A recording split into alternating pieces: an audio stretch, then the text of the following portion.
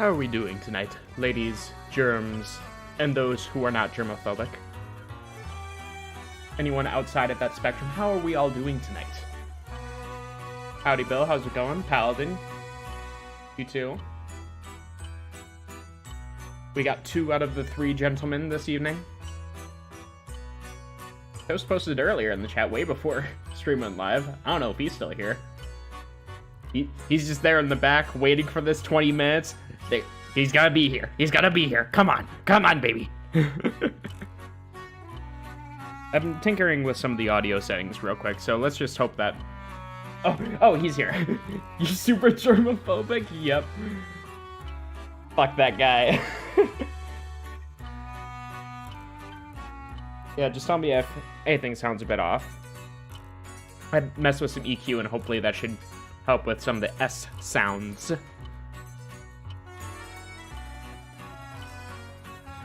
Yeah, Bill, this music is a banger. You wanna know why it's a banger? Oh, that's not why. Come on. Show the game. Please.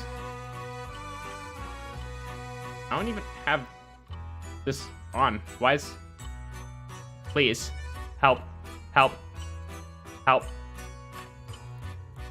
I do not have Steam up right now. OBS, what are you doing? You are actively sabotaging me. Alright. Window capture. I literally just set this up beforehand. I can't believe the game would do this to me.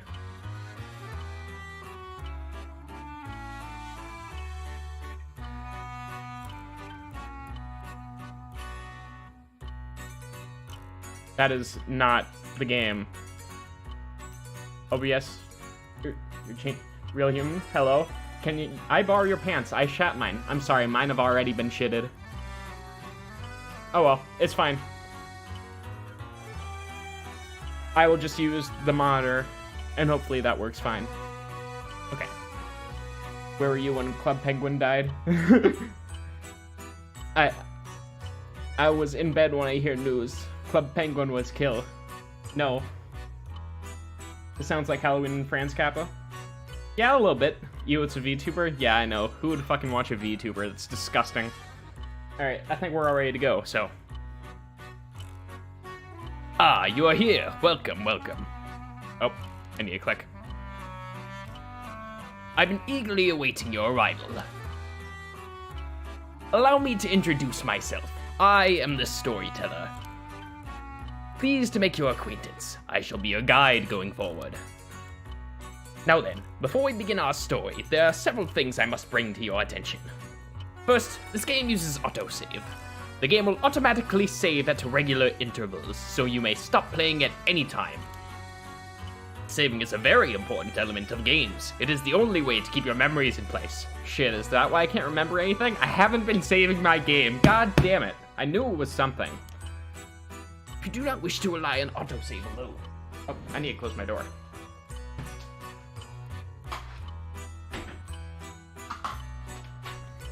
I do not wish to bother the roomies. Okay. If you do not wish to rely on autosave alone, you can also save manually via the menu. Next, please look at the upper right of the screen. That's the menu button. I'm using a PlayStation controller, sir. From here, you can check the text log, view useful files, and switch auto mode on and off. You can also adjust the brightness, volume, and other settings in the options menu. For instance, if there's a voice you would prefer not to hear, you can mute it by setting the voice volume to 0. Oh fuck, can I do that for chat? I don't want to listen to these fucking goobers. Alright, the bananas are fucking evil? Hey, you said it, not me. I suggest you check the brightness, controls, and other settings now before going on. Okay, so triangle corresponds to Y. Oh man, I fucking love this aesthetic. It's a CRT TV, chat. Also, don't mind the gobbledygook on the screen on the left there. That is completely normal and fine. Alright, English. Yes, I am English, yes. Text speed, let's move that to fast. Oh, no. It's A to file. Okay, so it's using Xbox A, alright. Until the image on the right is barely visible. You know what, I liked it before at 50, let's just keep it at that. Yeah, the game is a bit loud, for me personally. So I'll just turn those down and then boost it back up for you guys. There we go. That should be fine. And then I can just turn this all the way back up because the game made me lower this earlier just because it was that damn loud. Okay. Display mode. Yep, that's fine. Post-processing. Oh, that gets rid of the chromatic aberration. But it also gets rid of the static, so... Disney killed Toontown for Club Penguin. They killed Club Penguin for Club Penguin Island. Then they killed Club Penguin Island for, yeah. They killed it for something. Who knows? Anyway, I should actually play the game, huh? Oh, I have files menu, persons of interest. The storyteller, sex unknown, occupation unknown. Storyteller guides those who visit Paranormasight. Everything else about him remains a mystery. Sex unknown, but my guess is the answer is yes. This guy fucks. All right. And occupation unknown, he's a storyteller. Duh. Dumb. Oh, lower the game a bit? Oh, yeah, sure thing. I got you, bruh. Okay. Files updated. All right. I'll explain other essential functions when the time is right. There's one more thing I wish to confirm before we continue. It would feel strange to go on without knowing your name. Please, tell me what I may call you. Enter name.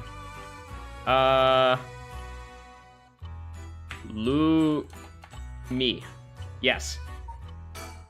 I see. Lumi Rev, is it? So this is the kind of game it is, huh? This is the kind of game it is. I see. Yeah. Are you certain you wish to be called Lumi Rev? You know what? No, never mind. Oh, sure, that was what you said, but it seems I was wrong. What came over me? Let me try again. You wish to be called Lumi. You know what? No. Okay. Let's just go with normal Lumi. I'm good with that. I'll not get it wrong again. Lumi is your name, correct? I see. Very good. I seem to have gotten it right this time. Piss baby. Is that what you're gonna call this guy? All right. And the accordion's back, like nothing ever happened. All right. Call yourself Twitch chat. You know what? You guys are making me think about it. All right. Now that we've been properly introduced, let us begin our story. Presented by Lumi. Aw. From antiquity to present day, regardless of how society and civilization evolve, death has been a constant presence that none have ever escaped. You know, just look at this man's fucking drip. He's wearing a trench coat over a yukata. This man is the perfect blend of Western and Eastern fashion. I wish I was as sexy as this man. Or it could be a woman, you know. I only just noticed that the mask that he was wearing is actually a mask and he just isn't an old man. Like, you can see that little crease below the mustache and where his bottom of the mouth is. Whether it is one's own or that of someone close, death is always a difficult thing to accept. This is an immutable reality, a value shared by all, no matter the age in which they live. In fact, all traditions reflecting people's fears and prayers regarding death still remain. Ghosts, spirits, and so on. Similarly, in an attempt to defy death, many curses, rituals, and customs have been born, from burning spirit incense to summoning the souls of the dead.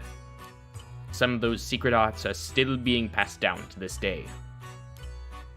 On that note, Lumi, this may seem rather abrupt, but is there someone you wish to bring back from the dead? What if you had one chance to use the secret art of resurrecting the dead? Yes, if you had the power to bring someone back to life, one time, and one time only, what would you do, Lumi? Ooh. Honestly, I don't feel like I'm old enough yet to really want such a thing.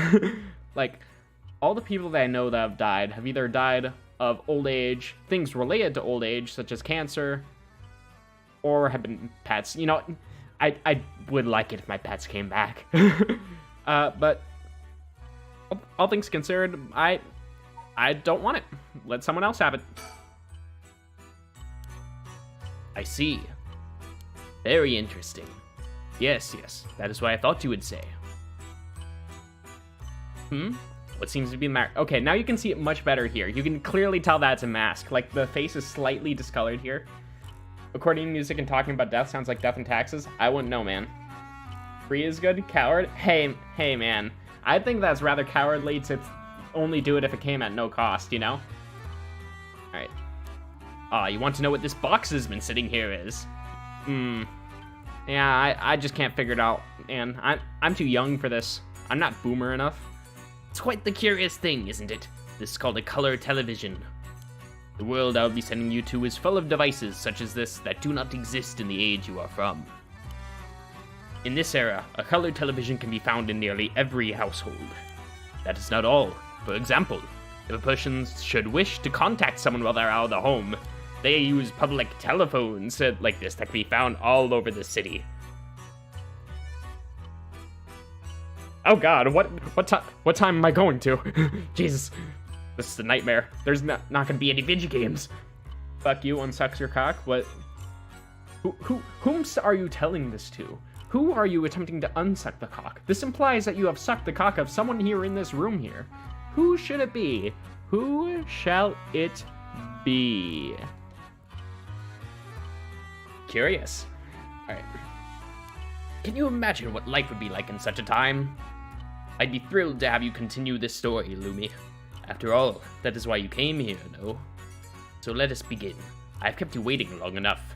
I present to you Paranormasight, a bizarre tale surrounding the curse known as the Rite of Resurrection. A peculiar yarn ensnaring 9 men and women in a fierce fight for their lives as it unravels. Some of the characters appearing within surely share your views on the Rite of Resurrection. I imagine those who have lost someone dear to them will feel particularly strongly about it, clinging to it as their last desperate hope.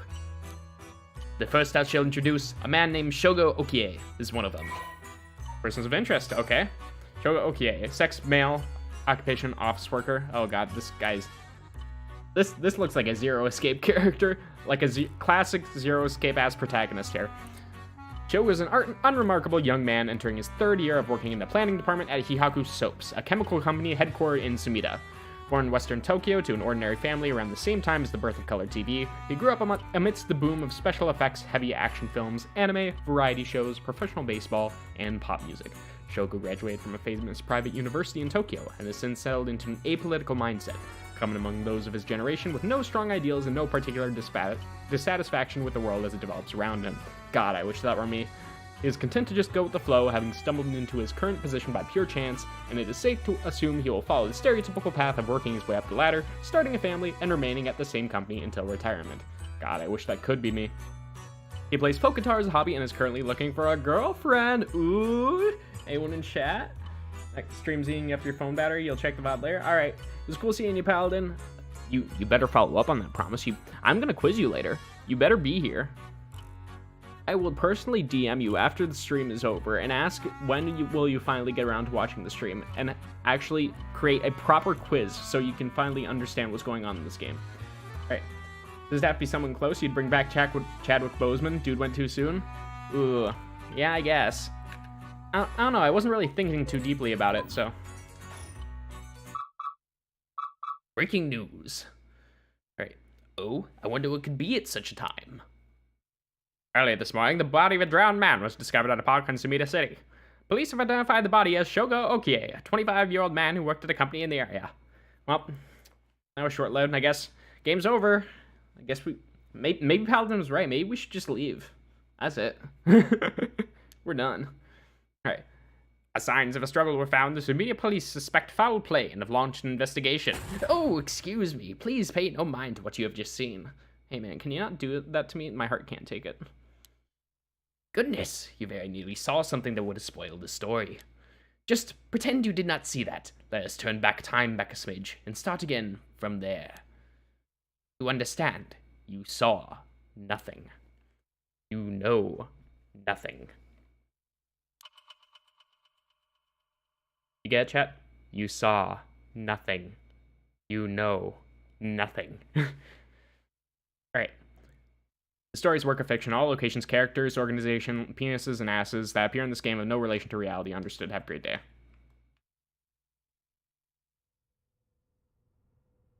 Square Enix presents... Man, I don't know how the director of this game got Square Enix to fund it, because this is not a Square Enix game. This just is not their style. Also, it's kind of been bugging me for a bit, so I'm going to move the chat a bit lower here. That seems about right there. Okay. Shogo. Shogo, are you alright?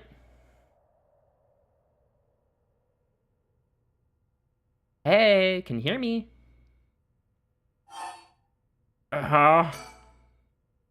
Hey, that's not a proper answer. Earth to Shogo, okay. What do you think you're doing falling asleep here? You gave me quite the shock. Come on now, up with you, up. Oh my god, I just realized. This is using inverted right stick controls. Oh no. Okay, and? There. How's that, alright? Do you feel dizzy? Have a headache? Are your humors off balance? You blinked to it again. Alright. Yeah, you know what? I'm just kind of closing the entire stream. It's fine. We can run it back. Just close out the game here and just... There we go. And we'll just start from the beginning. I'm fine, I think. There's definitely nothing wrong with my humors, though my head's still a little fuzzy. I don't know. Maybe I should try something a little higher pitch. There's definitely nothing wrong with my humors, though my head's still a little fuzzy. I don't know. Maybe I should just do a normal voice. Office worker Shogo Okie. Uh-oh, that doesn't sound good. Turn your head around a little bit. See if you can walk all right. All right, when the game's in your control, drag the screen or move the right stick to look around. Try looking at your surroundings now. Oh, okay. Now it's not inverted. Ooh, panoramic view. Look all around there. This is pretty cool, you gotta admit. There aren't many investigation games where you can actually investigate all around you, like have a full 360-degree movement. Like, that's pretty cool. Oh, Jesus. I knew that was coming since I know the first portion of this game, but it still got me. Okay, good. You seem to be fine. What a relief. Do you remember anything, like where we are or what we were doing? No, clueless, absolutely clueless. Our protagonist is stupid. He knows nothing.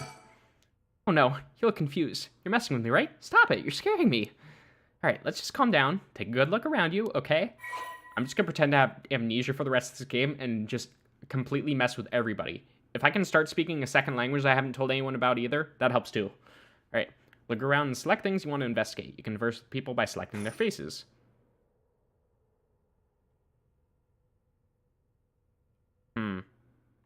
Oh man, look at that! Where are we? Alright, this is Sumida City, Tokyo. We're at Kinshibori Park near Kinshicho Station. Yoko brought me here saying she needed my help with something important. It's just past midnight. That explains why there's nobody else around. Files updated? Okay. Sumida City. Oh. I ain't reading all that. I'm happy for you, though. Or, sorry that happened. Right. Yep. Okay. I'm good, thank you. I'll play. Is there anything else? I can't scroll down the bottom part. Okay. What else is there? Yep, phone booth. Let's make some calls. Let's call up a few of our buds. Let's light this place up. You can't threaten me with that? Hey, man. I could literally just close the game and we could just sit here looking at each other forever. I could do that. All right. These telephone booths are all over town. The lights are always on so they can be used in an emergency. All right. Telephone booth. Okay. 10 yen per 3 minutes. Fuck, that's cheap. In today's money, that'd be around 10 yen, but considering this is like in the I would say 1960s, 1970s-ish, then this would be worth probably like 4 to 5 cents today. Wow. A phone call for a nickel. I don't see anything else around here. Oh, let's go play in the playground! That's an interesting looking playground. I bet it's crawling with kids during the daytime, but it's kind of peaceful here at night. Alright. That's Yoko Fukunaga. Good, at least I can remember that much. I first met her about a month ago. She's 23, works as a housekeeper, and is really into the occult. If I could think harder, I can probably recall a little more about what's going on. We've only met a few times, but we've really hit it off. She's a lot of fun to be around. I have no idea how she feels, though. I get the sense she isn't thinking about me that way right now. Aw, pouring out. Right, but I know I got a thing for bubbly girls who are into dark things like the occult. My kind of man. Paranormal fanatic, Yoko Fukunaga. Alright. After obtaining a junior college degree, Yoko started working as a housekeeper. Due to her ability to see things others cannot, she has received strange looks from a young age. This ability spurred an interest into the paranormal, which she continues to pursue to this day. Following graduation, Yoko worked desk job at a trading company, but butted heads with her superior, and blah, blah, blah, blah, blah. Yoko is a dog, a Shiba Inu named Okopogo, who has been with her side since she was a student. Okay, that's good. I like that. If I had a nickel for every phone call I made from that phone, I'd have infinite phone calls. Wow. Alright, talk. Yikes, that was close. If we died before we got our hands on the rite of resurrection, everything would be over before it started. Also, I kind of like how it subtly is zooming in, just very, very slowly. Like, you can kind of tell. It's little stuff like that that kind of creeps you out. I like that. I like that a lot. Alright, recall. Let me think. What can I remember? Okay, her name's Yoko Fukunaga. We met about a month ago. What's the deal with this park? Bro, it's just a normal park. What do you mean? Sounds.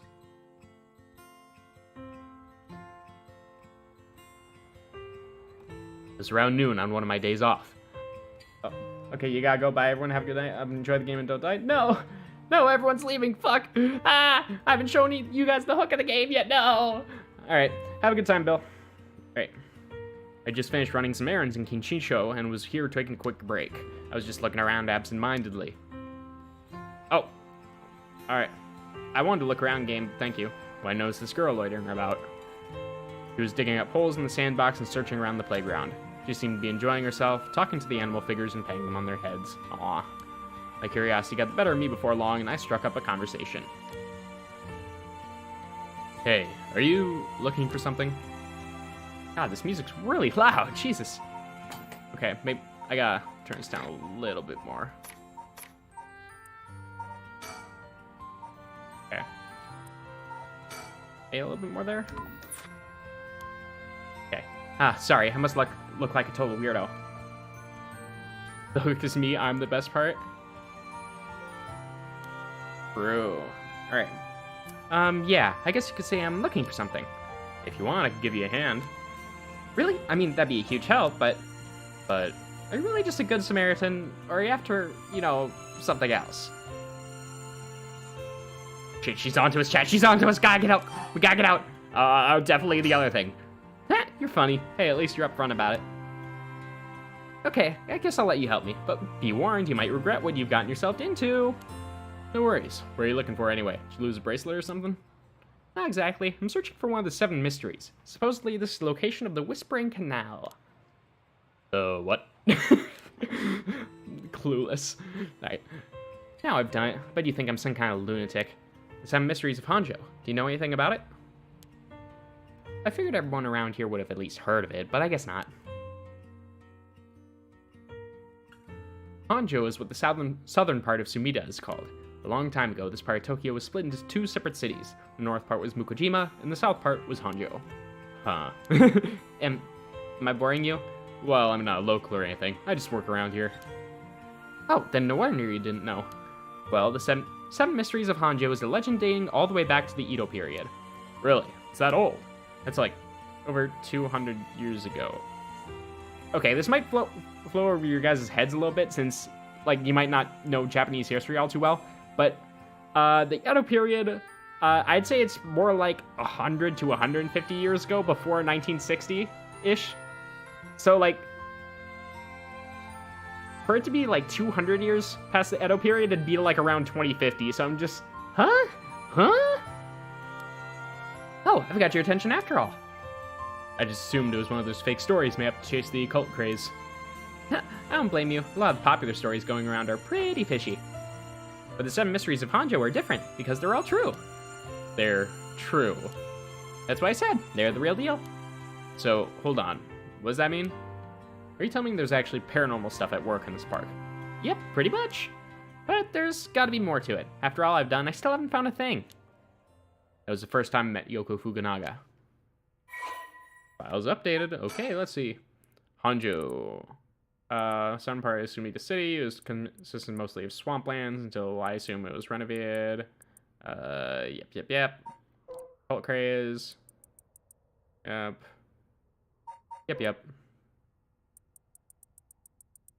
Oh, Whispering Canal. Actually, I want to read this. Okay. The Whispering Canal, formerly known as Kinchibori, many fishermen once gathered on this section of the canal that ran through Honjo. As their days came to a close and the fishermen gathered up their catches, a terrifying voice would rise up from the canal, whispering, "Leave it behind! Leave it behind!" Those who ignored the voice found themselves unable to move and their previously full baskets of fish emptied. They would then be dragged into the canal, never to return. The strange phenomenon continued to occur, and the people began to call this body of water the Whispering Canal. Interesting. Oh, actually, 7 Mysteries of Honjo. That was also something. Yeah, right there. Honjo became known as a hotspot for strange happenings during the Edo period. A number of these stories have survived this day and become known as the 7 Mysteries of Honjo. While many of these were likely the result of people blaming things they didn't understand on spirits or monsters, the stories continued to be told as urban legends. Despite what the name would imply, there are actually more than 10 of these strange tales. The roots likely come from stories told by the city's common folk. The most famous of the stories is the Whispering Canal, which eventually became known as the basis for both an idiom and a well-known Rakuga story. Alright, most famous: Whispering Canal, the Fool's Procession, Beckoning Light, Haunted Clappers, Evergreen Beach, Taiko of Sugaru, the Foot Washing Mansion, the One-Sided Reed, and the Ever-Burning Lantern. Look, I like this art on the right side of the screen. It looks neat. Okay. We exchanged contact information, and we've talked on the phone a few times since. We've even met one in person once or twice. But she never brought up the 7 Mysteries of Honjo again. I figured she gotten bored of it. Till today, when all of a sudden she decided to resume her search. Huh? Wait a second. Where'd Yoko go? This is some fucking Omori-ass sounding music. Omori music. Surroundings. According to Yoko, the Whispering Canal, one of the 7 Mysteries of Honjo, is around here somewhere. It's apparently the story that the expression "left at the canal" originally comes from. I assume it's a Japanese expression, considering I've never heard of it. I think I left myself a note about it. I should check my files. I'm good. I have already checked them. Playground, already checked. Okay. Oh, that's fine.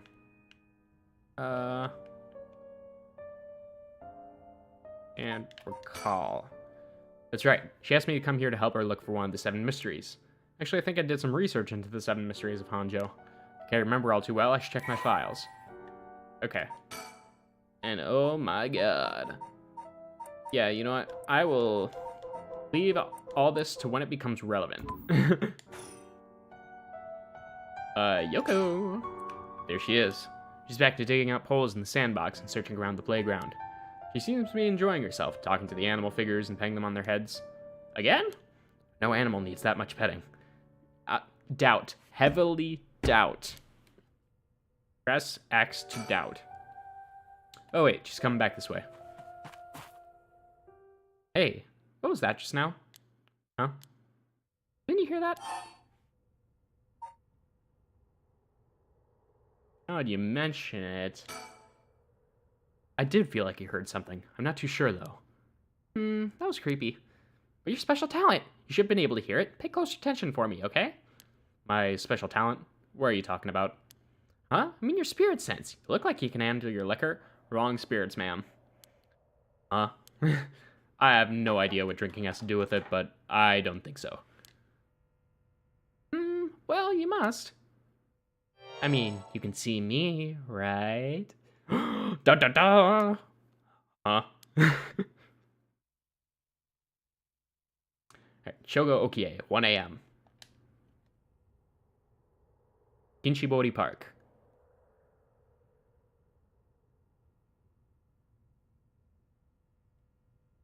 Oh, we're just still here. Okay. Surroundings. It's gotten late. Really late, actually. It's already past 1 a.m. There's chill in the air. I guess it's normal for this time of year. Or so I keep telling myself. She's Chuni? How could you have guessed? What about this woman would possibly tell you that? Right, telephone booth. These telephone booths are all over town. The lights are always on, so it can be used in an emergency. I want to go on the playground, and I'm really mad this game is not letting me. I want to go down the slide. That's an interesting looking playground. But it's crawling with kids during the daytime, but it's kind of peaceful here at night. Yeah, you said that before, I'm pretty sure. Okay. I don't know how she's so comfortable talking about spirits and the paranormal at this time of night. Either she's got guts or she's just used to it. Unless... No, it can't be. You can see her? Yeah, tells you that she's full of shit. Recall again. Got most of my memory back, but I still feel a bit out of it. Wait. You're kidding, right? About what? I mean, just now. It kind of sounded like you were saying that only people with spirit sense can see you. Of course that was a joke. Duh. You don't really think I'm some kind of evil spirit, do you? Could she be, chat? Could she be, though? But yeah. I meant when I said about your spirit sense being strong. I bet you could down a whole gimlet in one gulp. Seriously. What? Let go of the alcohol, woman. You have a problem. You need to stop. Right. That's the real reason I asked you to help me with the 7 mysteries of Honjo business. Oh, okay. Let me just clarify something. Are you saying you can actually see paranormal stuff? Sure, I can handle a solid Moscow Mule. That is not paranormal. Why are you measuring this in terms of cocktails? A believer, huh? Well, that's no matter. We have to have seen some weird stuff over the years, right? Weird stuff. Yeah, like things you could see but never understand. You can't be serious. Right. I guess we're just gonna keep going. Alright. We got our ace attorney options. Let's go. Alright. About spirit sense. I've seen ghost photos in magazines before, but are you telling me they really exist? You bet they do. But you can only recognize them if you really believe in them. So be careful. So even with my skill, I won't be able to see them if I doubt that they exist. That's right. The spirit world is all about the mind and the soul. You won't be able to see a thing unless you're properly in tune. I call bullshit. But sometimes people get caught up at the moment thinking they might see something, and then they really do, because they believe they would. Is that how it works? Yep, just like drinking. You'll never know how much booze you can handle unless you're ready to down some shots. Okay, lady. I'm still not sure if I get the drinking thing. You know, I realized how strange it was as the words left my mouth. Sheesh. Alright. Keep going. And if you can believe that, there might be hope for you yet. You can't be serious. Jeez. Yep, Danganronpa 2 moment. Alright. About alcohol. Totally unrelated, but do you actually drink real alcohol, I mean? Whoa, talk about whiplash. I didn't expect you to start making small talk. Oh, I just noticed I'm kind of covering up text a little bit here. I'm boop. Miniaturize myself a little bit there. That should be fine. Okay, well, our conversation was getting a bit dark. Figured to change topic might lighten things up. Okay, now this is bugging me in OBS because I need to deselect it. Okay, there we go. Oh, I see. You really want to know? I'd like to think I can handle a few drinks. But to tell you the truth, I've never actually had a Moscow Mule. Really, now? I just thought it sounded cool. I would like to try it, though. Yeah, there are some drinks that actually just sound really cool, and you'll just have no idea that they're drinks. Like Screwdriver, Moscow Mule, Pina Colada. I like that one. That one's cool. All right. Why don't we go for a drink sometime then? Ooh, sure, go and get it. Oh, are you asking me out? So you were after something else. No, that's not what I meant.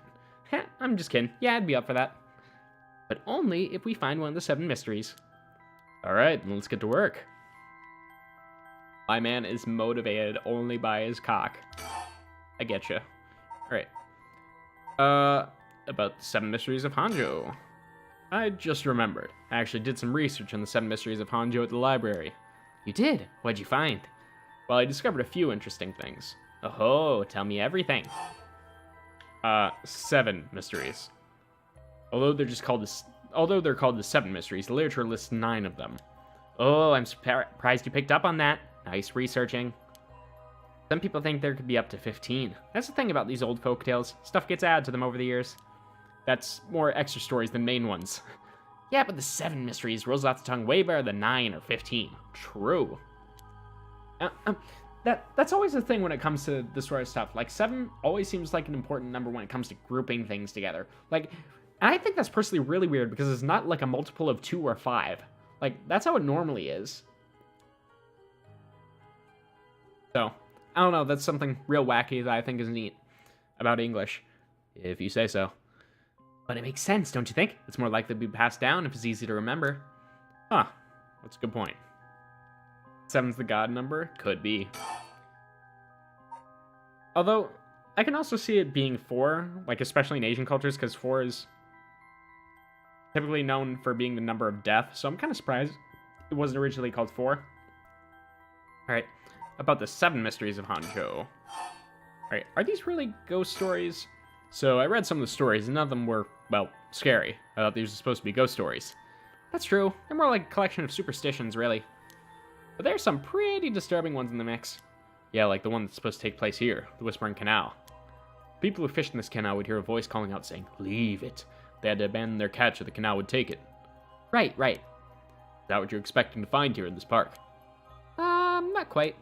We're talking about a folktale from hundreds of years ago.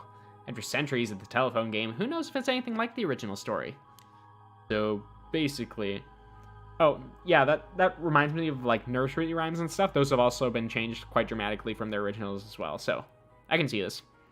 So basically, you think the true story of the Whispering Canal might be completely different from what we know. Exactly. I'm sure it is.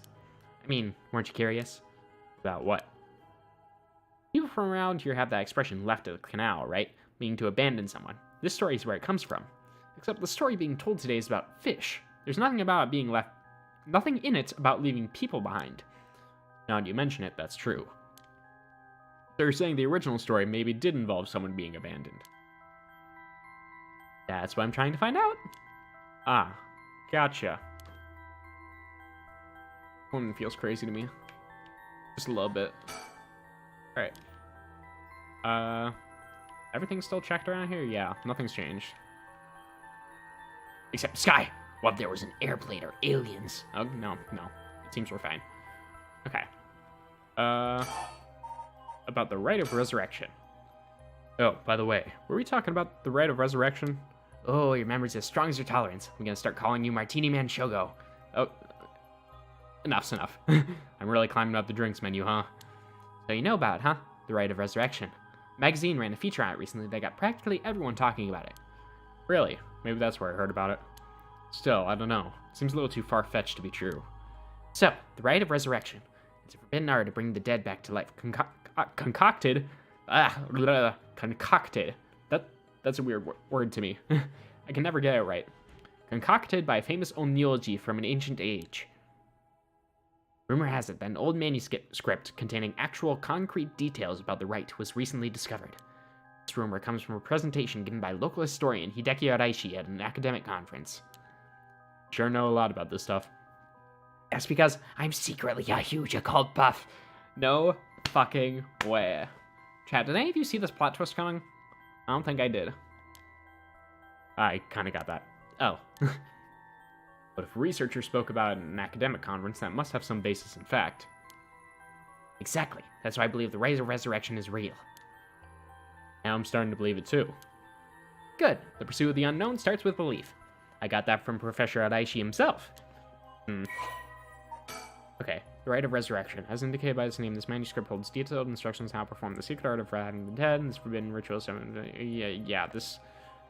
Exactly what we just learned. Okay. Wait, hang on. We got another question. You mentioned the rite of resurrection. Are you looking for that too? Does it have something to do with the 7 mysteries of Honjo? Oh, you're sharp. I can cut my finger on you. To tell the truth, it's actually the other way around. What do you mean? Well, I started off searching for the rite of resurrection, but along the way, I realized I needed to investigate the 7 mysteries of Honjo first. I see. So then,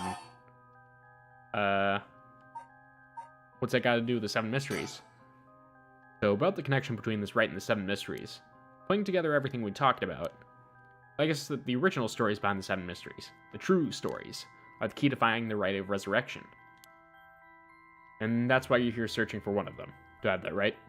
Wow, 10 out of 10. You're proving to be quite the capable assistant. Wait, since when was I your assistant? God, which visual novel was that from? Since when was I your assistant? Fucking Steins Gate, that's what it was. That's a good reference, I like that. Anyway, all this is just hearsay, but... Oh, Too close. I can see your pixels, ma'am. Right. Some say this is what led the 7 mysteries to coming to be. Was the Ray of Resurrection itself. Don't put the stories come from the Edo period? I thought the Rite of Resurrection was supposed to be way older than that. Right. It seems that an Omnioji from the Edo period rediscovered the ancient art. Gotcha. That old manuscript I mentioned with the details on how to use the rite apparently was written in the Edo period. Oh, right. I never told you its name. The manuscript is called the Record of Fates. Oh god, is there also going to be the Record of Conquests and the Record of Revelation? And the Record of Birthright? Whoa, what a name. It speculates that the secret of the rite is hidden within the 7 mysteries of Honjo. So now, the 7 mysteries are the hot new trend. Among who? Among us, apparently. You know, this whole thing's starting to sound pretty questionable. Come on, remember what I said about the pursuit of the unknown? It starts with belief, right? The Record of 3 Houses, true. Right. This is a bit forward, but why are you looking for the rite? If you're looking for a way to bring someone back from the dead, does that mean you got someone you want to bring back? You know what? Forget it. It just came to mind, so I thought I'd ask. Didn't mean to pry. Sorry. No, it's fine. I figured I needed to tell you at some point. It's Ogopogo. No! No, not Ogopogo! Poor puppy. Ogopogo. Yeah, I wanted to bring Ogopogo back to life. He died in an accident about a month ago. Ogopogo died. Oh, right. Ogopogo was my dog. I have him for 8 years. Damn. Hate to see it, chat. Ah, okay. Your dog. Gotcha. Spent a long time together. Losing him must have been really hard for you. Like, need my Wawa. I prepared this time. I prepared my water beforehand because I knew I'd be talking a lot. I also have a bag of cough drops somewhere around here that I'm probably going to need later. This is what happens when I don't stream for a while. My fucking voice goes after like an hour. Yeah, to be honest, I'm not even sure if the rite works on dogs. But as soon as I found out about it, I knew I had to give it a try. I don't think I could forgive myself if I just let the opportunity pass by. Well, I mean, if you have all this free time, then why not? God, I wish I was in the 60s. Definitely. Now I understand why you feel so strongly about it. Thanks for telling me. Knowing this must be hard to talk about. But you know what? All that led me to meeting you. So at least something good came out of it. Hey, she is cute, I gotta admit. That doesn't mean I'll stop looking, obviously. Yoko, I'll do everything I can to help you. Oh, okay, anime protagonist, chill out. Yay, I'm so glad to hear that. Let's keep up the hard work then, yeah? Oh. Okay. What the hell?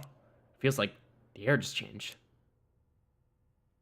Do I want to move the camera? That's the real question here.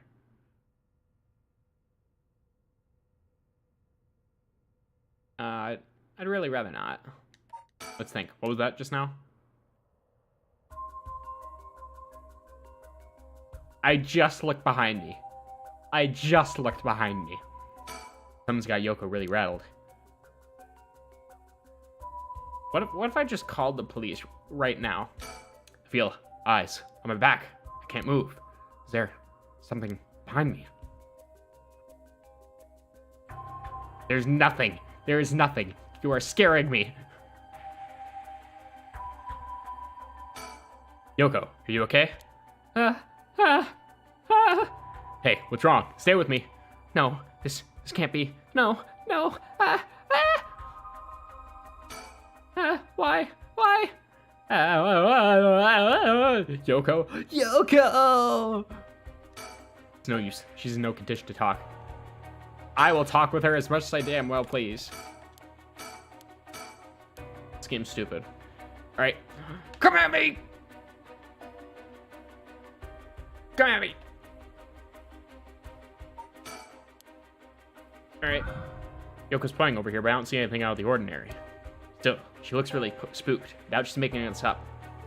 Push? I don't want to push. Can I pull instead? Damn it, did I miss it?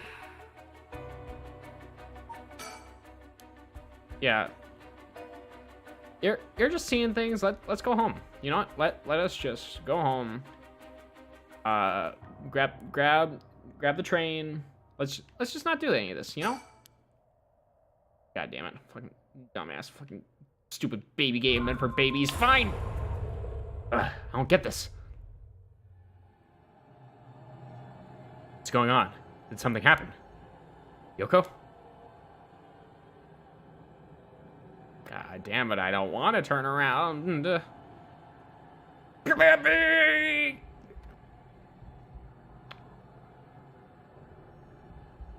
That's nice. That's real nice.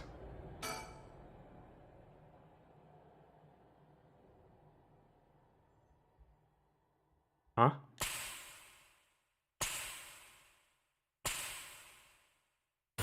Gross. I mean, she's still alive at least. There's a little bit of twitching there. What the? What is... Something's... What is it? Why is this happening?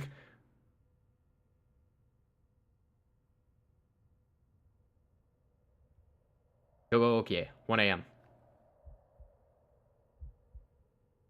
Something here. Brightness seems a little low on your guys' end. I'm gonna try and up that a little bit. Color correction. Nope, that is not the kind of brightness I want. Contrast, that's it.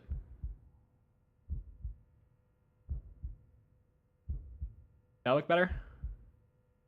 I think it does. Okay. That better, chat? Yoko, answer me. Yoko. No way. Can't be. Why? Why? Do I have to investigate? Let's just not. The phone is right there, brother. Gotta calm down. Calm down, damn it. You don't know she's dead. You're not a doctor. It's fine. You're fine. Everything's fine. My name is Apollo Justice, and I'm fine. Yes, she is sleeping. Oh! Fuck this game. What the hell just happened? No, damn, I got bigger problems. Yoko, just hold on. Everything's gonna be okay.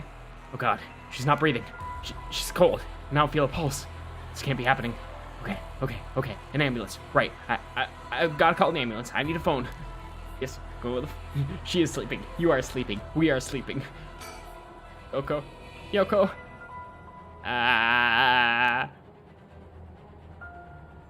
Do it again. I want to see more words. More funny words. Okay. Alright, fine. The booth. Right, the phone. I've gotta call an ambulance.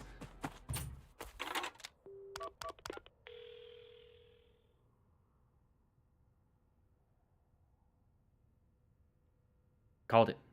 The ambulance shouldn't be long. But it's gonna make a difference. Her body's gone stiff. Her skin is cold, and I don't think she's breathing. She looks more like a mannequin than a person now. I don't think there's any coming back from that. I don't get it. Just a few minutes ago we were chatting away without a care in the world. Yoko. How did this happen? How could someone so bright and bubbly just suddenly drop dead? Resurrector. Huh? Oh, that's right. That rite of resurrection she was talking about really does exist. There might be a way to bring her back. Someone can just drop dead out of nowhere like they were cursed. Then why shouldn't there be a way to bring them back to life? Yoko believed in it, so if I believe in her, it seems completely possible. Maybe, just maybe, I can still save her. Even if I got to deal with spirit senses and curses and whatever, I've just got to try. Wait for me, Yoko. I promise. I'll use the rite of resurrection to bring you back. Right before she died, I felt a strange presence a few times. It seems like she saw something that shook her to the bone. God fucking damn it. You wanna know what just went through my mind there? The one guitar riff from Bad to the Bone just just right when I read that. Alright, thanks, Brayden. I like that. Impractical prank. No, this is a good prank. She's got us real good here. There's definitely something strange going on, and maybe it's still here. What could she have seen? You know, maybe we just leave. Let's leave that for someone else to figure out. You mentioned that the rite of resurrection and 7 mysteries were connected.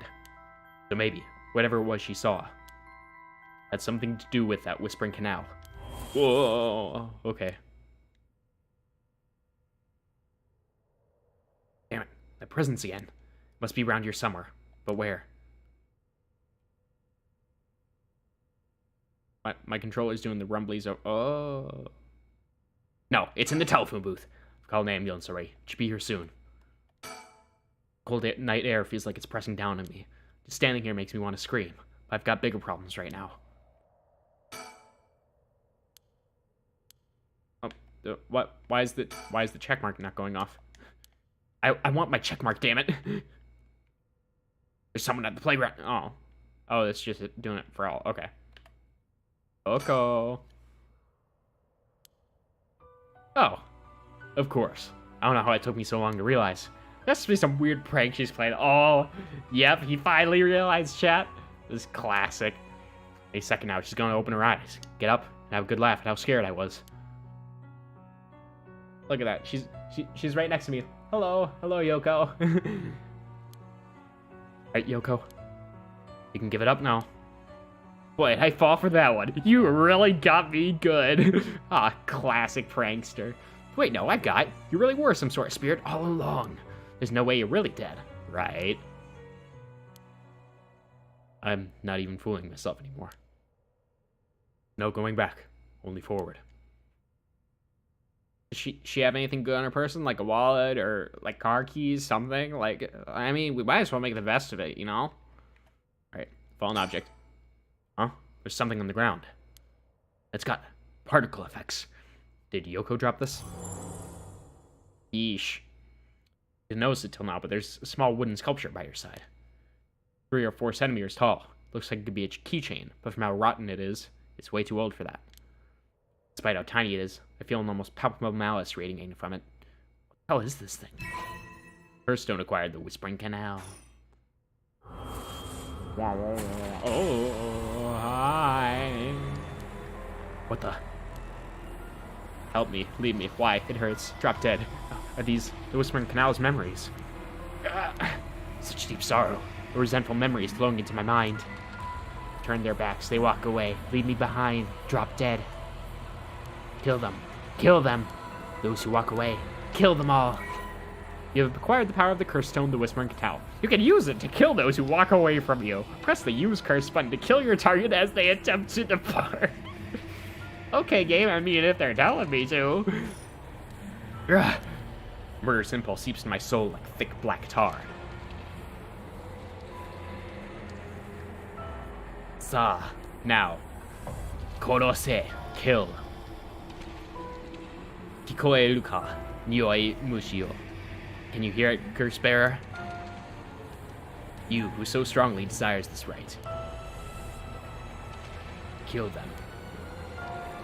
Should you seek life's restoration, take your curse in hand, reap lives by the score, and claim their soul dregs for your own. Collect enough to sate this vessel, and by their sacrifice claim the gift of resurrection. Or better yet, slay your fellow curse bearers, for theirs are the equal of droves of lesser scorers. Now go forth and kill. Files updated. Oh boy. Yeah, this is a bit. We'll read that when the music stops, and I feel like I can relax. You coming with me on my journey? You gonna meet my new party member, creepy little corpse girl? The hell was that? It was like the curse's memories flowed directly into my mind. In an instant, I understood everything. Why I picked up this curse stone. The Whispering Canal must have cursed me. I also heard a strange voice. It told me that if I want the right, I have to kill a bunch of people with this curse stone and collect their souls. Guess it's good to know that the right really exists. But this thing wants me to kill people to get it? Screw that. Putting my own life on the line is one thing. Murdering other people is another thing entirely. Not just one person either. Scores, it said. So this is the curse of the Whispering Canal, huh? A curse that traps the soul of anyone who tries to walk away from me. But if I use it and collect enough souls, but is a very, very bad question to ask here, Shogo. Then I'll be able to bring Yoko back. There was something other. And there was something about other curse bearers being worth more than soul dregs. Jeez. Really at a loss here. Now the music stopped. Let's go and do some reading. Yay! Reading! Curse echoes are the visual manifestation of curses. These manifestations are fundamentally related to the origin of the curse. They do not always take the same shape, and may sometimes appear in a more abstract or disfigured form. They lack consciousness, unlike a spirit, and are thus the mere dregs of a soul. Curses are made tangible by what are known as soul dregs. Someone possessed by a curse that has a curse echo is called a curse bearer. Curse, curse, curse, curse. A curse echo isn't itself a curse, and a possessed curse bearer can inflict that curse upon others at will. A curse that comes with a curse echo is considered very powerful in and of itself. Ordinarily, those with no spirit sense would not be able to perceive a curse echo, but anyone who becomes a curse bearer can see other curse echoes. Jesus, count the amount of curses per sentence there. I wouldn't want to do that. Alright, Curse Stone. Old Netsuke carvings imbued with curses derived from the 7 mysteries of Honjo. Ordinarily, only those with spirit sense can wield such curses, but these curse stones allow ordinary people to use them just as lethally.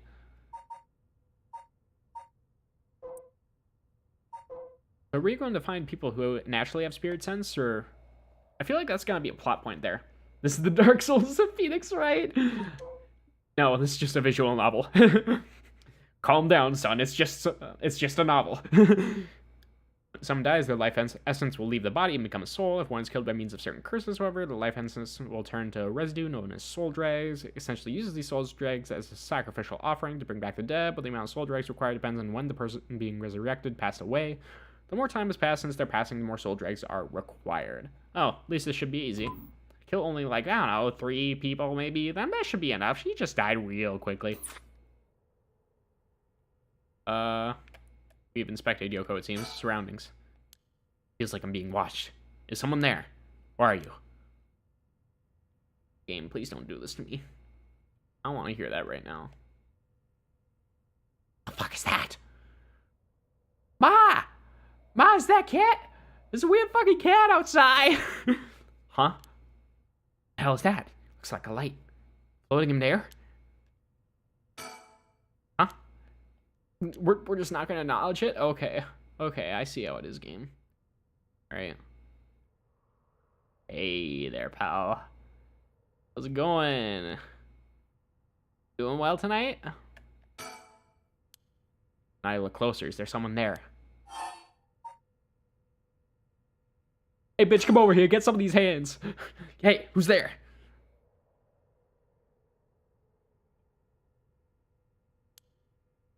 Oh my, how unexpected. It's your curse that killed that poor woman, I take it. I don't know. Maybe something more suave, maybe. What? Cat's got your tongue, Monsieur Ukie. Huh? There's a lot of huzz in this game.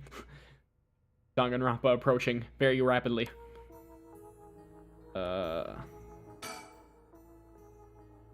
Tall, humorless looking man. He doesn't look familiar to me. He's acting like he knows me, though. Have we met somewhere before? Who are you? Now you know my name. Do you mean to say you do not recognize me? This comes as a bit of a shock, I might say. Look a little harder, and I dare say it will jog your memory. What's with this guy? Yeah.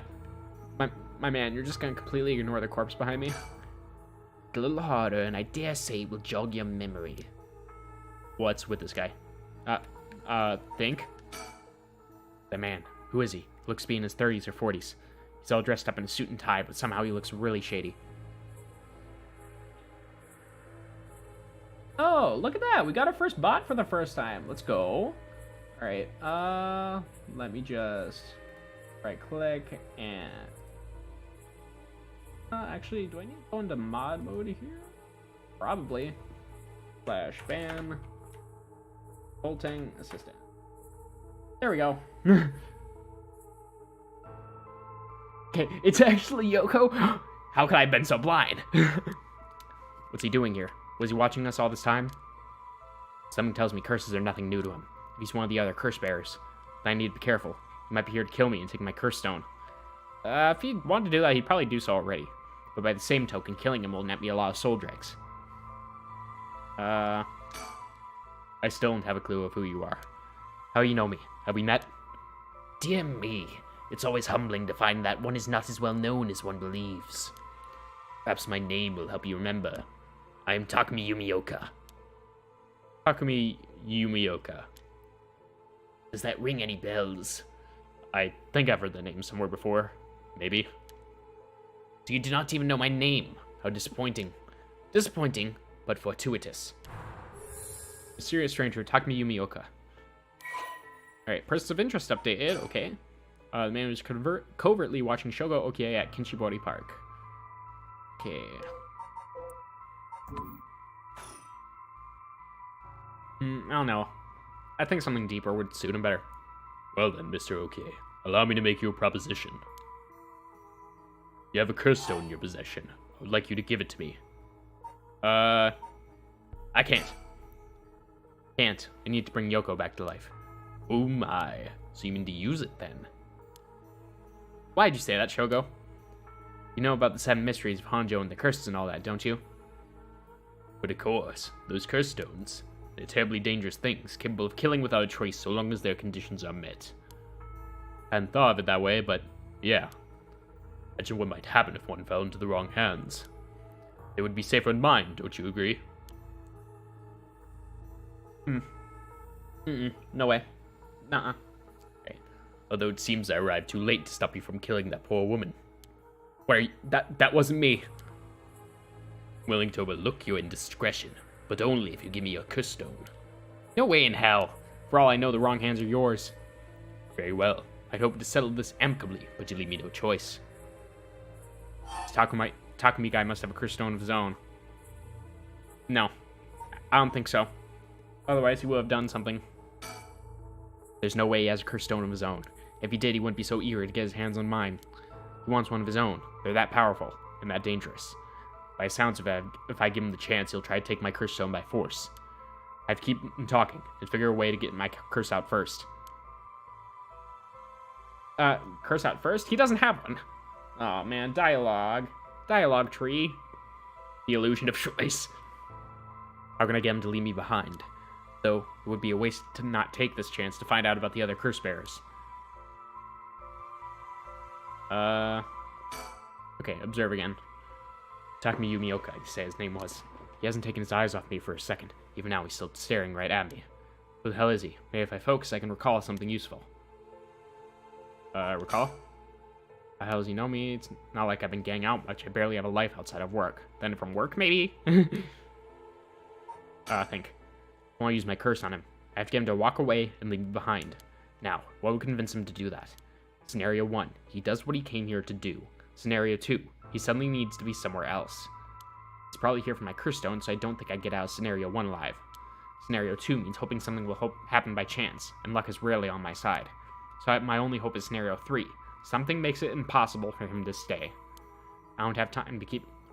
I don't have to keep him away forever. I just need him to walk away once. Maybe if we can just get him to walk away anyway, we don't have to use the curse. I don't think killing people is a good idea in this situation. Like, feeding the curse stone, that's probably not going to turn out well. Water. Takumi Yumioka, he said his name was. He hasn't taken his eyes off me for a second. Even now, he's still staring right at me. Who the hell is he? Maybe if I can focus, I can recall something useful. Oh, I already did that. Okay. Kill. I just had that photo of the one man holding the monster can in his hand while doing that. That's what flashed through my mind real quick. Let me just... God damn it. I want to pop this up on Streamer Hero. Okay.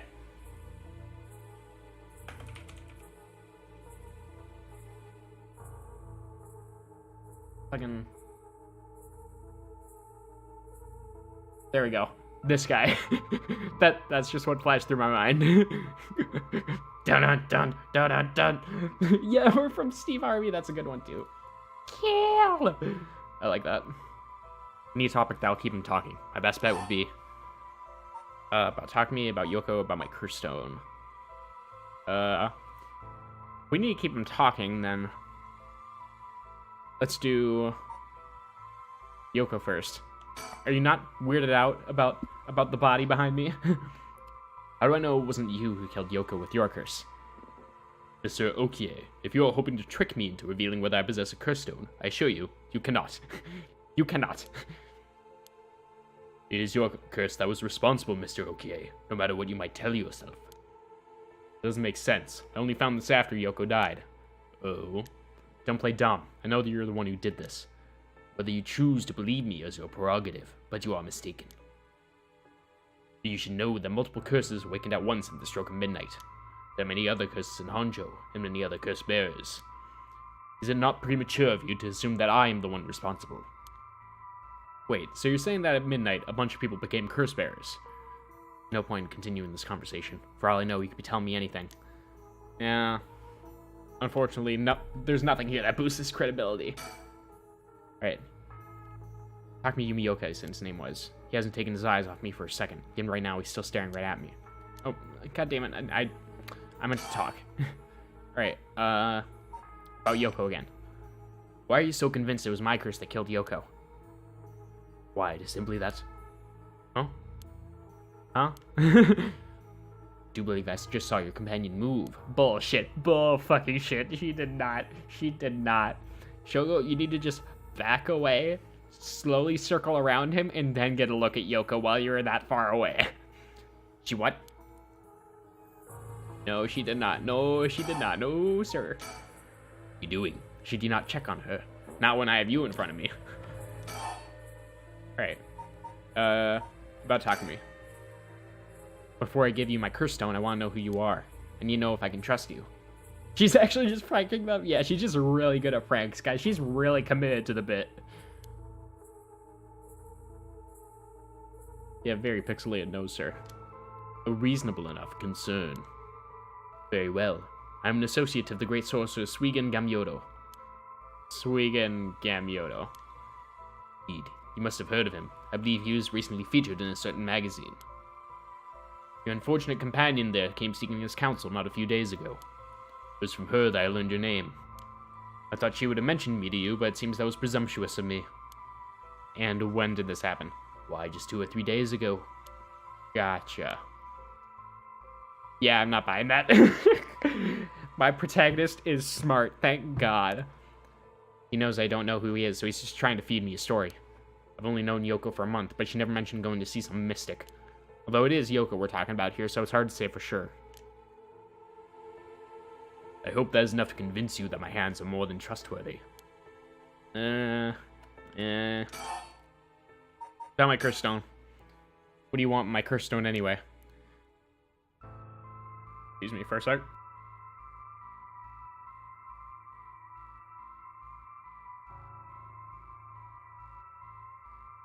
Had a little borp. I intend to seal it away in a secure location so it may never be used again. I'm certain that you too would rather be free of this burden. Power to kill without fear of consequence is in itself a curse. There may ne'er-do-wells in this world who could not resist using the urge to use it. All the more so if promised the chance to resurrect the dead. You'll seal it away. How?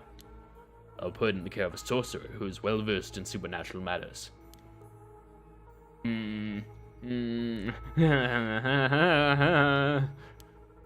I've gained your trust, I must ask you to hand me your curse stone. You know, by consistently asking me to hand it over, you're really not making my trust in you go up. Alright, about the other curse bearers. For each of the 7 mysteries, there's a curse and a curse bearer, right? Do you know who any of the others are? And what would you do with that information? Your intentions are nothing untoward, I hope. Maybe, may or may not. It is in the hearts of the selfish and insipid, of those who would be most tempted by the rite of resurrection, that the curses take root. And the curses resentful memories and a powerful urge to kill, as I'm sure that you are aware. Got a nice suit. Guys with nice suits are always trustworthy. You know what? You're so right. Look at Cosmo Curio. He wears a really nice suit, and I would trust him with my life. I'd give him a little kiss in the mouth, too. You are a victim of circumstance, Mr. Okie, but your situation is exceedingly dangerous. You must relinquish your curse stone for your own benefit, before it's too late. Too late. It's already too late. There's no going back. All I can do is keep pressing forward. If you're going to stand in my way, then I'll have to stop you. Am I to take that as a threat, Mr. Okie? Okay, you're being a little bit stupid now. I would encourage you to exercise more discretion before you fall foul of a curse.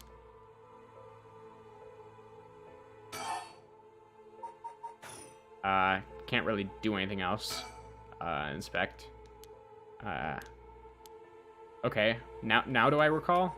I'll think first. You get him to walk away once. Recall. Takumi Yumioka. How the hell does he know me? It's not like I've been getting out much. Barely have a life outside work. Wait, that's it. I work. That's how he knows me. No. There you go. We finally figured it out. Never actually met him, so it totally slipped my mind.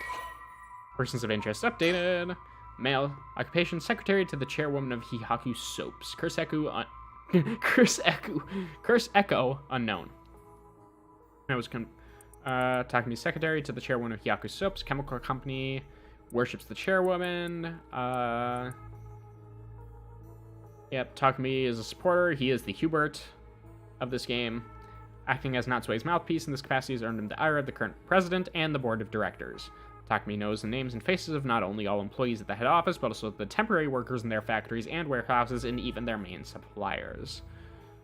My man, that doesn't get you anything. Why would you bother to do that? We can get Myoto my ass. This guy thinks he can sell me anything.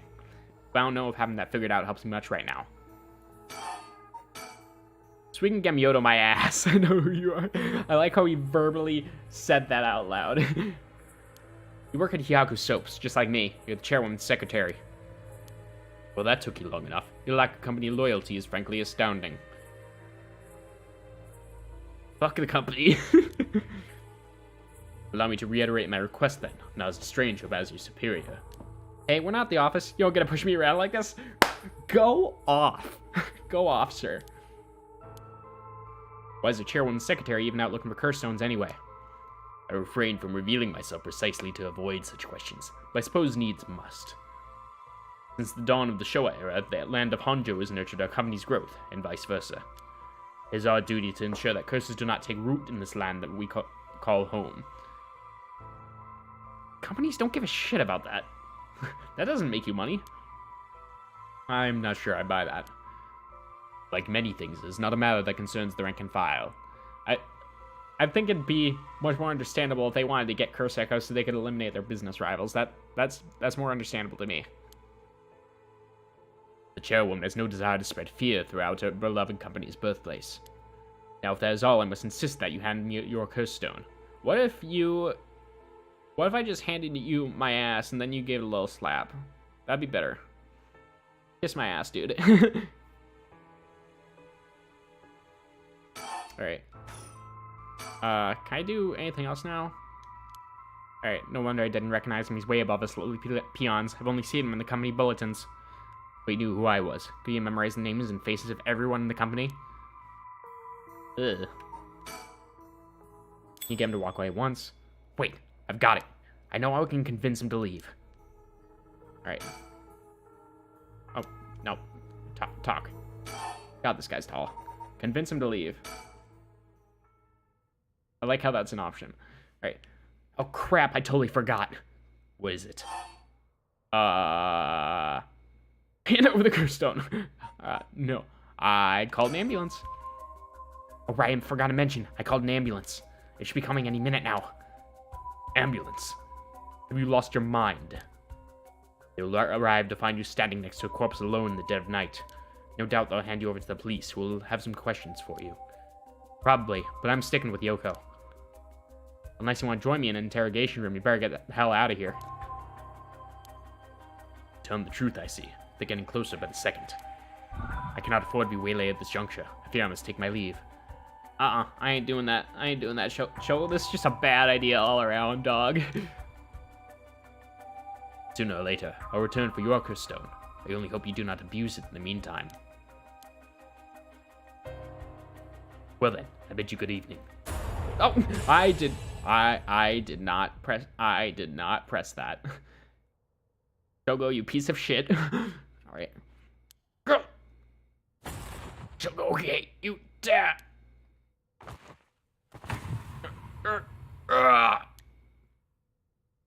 Mom, come pick me up. I'm scared. Yeah, literally the title of this stream. That's how I feel. Oh, god damn it, Shogo, you fucking piece of shit. Dead. It's really dead. So this is what a cursed stone can do. Shogo, you bastard. I told you not to do it. You didn't listen. Oh. you just kill a man and you say, whoa, like a fucking surfer, bro. The cursed stone of the Whispering Canals gained 1% soul drags. Look, it didn't even get you anything, dog.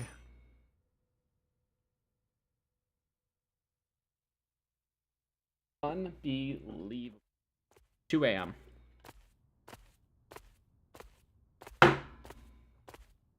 Inchicho area. I left the park immediately. Felt bad for leaving Yoko, but I couldn't stay there. The emergency medical services will probably take care of her body. Takami's too. It'll be all over the news tomorrow. But until then, at least I know she'll be in a safe place. Alright. I have to find my next sacrifice quickly. I've got no time to waste. I need to find the other curse bearers and collect their souls. Alright, I guess I'm kind of forced down this. Killing Takami barely got me any soul drags. Guess he must not have been a curse bearer after all. It's not enough. The soul of a non-curse bearer amounts to a little more than leftover breadcrumbs. We just kill 99 more non-curse bearers. It's easy. Alright. I have to think of a place where the other curse bearers of the 7 mysteries would be. The curses were activated around midnight. The others are bound to be active still, assuming Takami was telling the truth. I should check to see if there were any other place with connections to the mysteries nearby. At the very least, another curse bearer might be thinking the same as me, meaning I could run into them. Let's see. Which of the 7 mysteries are closest? I'm in the Kinchicho area right now. You know what's weird to me? That there was I specifically remembering this now, because I was expecting the voices to come out any minute, and there's just not been any voice acting at all. So like, what's the point of voice volume? For a moment. All right. Man, I kind of wish that we had more options than this. Like, I'm on a 1440p monitor. Why don't I have that option? Kind of weird, champ. Okay. Oh well. Also, this fucking static option on the left, it's getting me. It's getting me going. Alright. I'm in the Kinchicho area right now. Haunting clappers on the other side of Oyoko River, just over Shumoku Bridge. Foot-washing mansion, the ever-burning lantern around South Warigasui Street, past the train tracks. And further along Oyoko River, I'll find the beckoning light at Honjo Bridge. Those 3 places are the closest. I guess I should start there. Items. I got my curse stone. It's currently 1% filled. Okay. Think. Collect the Arc Curse Bearer's souls before dawn. Bring Yoko back to life. I should go to an Arc location. Okay. Alright. Up to down or down to up? Let's go up down. Honjo Bridge. Ooh, look at this Michael Jackson looking fucker. Alright, we're here at Honjo Bridge. Location linked with the beckoning light. Honjo Bridge has a pretty unusual structure. Its ends are stone, but the middle is steel. Wow, what a waste of steel. The Oyoko River beneath it is actually a canal that was dug during the Edo period. Hardly anyone's around. Not surprising, seeing as it's past 2 in the morning. Feels like the whole world's gone to sleep. The other side is an industrial district. Further down the bridge is the temple from which it gets its name. Oh, I can't look around. Oh, I can think by clicking on myself. There we go. Could be around here somewhere. Okay. Well, I guess I don't have a choice here. Hey, you, over there with the flat ass. Alright. Someone's standing on the bridge, silhouetting themselves against the sky. Let's observe. Let's look at his mannerisms. Oh, okay. Wait. Fine, I'll go first. Whoa. I see. Interesting. Well, now, this is a surprise. Huh? Who are you? I'll tell you if you give me that fedora. It's Speedwagon? No. No, this guy isn't as cool as Speedwagon. No shot. Got the wrong guy, just say so. Alright, observe him. He's a flamboyant fellow. I wouldn't bat an eyelid if this were the inner city, but he stands out like a sore thumb in these parts. Oh, wow, okay. Come now. Wouldn't hurt to at least tell me your name. What are you doing here? Very good. You should not give your name so easily, especially not to strangers. Good advice for you, chat. Gone is the age when might made right. Nowadays, it's information that rules the world. You do well to remember that. You're the one who asked. Shogo looking for the person who asked. Your name, your address, your phone number, your age, your occupation. Your personal information is much more valuable than you might think. You treat those things with care. So I guess you don't plan on telling me anything either then. You can call me Richter Kai, private detective. Okay, sir. Man, he is kind of cool, I'm not gonna lie. But didn't you just say not to... never mind. Say you're a detective. That's correct. I'm a man who deals in secrets. Don't expect me to share any more information with you, though. I only told you so that we can have an understanding. Private detective Richter Kai. Okay, it's the eccentric man that Shogo Okie ran into at Honji Bridge. Okay. What's the detective doing around here? Working. And that's all I'll say about that. I could ask you the same, though. Seems like a strange place to stop. What brought you here? None of your business. I'm looking for someone. Oh, god damn it. I pressed the D-pad and it triggered everything. I figured it was worth seeing if you knew anything. You don't say. In that case, I just might be able to help you. Can you describe the person you're looking for? Don't worry about it. No, don't worry about it. I think I'm in the wrong place anyway. If you ever need a hand, I'd be happy to help. It's all in the day's work for an investigator extraordinaire. Thanks. I'll try looking somewhere else for now. Really? Well, I'm sorry I couldn't be of any more help. I have no idea how to voice this guy. I don't know where to give him like a southern accent or the Herlock Sholmes voice. Oh, that's right. I meant to ask. Do you have a light on you? Light? You mean for cigarettes? Sorry, I don't. I'm not a smoker. Oh no, this will do nicely. You sure? Anyway, I should get back to work. Once you're gone, of course. Is there a reason I can't be here? Of course. My work is top secret. Uh-huh. Okay, I guess I'll keep going then. South Wadigasui Street.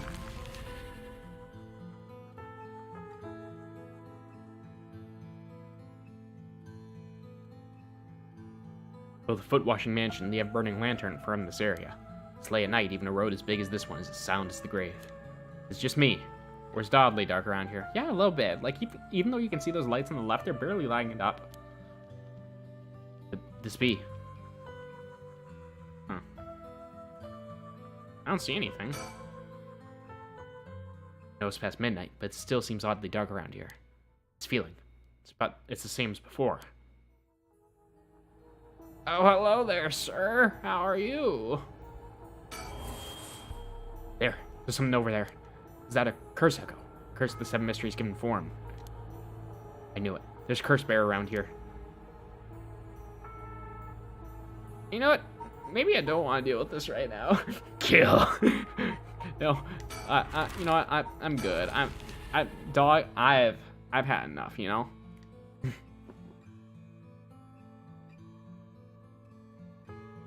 The Shimoku Bridge is supposedly where the bell from the Haunting Clapper story used to be. Wandered around here for a while, but I didn't find anything interesting. The only thing I found was what looks like a 100 yen lighter someone threw away. Oh, I don't know if Chris is vulnerable to fire, but maybe I'll find a use for it. Well, I mean, I guess we can go back to Richter now? Get a little side quest action going on? Although, it's kind of weird that I don't know, that whole interaction was just kind of weird in general. Just like, do you have a lighter? And I said, no, I don't. And he said, no, that's good. I'm just like, huh? Alright, tons of cigarette butts strewn along the ground. We'll need of some wooden clappers to warn about fire. Okay. Think. Oh, that's what I just did. Okay. Maybe go back to Honjo Bridge. See if he's still there. Okay, he is. Okay. Something else you need? No, I'm just passing by. Is that so? Oh, okay. I guess we're good then. Alright, getting lighter. Barely any lighter fluid left. Man, I'm really out here scavenging, huh? Alright, guess we're done. Come at me, bitch. I got my fists out. I'm ready to punch him. In his big, stupid, decapitated face. Whatever it is, I think it's still here. It's that curse echo was causing this darkness. Doesn't seem hostile. It's trying to tell me to come closer. Which I do. No, approaching it would be stupid. I should keep my distance. Ah, goddammit, I don't have anything else I can do, so... YOLO! Hey, get closer. Nothing's gonna happen if I just sit and wait. Let's check it out. Hey there, champ. How's it going?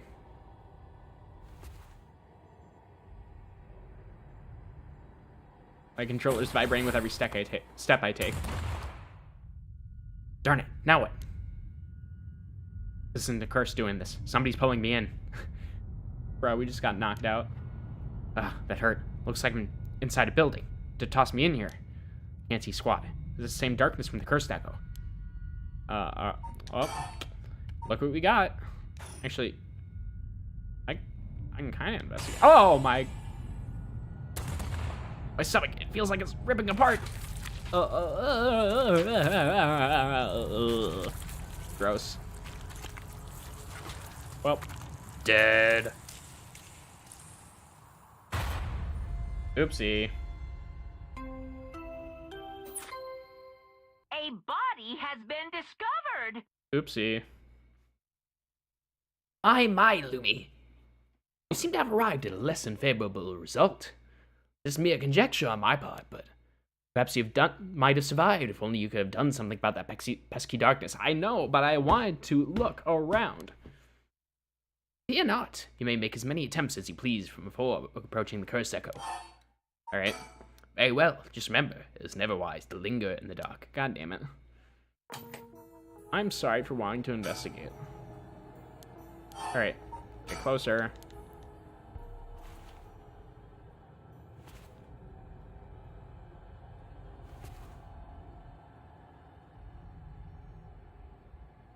Come here, bitch. Get in here. Get in this building. Alright, thank you. Alright, I'm completely in what direction I'm facing. Alright, lighter. That's right, I saw the lighter I picked up earlier. Is that my hand or someone else's? That becomes very concerning. Perfect, it works. Now I can make out my surroundings a lot better. What the? My eyes! I've been flashbanged. Something. Right, he's got a light that ruins everything. Someone there. Are you a curse bearer? It's over. Time to get out of here. No, we're not. Shogo, you need to stop this murder problem you have. Wait, he's running. Was he here, right here this whole time? This is my chance. Ah. Oh, I didn't do that either. What the? Why? Come on, Shogo. You made this a serial murder now. Unbelievable. That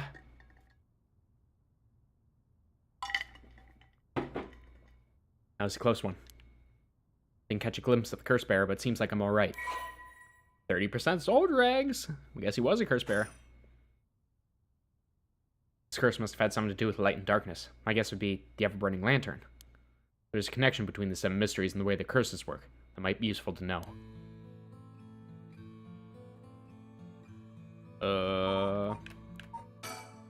Where else can I go? Okay, I've had a look around the area. I should head somewhere else now. Where to next? First, around Midoricho Park. At the end of South Warigasui Street is the Taiko of Sugaru. North of there is a school called Komagata High School at the location of the Fool's Procession. Should be around here. Alright, Midoricho Park. Actually, it's been a while since I saved. I should probably do that, huh? There we go. Midoricho Park. This is Midoricho Park, location of the Taiko Tsugaru, one of the 7 mysteries. Huh? Someone's there. 2 men, one middle-aged and the other a young adult, talking to each other. There's a good chance one of them could be a curse bearer. Try to scope things out without being spied. Pick up their conversation from this distance. I'll have to focus in and watch them for a while, I think. Oh, god damn it. It looks like I'll be spied. I'll quickly hop behind a tree to move out line of sight. No. Oh, okay. Oh, they're supposed to be around here, but I don't see anyone, boss.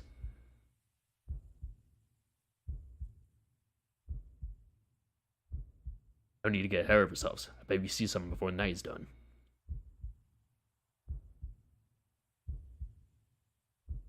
Maybe you're right, but still, the 7 mysteries.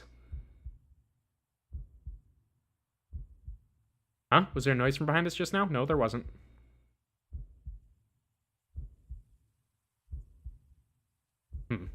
Never mind. Just my imagination.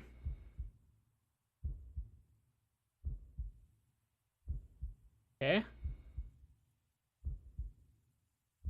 But does the curse really let you kill someone with an object like that? Sorry, someone's bugging me. I'm gonna have to check back there. No, you don't. No, you goddamn don't. Nothing. Guess this place is just keeping me on edge. I'm not peeking out yet. I ain't. It should be okay. Now listen to the rest of their conversation. Okay. Ah, god fucking. Dumb game. Dumb, stupid game for babies. Fucking, no. Ah, sorry, sir. Would you mind if we ask you a few questions? Oh, they found me. Guess that was unavoidable then. Oh, you 2 are police officers. Ah, people often say we don't look like it. Sorry if we startled you. I'm sure there's no problem, but we'll have to ask you some questions, as procedure. Oh, I'm Jun Ario. I'm from the Metropolitan Police Department, Investigative Division. Alright, newbie detective Jun Ario. This old guy with the scowling mug is Chief Inspector Tetsuo Tsutsumi. Wow. Tsutsumi is a hell of a fucking last name. That's a lot of T's in there. Tetsuo Tsutsumi. Wow. You wouldn't guess from that frown, but he actually has quite the sweet tooth. Hey, don't yell out like that. Ario, quit blabbering. Tetsuo Tsutsumi. Persons of interest updated. Alright. Grab police detective that Shogo Okie met Midoricho Park, chief inspector, and detective. Okay. Inspect the surroundings. Goddamn, I can't look around. Damn it. Think. Uh-oh. They're detectives. They're not investigating that corpse that was here, are they? No. I'm still fine anyway. It's not like a curse could show up as evidence in a police investigation. I can hardly believe how calm I am. I just need to keep a cool head and not panic. Well, I mean, they were talking about curses earlier, so I wouldn't get like that ahead of yourself. Jump scare warning? Yeah, literally. Curse stone at 31%. 100 yen later. Let me light them on fire. Okay.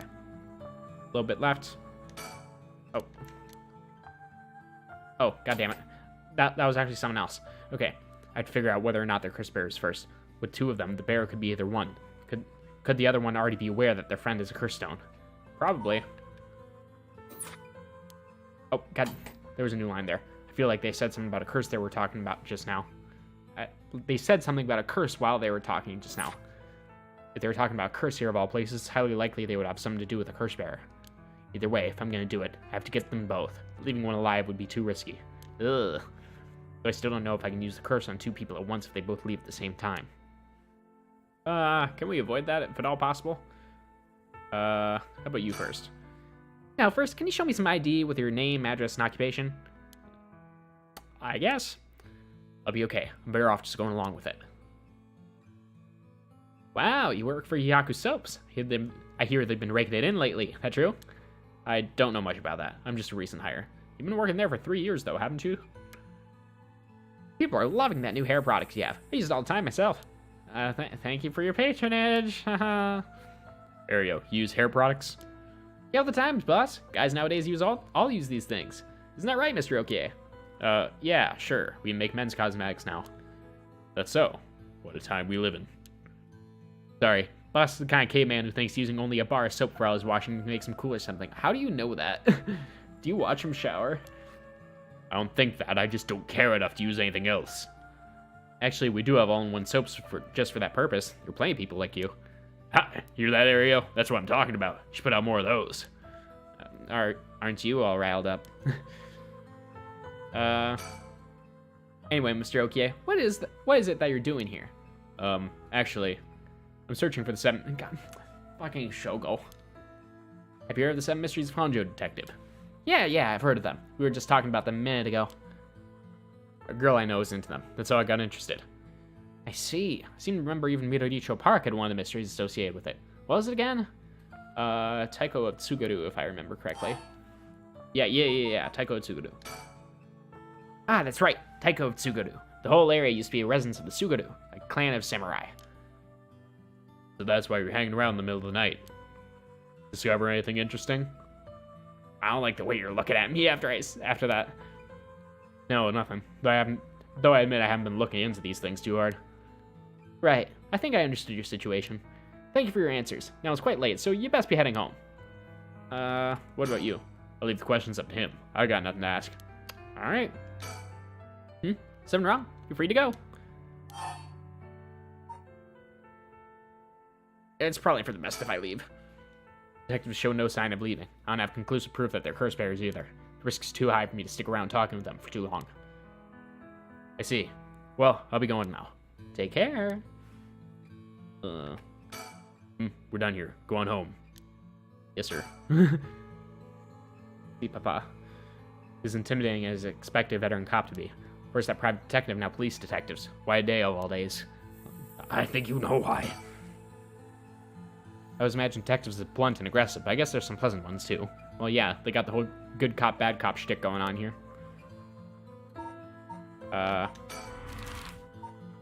Komaga High School it is. Front gates.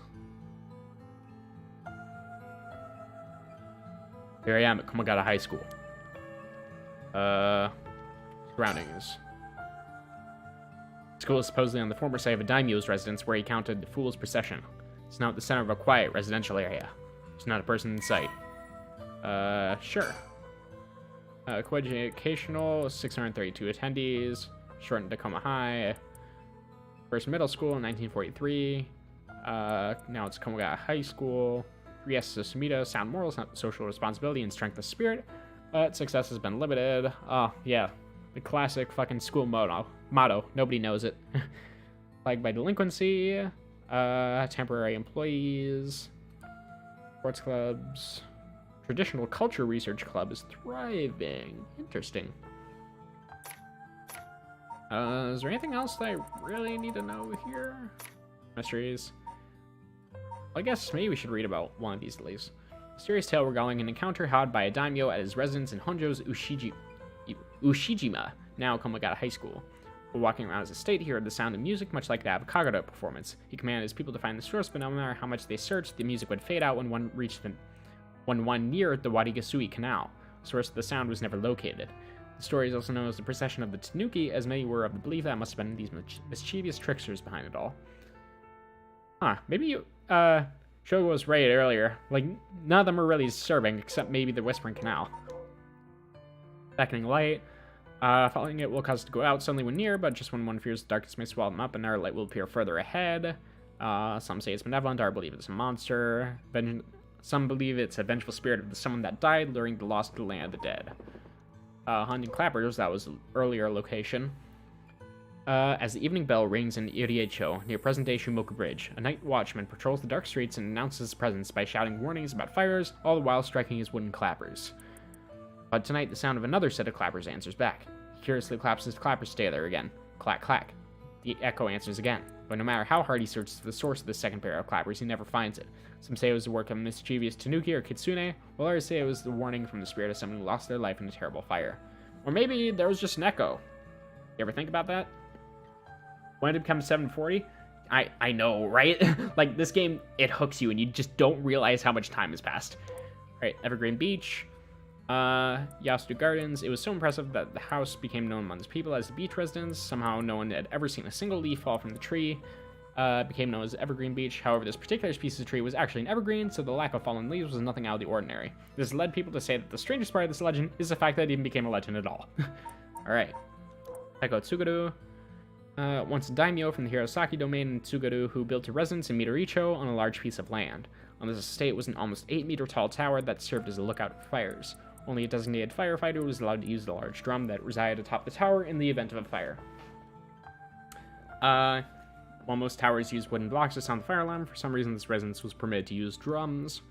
The residence and its special privileges led to much speculation and gossip among the townsfolk. This isn't a ghost story at all. It's just how a guy was allowed to use a drum. Nothing happened. 1 week ago, go home. Multiple people are dying, and you're saying that nothing happened. Alright. I get how it is. Feet. One-sided read. There was once an infamous rogue by the name of Tomezu who fell for a woman named Okoma. Tomezu persistently chased after Okoma, attempting to win her heart over and over again, but she rejected his advances every time. Enraged by her indifference to him, Tomezu brought a dagger to a canal near Ryogoku Bridge and attacked Okoma. He cut the arm and leg off of one side of her body, then threw him into the canal. Ever since, the reeds growing along that canal have only sprouted leaves on one side. Yeah. Well, that's one of the more disturbing ones, I guess. The ever-burning lantern. Oh. One story that... Huh. One of them is empty. Neat. Okay. And during superstition, on a bone-chilling winter's night, one may happen upon a soba cart along the canal known as South Warigasui. But there is something strange about this cart. No matter when one might visit, its owner is nowhere to be found, yet the lantern that hangs from it stays perpetually lit, burning brightly even with no oil to fuel it. Should one attempt to put out the flame, it immediately roars back to life. However, there's also the tale of the never-burning lantern, another telling of the story in which the soba's cart lantern always remains dark, refusing to be lit. So anyways, when do we go home? When Shogo decides it. When he decides it. If you're talking about when you can go home and when you can turn off the stream, the answer is never. We are going until we beat the game. Alright. This is a story of something that occurred in the dead of night in a residence in Mikasacho, modern-day South Warigasui Street in Kamezawa. A foul-smelling wind rattled the house. Suddenly, a giant foot, drenched in blood, smashed through the ceiling. Wash, it commanded. After the servants carefully washed the foot, it returned from whence it came, fixing the roof that had broken. A man who had been visited by the foot every night asked a friend to trade houses with him. That night, the foot stopped appearing. The fuck is this shit? Okay. Wow, these are all just weird. Alright, surroundings have been checked. Gymnasium. Let's see here. Ah, someone's there! Huh? Whoa, what the? Why do they use a gunshot as a sound effect? It always makes me think that someone's actually being shot. Ouch. I'm so sorry. Are you okay? Yeah, I'm fine, but did you just climb over the school gate? We'll talk later. I need to investigate the school gate. School gate's closed, but climbing over looks easy enough. Alright, gymnasium. Large gymnasium looms silently over the grounds. It's even more imposing in the dark.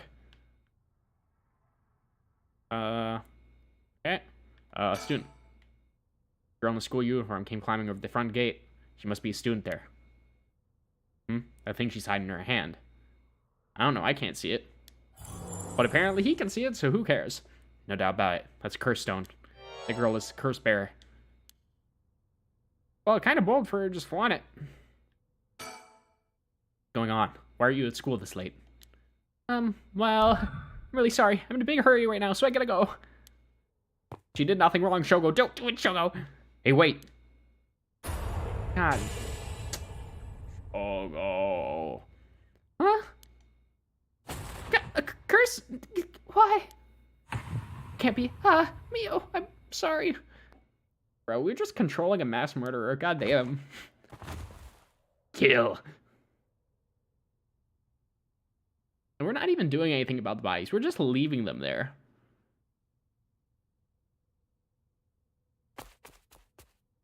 Fucking hell, Shogo.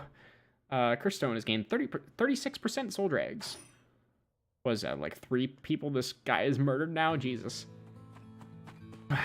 I killed her. Yes, I got a curse bear. This is working. I just have to keep it up. How many more do I need? 1, 2. 3 a.m. Not his problem. You know what? You're so right. Alright, on to the next one. First, the one-sided read by Ryogoku Bridge. Then the Evergreen Beach at the former Yasuda Gardens along the Sumida River. Finally, Sumida River.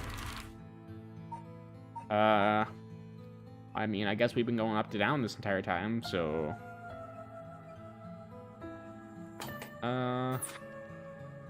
Sure, former Yasuda Gardens.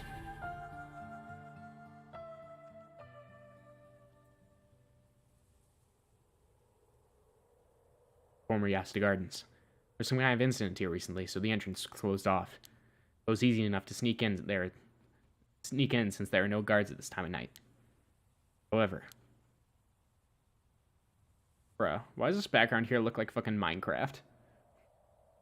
I guess it's a little bit hard to see on the stream, but it's really blocky and pixely on mine. Feels weird being in these magnificent gardens after hours. There's not a visitor or groundskeeper in sight. Ryogoku Public Hall is also on the grounds. Its eye-catching structure makes this place feel even more otherworldly. Alright, yep, that is flavor text. Okay. Anything else? Oh, hi! So, have you decided what you're going to do? With your... oh, so precious. Girl, you can just say it. Own. Your view for say it like that. Learn to talk. Maybe she has a speech impediment. Yeah. As soon as I snuck into the gardens, a woman inside called out from behind me. Oh, I don't like the look in her eyes. I feel both scared and aroused. I've been waiting for you. I have a curse stone. Her sudden proclamation had me at a loss for words, so the woman continued. I have you in a position where I can use my curse on you whenever I please. If you hand over your curse stone, I will at least spare your life. That moment, all I could squeeze out in reply was, let me think about it. I am being threatened, but I must think about this threat first. Which brings us to now. Alright. Is there anything else for me to look at? Okay. Strange woman. Woman in her 30s. She has a refined air about her, like she was brought up in a family of high social standing. But I also sense a shadow hanging over her. I wonder if it has to do with this place. Think. Damn it, did I expose myself somehow? She said she can use her curse on me at any time. I guess I've already fulfilled its conditions. Be bluff, but since she seems to have information on me, it's probably true. Can't hand over my curse stone. I need to figure out how her curse is activated and find a way out of here. For now, maybe I can get some information by talking about something that'd catch her interest. Oh god, I love these fucking Death Note games. Alright, items. Curse stone. 67% filled with soul drags. Oh, god. Something I'm still doing even now. Think, what could it be? Maybe something I have on me? If I suddenly strip naked on the spot, I just might be able to avoid her curse. No, that would take too long. She'd probably kill me before I even got my shirt off. Plus, I'd look like a creep. There are possibilities that the condition has to do with the location we're in. That being here is what activates the curse of the Evergreen Peach. And I'll continue to meet that condition as long as I'm here. In which case, there's no escape. She'd activate her curse before I ever got away from the gardens. I tried to recognize it after setting it off, but it's not like I get to do things over. Lighter, maybe? Well, I mean... I still had that lighter interaction with Richter in my mind. Like, why'd he ask? Like... Oh, it's just weird. So I feel like there's something weird about the lighter. Alright. Lighter that saved my life. It still has a tiny bit of fuel left. Alright. Let's talk. Don't tell me you still haven't made up your mind. Such an indecisive man. Wait, I might hand over my curse stone, depending on certain things. Wait, hear me out for a moment. You know what? Shogo, he's got this covered. Sure, go on. What's your name? If we're gonna talk, we should get to know each other better. My name's Stop. Stop it, chat. Stop. Huh? Let's not do that, alright? If I know your name, I might start to feel sorry for you. And have a harder time killing you. Okay. You would. Don't you think? 7. Oh, you don't need to start with a countdown, man. We're well past that. We don't need to do that. Alright. I'm gonna introduce myself, whether you like me to or not. Well, what if you just tell me your name? Why? Well, I need to call you something. Then call me ma'am. Huh? Yes, ma'am. Alright, ma'am. Yes? What is it? I thought she was gonna say, that's better. And I was just like, oh no, my desk is cracked. Alright, I don't think. Me either. I also don't think. This is bad. Just completely running the show here. 6. Fuck you. I am introducing myself whether you like me or not. Alright, I've had enough. 2 curse bearers. Shouldn't be carrying on like this. 5. Alright, fine. Alright, about curse stones. You take my curse stone. What are you gonna do with it? With your curse stone?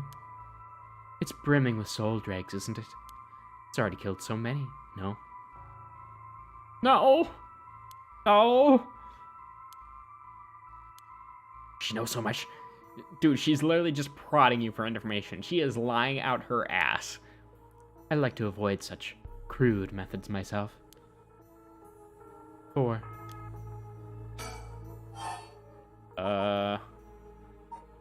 About curse stones. Can you take soul dregs from other curse bearers' stones and add them to your own? Who knows? But you have to admit, it's worth trying. So basically, you want soul dregs, but you steal the ones others have gathered because you don't want to get your own hands dirty. You're half right, but half wrong too. God, she fucking scares me. I don't mind getting my hands dirty. I just want to end this with as little trouble as possible. Understand? 3. You played the game, she already knows the plot. True. You know what? Maybe we're just better saving and quitting, then we will never die. Keep talking. How do you know you haven't already set off my curse? Go on then. Use it. Fuck, she got us there, boys. If I had, you could have activated it without all that bluster. And yet, here we are. Excuse me. Damn, does she already know about it? Or about that student from before? What if she already knows what would activate it? She wouldn't hide it. Because if you know what activates my curse, there's no way you would set it off yourself. So she must not know yet. I still have a chance. Listen. I don't want you to get the wrong idea. About what? Talking like this instead of killing you immediately. It's just a whim of mine. Okay. Let's go over those 2 conditions again. Step 1. Either we have something that fulfills her condition, or step 2, being here fulfills her condition. Step 2, condition number 2, we obviously can't do anything about. So we should probably do something about condition 1. If I were in this situation, I'd just yeet both my curse stone and the lighter as far as I could. Just get them out of here. That's all we need. Alright. It's just a whim of mine. What I meant to say is that you were never in a position to bargain. 2. You know, as far as curses go, I think it's unlikely that she would have a curse that lets her kill anyone who holds a curse stone. I feel like that's way too overpowered for this sort of game, so it's probably the lighter. Shogo, please throw the fucking lighter. Alright, think. So if I can't figure out her curse, I'll have to set off my own. I don't see I can make her leave, though, now while she has the upper hand. All I can think of is how to make her use her curse. Damn it. There's no way I can counterattack after she curses me. Curse. Choco, please throw away this fucking layer. God damn it. Keep going. You actually can't kill me, can you? That strange countdown from before, too. It's all just a bluff to threaten me. I don't give in to threats, so why don't you give this up, and if that's the case, give it a try then. Only 2 more now. Let me tell you the number. 1. Okay, lady. I'll just go through the other option on my other route, assuming I die here. This conversation is over. 0. Such a shame. What? This is the end for you. Okay. Farewell. Oh! Fire! It's so hot, it burns! God damn it, Shogo, it was the lighter, wasn't it? Fire. Of course, that's what it was. God damn it! It was the lighter. It was the lighter, and Richter... Oh, it's kind of weird, though. I mean, we told Richter that we didn't have a lighter. So, why would he bother to tell her that we didn't have a lighter? That's weird. But it's already too late. Her stand showed up? That's a JoJo reference? No way. Dead.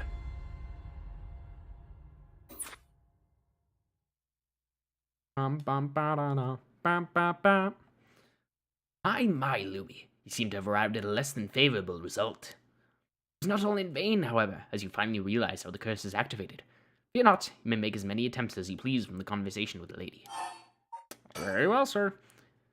Very well. Remember how to ward off the curse when you return. But bear in mind, Shogo Okie has no way of realizing it himself, so you must react for him. Now can I throw away the lighter now that I've died?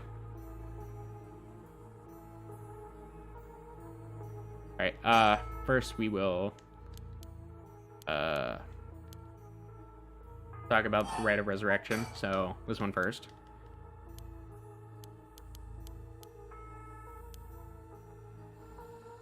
Seven. Rite of Resurrection. Want soul dregs. That means you're after the Rite of Resurrection too. Not that I'm trying to compare our circumstances, but can I ask what led you to this? Oh my. Do you mean that my situation is more dire than yours? You'd give your curse stone to me. Sure, and consider it. So tell me. Liar. Huh? You wouldn't hang your fate on something superficial like that. Or would I? 6. Keep talking.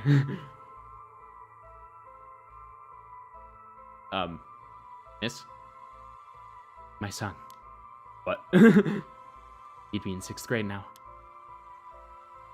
You were still alive. When I'm one of the big kids, I'll help look after the 1st and 2nd graders, he said.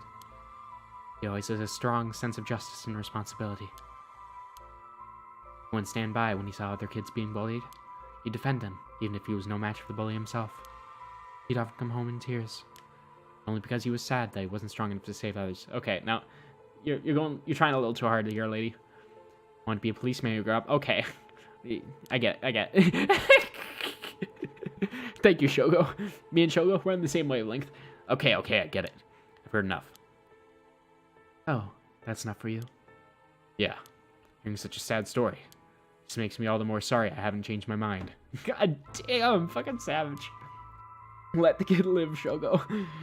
I see. So even after what I told you, Shogo has no ounce of mercy in his bones. I think that urge to kill, given off of the curse stones, it's rubbing off on him a little too much. God, my throat's starting to hurt a bit. The rite of resurrection. Still won't hand it over. 4. Oh. We done with that? Okay. Now I can... Lighter. Save my life. Thank you. Thank you. Throw this son of a bitch as far as I can see. Huh? Throw away this lighter. Why did I suddenly get the impulse to do that? Yes, really throw it away. For the dear love of God. Not sure why, but here goes nothing. Off it goes. Huh? I just... Why? Why throw your lighter away all of a sudden? Well, I just kind of felt like it. Why did you throw away the thing that would let me kill you? I just felt like it. Giga Chad. How? Why is she losing it all of a sudden? The Larabin would have fulfilled the condition of her curse. But why? How would I? How could you? No, don't you. Shogo. This is a problem, man. You need to go and seek some professional help. You can't be using your curses to constantly keep killing people. In fact, Shogo actually would choose to kill even if we got nothing out of it the more you know. Perhaps. Perhaps. Maybe he was a serial murderer all along. Yep, he used that one too. Ah! This can't be. Oh, my shoe. Ichi. Luigi's busy being part of Danganronpa V3. He isn't here. Oh, so Richter probably just watched all that and knows what we did.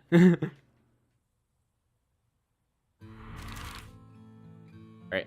Am I at max soul dregs yet? I don't think so. Anyway, that... Okay, so... Okay. 1, 2... 3, 4. Okay. Yeah, Shogo's killed 4 people. Outside of my control. Fuck that, man. That's a little much. Hey, quick question for you. What the? Sorry this is so sudden, but I gotta ask. You don't mind, do you? Are you a curse bearer? Slowly back away, Shogo. Slowly back away. What? Leg. Sorry, I'm gonna investigate everything real quick. Alright. Large bridge here is called Ryogoku Bridge. Crossing the river leads to Nihonbashi Bakudocho in Chuo City. Alright. I like your funny words, Magic Man. Many drowned, attempt to swim away from the flames. Okay. The canal where the one-side reed grew is supposed to be around here somewhere, but now there's no trace of it left. Yeah, his curse echo does not look like that of the reeds. Okay. Surroundings. Seriously, no, it's all just surroundings. Oh, hi. Can I help you? What the? How'd you? Oh, don't mind me. Yutaro said he wants to talk. You better answer quickly before, well, you know what. Alrighty. Thank you for your input, madame. Alright, that's everything, I guess. This is curse echo. Well, no shit. Alright, think. Why would he out himself as a curse bearer like that? Don't tell me it has something to do with activating his curse. Yeah, it's like a JoJo stand. You have to announce every single attack that you have. I don't have my lighter anymore, so 92% filled. Alright. Making it obvious that he's a curse bearer himself. What's he trying to pull? Maybe he's confident he can activate his curse before I can act mine. Gotta be careful. How should I respond here?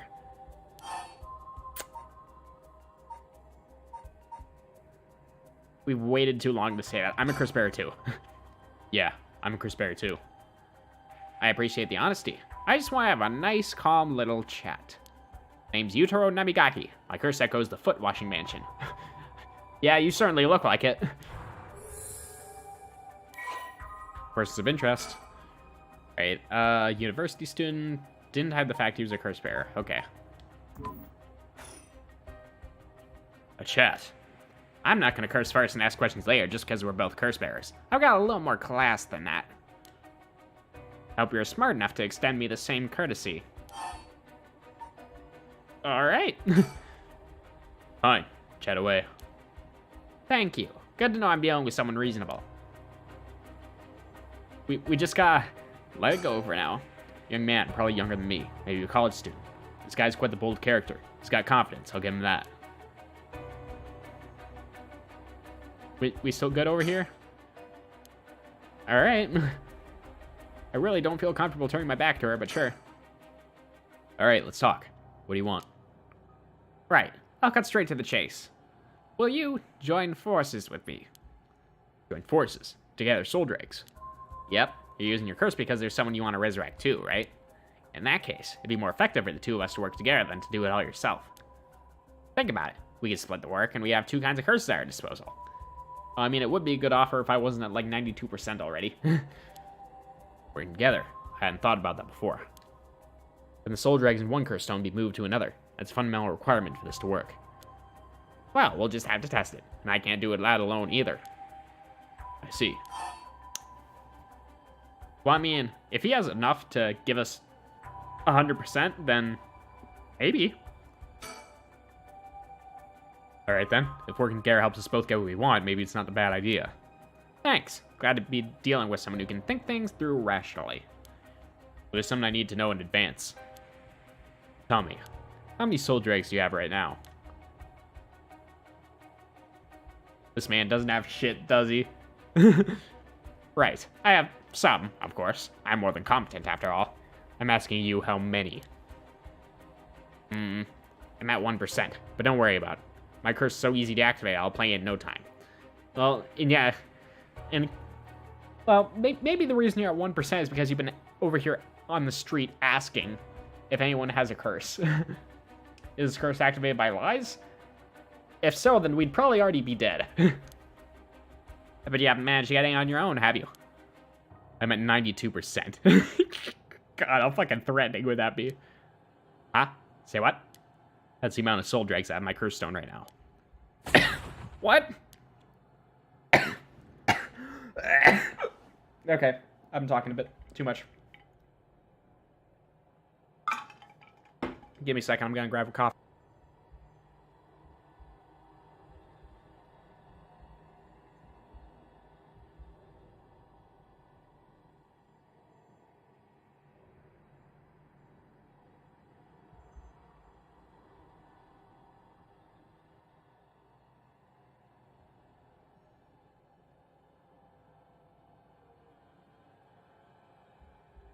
Alright, I'm good. Let's continue. Wait, are you serious? You're not even close to being on my level. I'll keep... Yeah, you're not nearly good enough of a murderer compared to me. I'll keep gathering soul dregs on my own. Let's forget all this joining forces business. Well, I mean... You're probably gonna get yourself killed here, Shogo. You gotta be kidding me. I call your bluff. Don't think you can scare me off so easily. See, that's too bad. If you don't feel like talking, then you leave me no choice. I even gave you a chance to come out of this alive. Real shame you're just gonna waste it. What are you... What the? This is the voice of the curse echo. Yeah, it's telling me to wash. Quickly, Shogo. Grab out a rag and a bucket. We gotta wash its feet. Among the 7 mysteries, the resentful memory of the foot-washing mansion is particularly strong. How do you know? Can't block it out by plugging your ears. As soon as you hear the voice of my curse echo, it's the end for you. Damn it.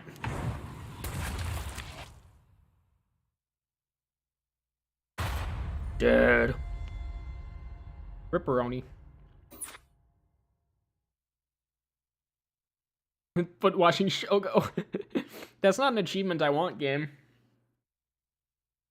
My, Lumi. You seem to have arrived at a less than favorable result. It's mere conjecture on my part, but you have a way to evade curses that no one else is capable of, do you not? Fear not. You may make as many attempts as you please from the conversation with Yutaro. I don't know, maybe I can read some stuff and maybe that'll give me a hint. Oh. Ah, More stuff is add on to this. I was kind of curious about that. All right.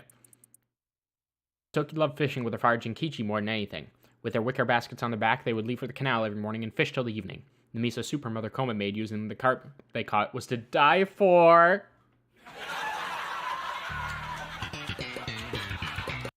Alright. Her parents loved her dearly. One day, her father disappeared. Toki's mother went to look for him and never came back either.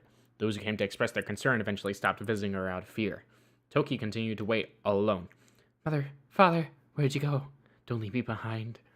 Unable to bear the loneliness, she left her home and trudged along the roads until the night fell. Neither her mother nor father were anywhere to be found. Tears stung her eyes. Suddenly, the sound of fish splashing in the water cut through the silence. She found herself standing before the canal where they used to fish together. The taste of carp and the memory of her father's smile flashed across her mind. Without thinking, Toki walked into the moat. The sound of the water splashing echoed throughout the night air. Passerby thought of it only as the fish in the canal. The splashing faded, and silence returned to the lonely night. God fucking damn. Well, that was dark. Shit. Well, at least we know the original origin of that now. Foot washing mansion, however, smashed through the ceiling wash. It commanded.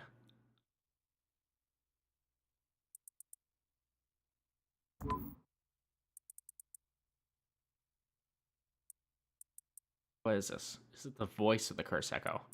You can't block it out by plugging your ears as long as you hear the voice of my curse echo. Fuck you, game. Fuck you. Fuck you. Fuck off. Piss off. Fuck off. Oh, no. If this is seriously the answer, I'm gonna personally give the director himself a reward. An award. Because goddamn. I even said earlier, like, why is there a voice volume when no one in this game has a voice acting? If this is the explicit use of it, then I'm going to be very, very impressed.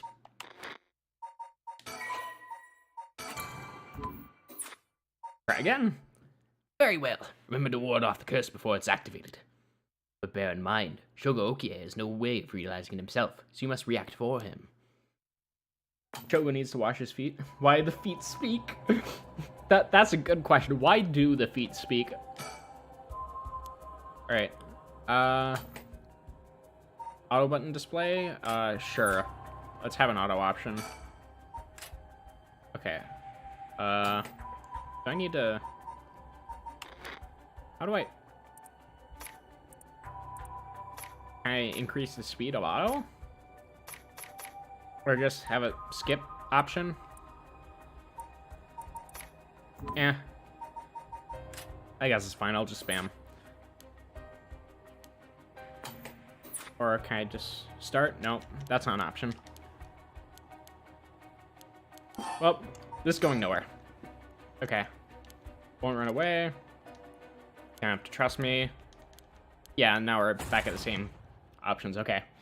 Alright, not even close to being on my level of murder capability.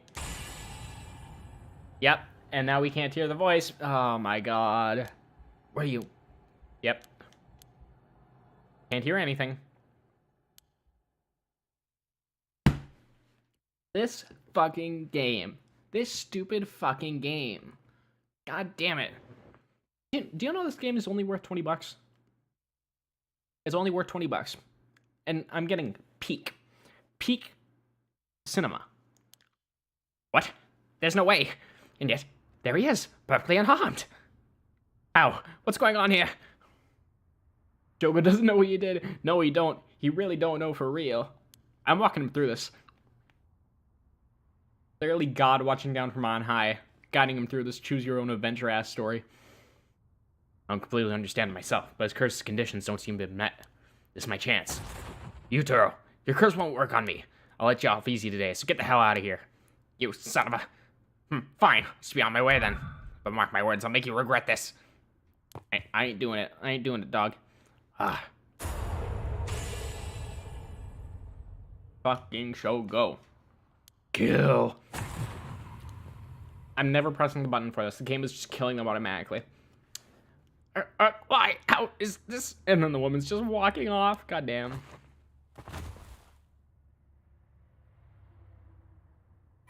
Well, I guess it's clear that you can't kill more than one person with the curse while they're walking away.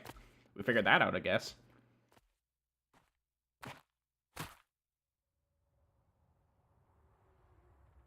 Thank God. Now I've got the last of the soul dregs I need.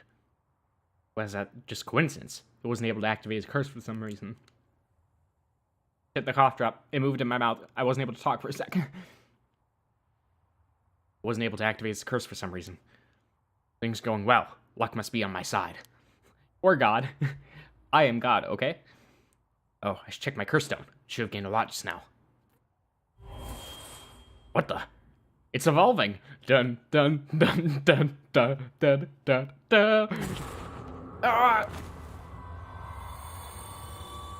Or it could just straight up murder. Okay. Okay, game.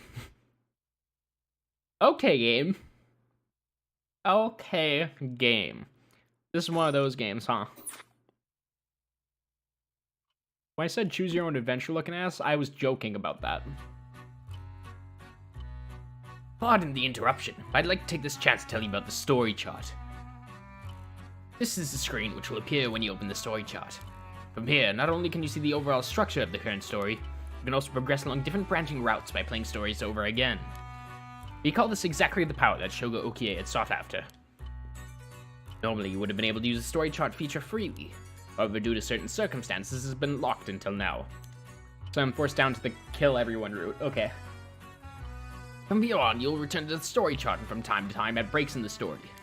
At those times, you'll choose for yourself which story you wish to continue next. Alrighty.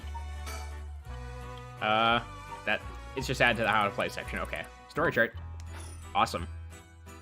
By the way, should you use the story chart to replay a past event, do you know what you must do and where? Of course you do. After all, you've gotten this far. What trigger did Yoko Fukunaga set off that led to her dying the way she did? You've come this far several times, so I have every confidence you will be right. Shogo will choose kill. You don't get to choose. Exactly. As long as you make sure not to do that thing. However, like with the lighter and the voice earlier, Shogo Okie has no way of knowing that himself. Shogo could have figured out the lighter. He could have figured that out. I figured it out. Dumbass. Ah, on that note, I am curious. Have you determined how many people Shogo Okie has killed with his curse? Oh boy, have I. Alright, so one person, he killed Takumi first. Then he killed the guy with the lantern. Well, actually, would the lantern be his curse? Whatever, the guy in the dark. Then third was the high school student. Fourth was the woman, and Yep. And fifth was the guy that you just killed. Yeah, he killed 5 people. Yeah, I see. So that is your understanding of things. As it turns out, the correct answer is 5. Aha, that is correct. I'm pleased to see you have such a solid grasp of events. I think you'll be just fine. I figured it out. Who done it? Thank you for the achievement, game. Please continue the story to leisure from the story chart screen. God, and that was only one path. Yeah. Wait, Shogo, okay. Do I get other people I can play as? That'd be baller. Restart or resume? Resume? That'd probably put me at where I need to be. Something's happening to Yoko, probably. Okay. What the hell? Feels like the air just changed. Hey girl, how's it going? Yoko, are you okay?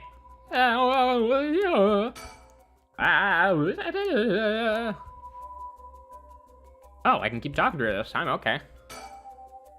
Oh wait. There we go. New option. Keep yelling her name. Huh? What? Is calling her name really gonna help? I'm already yelling as hard as I can. Shouldn't I look for what's causing this? There is nothing there. Yoko, hang in there. Yoko, look at me. You're going to be okay. It's alright. There's nothing there. Yoko!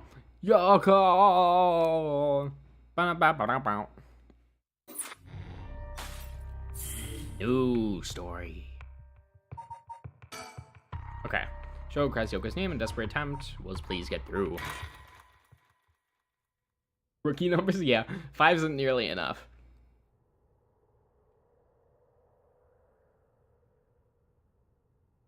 Huh?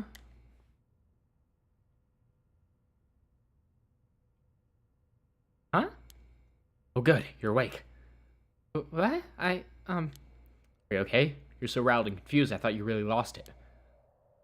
You feel dizzy, have a headache. Are your humors off balance? Oh. Shogo was originally like this at the beginning of the game too, huh?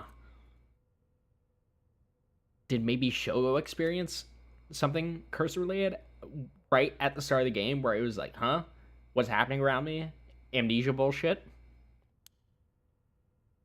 Wait, what'd you say? I think I've heard that before. You're the one who said earlier. Oh, right. That must have been it. My humors were off balance. What, back there? You ended up like that because of your humors? Yeah, I've heard that at this age, your humors being even a little bit off can be fatal. I agree with Shogo here. Just looking at her, man, like, yeah, she's cute. Glad you're back to normal now. Yeah, I'm sorry. I didn't mean to cause you so much trouble. But I really don't remember what happened. Sounds like what happened to me. Exactly. Maybe this place is dangerous somehow? No. Just flashbacks to the other route? Yeah, no kidding. What? Are you backing out? Yeah, it just doesn't feel safe to me. I'm worried about you. Call off today's investigation. Come on. I just started feeling back to normal, too. Nope, not happening. Go home. I'll even pay your cab fare, okay? Well, gentlemen. Can't believe that Shoko's still looking for a girlfriend. This is a good man. Aside from the whole, murder everything on the other route, but I think that was caused by the cursed stone. I ended up having to force a still protesting Yoko into a taxi. Even then, she still wouldn't stop complaining. So to placate her, I promised I'd search the park on my own for a little while longer. Shoko dies and Yoko takes over? Yeah, imagine if that was this route. Oh, we're going all the way over to morning, huh? That's a nice touch on the timeline. Ah. Okay. Continue the search on his own. Okay. 5 a.m. What have you found, Shoko?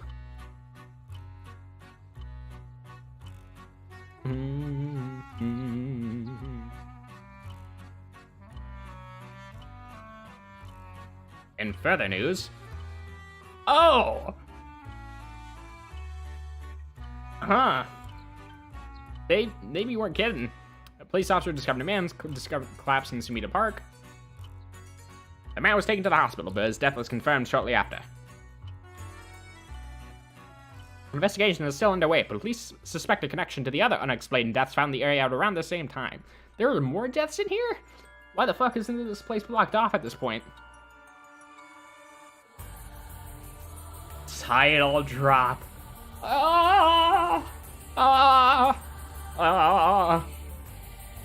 Takanari Ishiyama. Good man. Yeah, this is the end. I waited for the title drop until the very end. That's exactly how it went.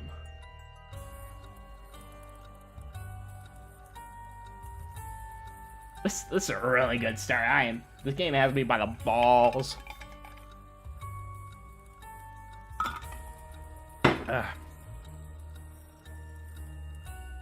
Development by Zine Inc. I've never heard of them, which is surprising because this is really high quality. Another achievement, boys. Thank you. Well done, your efforts thus far. Let's bring Shogo Okie's story to a close. Ah, but this is not the end. Far from it. In fact, this is where the story finally begins. The routes of the 3 protagonists have now been unlocked. What? Am I just a fucking prophet? Haruo Shigima, a woman who lost her son when he was kidnapped and murdered. I get to play as her? Oh no.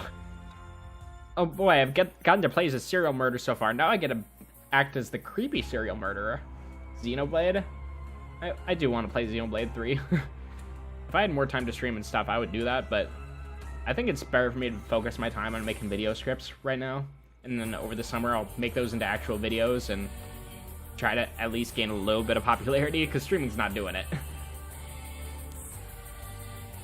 Tetsuo Tsutsui, the chief inspector of the 1st Investigative Division, who is looking into the death of an officer in the line of duty. Yako Sakazaki, a high school girl who wants to bring her friend back from the dead, a girl who died in a suspicious suicide. Each of them is burdened with circumstances that leave them to no choice but to seek the right of resurrection. Following these 3 storylines will reveal the true nature of all that is occurring. With that, please enjoy the continuation of this tale.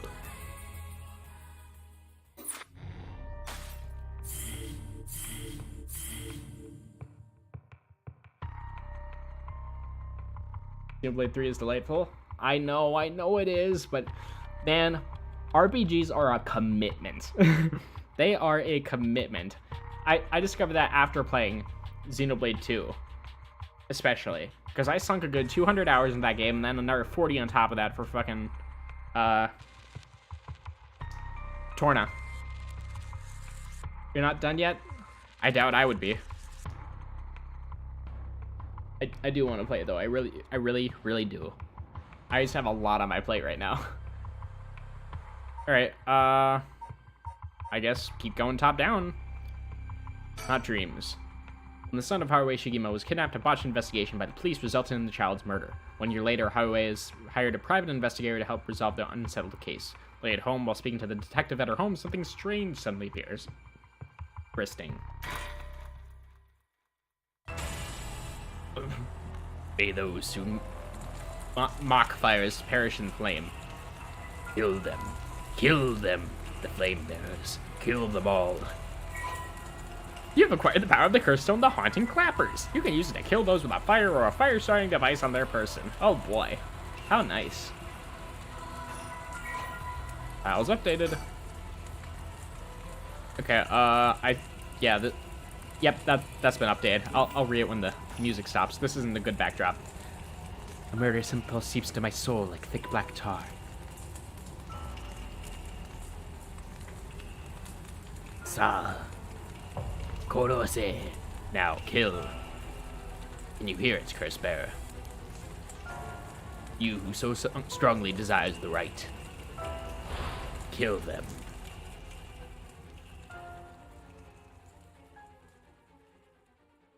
That's a good way to start the chapter. Haruo Shigima, 12 a.m. Shigima Mansion reception room. Back with me, ma'am. Yeah, I'm gonna do the storyteller voice, but just higher pitched for Richter. Can't say I understand what just happened, but certainly seems to have put you in a good mood. This might be the first time I've ever seen you really smile. Sweet dreams. Look at the look in her eyes. Persons of interest updated.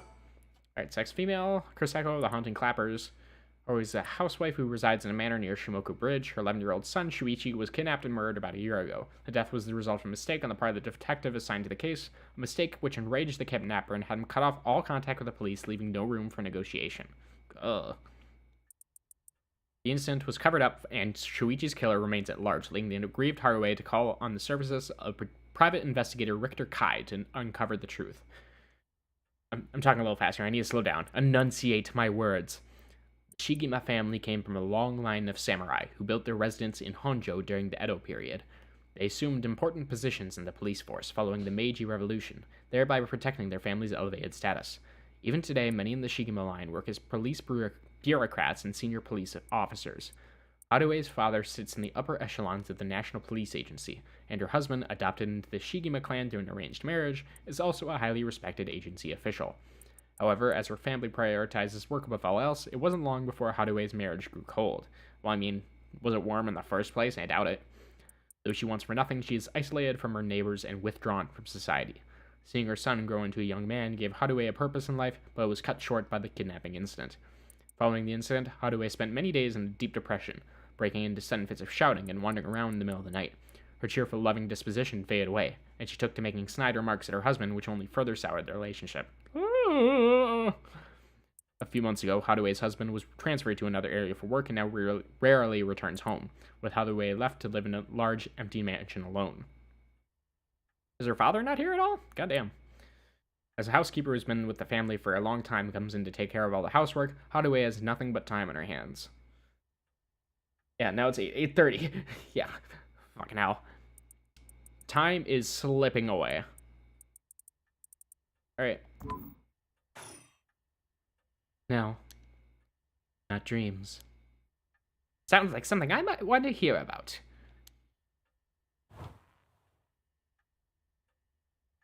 Alright, television. A color television. Father bought one as soon as it hit the market. He likes to have the latest gadgets. Unlike the latest models, there's no remote control. We've had it for a long time. Back when it was new, we all gathered around it and marveled at it as a family. With Father and my husband being away so often, it quickly fell into disuse. Alrighty. Can't inspect this lovely chair or the folding screen or anything. Oh. Alright. Look at the thing. Well, I'll be damned. Is that what I think it is? Goodness, you made me jump. Just a silly little sticker my son got from somewhere or other. He put it up just before. Well, you know what happened. I still can't bring myself to take it down. Let me take a closer look. I knew it! It's a head Honjo from way back in set number 1. This is a real collector's item. Excuse me? Don't tell me you never heard of the Mockingbirds. The what? They're the hottest new craze. Cute little birds dressed up like rough and tumble delinquents. Yeah, it is a little cute, I guess. Never heard of them, but this certainly seems to matter to you. Best part is nobody knows who made them. They just started showing up around town, and soon up they won everybody's hearts. The story goes on that they're made by some anonymous artist who covertly leaves them behind in specific locations. So does he literally just leave like piles of stickers? Yoink, that's Richter's now? Yeah, fuck your memories. This is Richter Kai's now. Just sticks around on his back. And now that leaves me a couple of other spots for other stickers. No one knows when or where they'll show up next. They're basically an urban legend of sorts. To think what would turn up here of all places. This is a good sign, I'm sure of it. Oh, well, that's nice. Smile and wave. How do I smile and wave? Mockingbird number 1. I have things to search for. Head Honjo. There we go. Nice that we got all these different hints. I'm not gonna look at them though. Stereo. Stereo unit with separated speakers designed for home use. My husband insisted on buying one, even though he isn't one to listen to music often. Arrangement of flowers. We bring in someone to do it. I don't even know what the flowers are called. She doesn't even try. I kind of get her attitude. An old hanging scroll. I don't know who painted it. It's been hanging here since before I was born. Alrighty. Table. The guest table. I don't know where Father got this old thing from, but I've never liked it. Chandelier? Lights. The chandelier is the only thing in here that's my choice. It's my favorite part of the room. Oh, clock. Swinging of the pendulum echoes throughout the room. It feels livelier than usual with Richter here. Usually, it's just me. Money people are built different, yeah. Especially when you're a housewife that doesn't have to do anything. God, I wish that were me. Right, I think that's everything, yeah. Yep. Alright, Richter. Private investigator I hired. He also stars in Castlevania from time to time. Goes by the name Belmont. A friend told me about him. They say he's not very well known, but he's good at what he does. When I first visited his office in Ota City and saw how he dressed, I could hardly believe he was a detective. After talking to him for a while, I changed my mind. He says some strange things at times, but he seems like the reliable sort. Alrighty. Kuroseko, none. Actually, private investigator with an office in Otis City. Investigating the unsolved kidnapping and murder of her son, he gets caught in the events. Once police officer, Richter was racked with guilt over the police's inability to help all those in need, and quit the force to start his own private investigation firm. However, his soft-hearted nature leads him to take on too many cases, and he has put his office in dire financial straits. You'll love to see it. How he is still in business is a mystery, with some whispering that a wealthy patron is keeping him afloat. Richter studied alongside Detective June Ario at the police academy. Interesting. Somewhat surprisingly, given his outlandish clothing and mannerisms. Yeah, maybe he wouldn't be in such dire financial straits if he didn't buy fucking fedoras and cowboy belts. Lumi is submissive and breedable. You are no longer allowed to say this sentence in my chat ever again. Alright. Richter excels at covert investigations and tailing his targets. He proudly refers to himself as an investigator extraordinaire, though that only ever succeeds at impressing himself. Richter's biggest source of happiness is nuzzling his pet female albino parakeet Ernestine. Aww. Which he keeps in his office. He also enjoys collecting mockingbird stickers, a popular line of merchandise featuring birds inexplicably dressed like delinquents, and can be frequently sighted searching around town for them. I would think he'd be looking for cases and the mockingbird second, but sure thing. The birds come first, work comes second. Understandable. Have a great day, Richter. Alright. While out and about, Richter typically leaves the office, and more importantly, Ernestine, in the care of Amori, a junior high schooler who volunteered to assist Richter after being involved in the previous case. Oh, we love child labor. That's great. Especially in my detective games. Alright. Files updated. Zero Heron Agency. I don't care too much about this. Alright. Let us talk. Let me bring you up to speed. We were in the middle of a chat when you suddenly started spacing out. And the whole time you were grinning to yourself like you just won the lottery. Care to tell me what that was about? Well, where to start?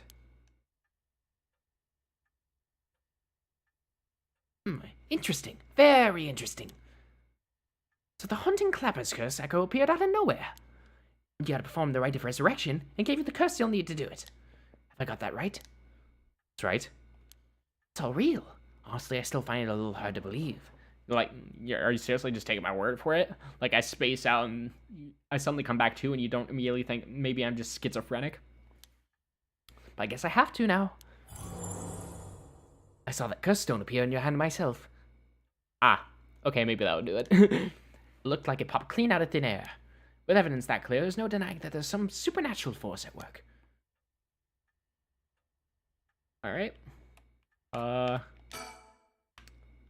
I don't think you quite understand. Oh. This isn't about evidence, and isn't about belief. It's more than that. I know it's real. The moment the curse appeared, I knew everything before I'd even said a word. It was already there in my head, as clear as day. You just knew, huh? It was etched onto my soul, along with curse echoes' resentful memories. So I can feel it, what it was like. Dying like they did, hundreds of years ago, wreathed in flame, writhing in pain as my flesh blackens and my blood boils. I can feel it. The agony, the rage. It fills me with bloodlust. Richard's just like, this may be a problem.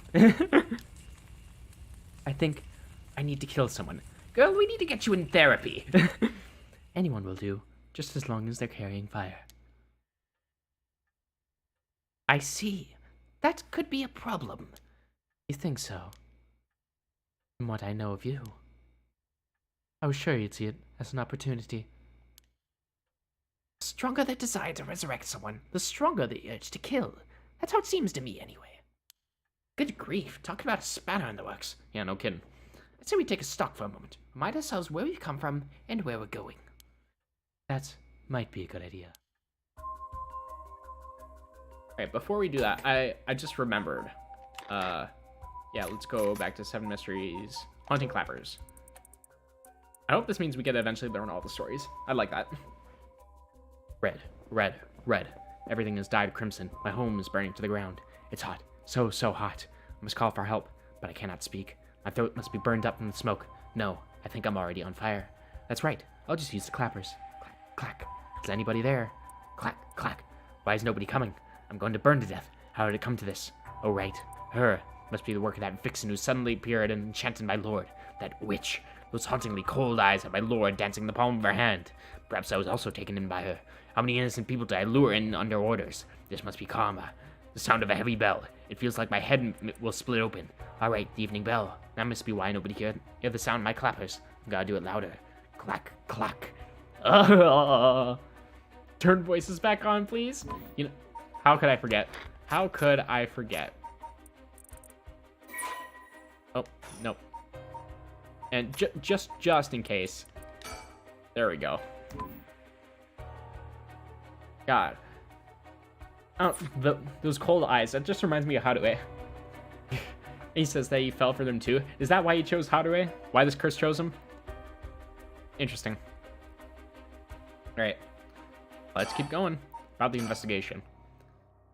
That's what you hired me for, madame. to look into your son's kidnapping last year.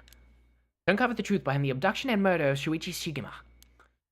Oh, yes, I remember. They never did find the one who did it. That's what I'm here about today, in fact. Kind of you to let me drop by so late, but by the way. Yeah, just stop by at midnight. Oh, I got an investigation report for you. We're turning over every last stone, and I've come up with a grand total of 1 lead. So you said. As far as the police are concerned, it's a cold case, but I managed to make some headway. For some reason, I keep on burping a little bit. Got something in my stomach, maybe. I remember. You were just about to tell me. Alright, file is updated. Alright, kidnapping and murder case that took place in Honjo, Sumida around 1 year ago. Haruo Shigema's son, Shuichi, age 11, was kidnapped on his way home from school with a ransom being demanded that same evening.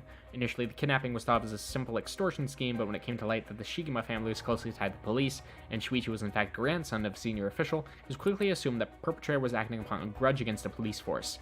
The kidnapping was treated as a direct attack against the good name of the police, and a large-scale investigation was launched that used the best equipment available to trace phone calls.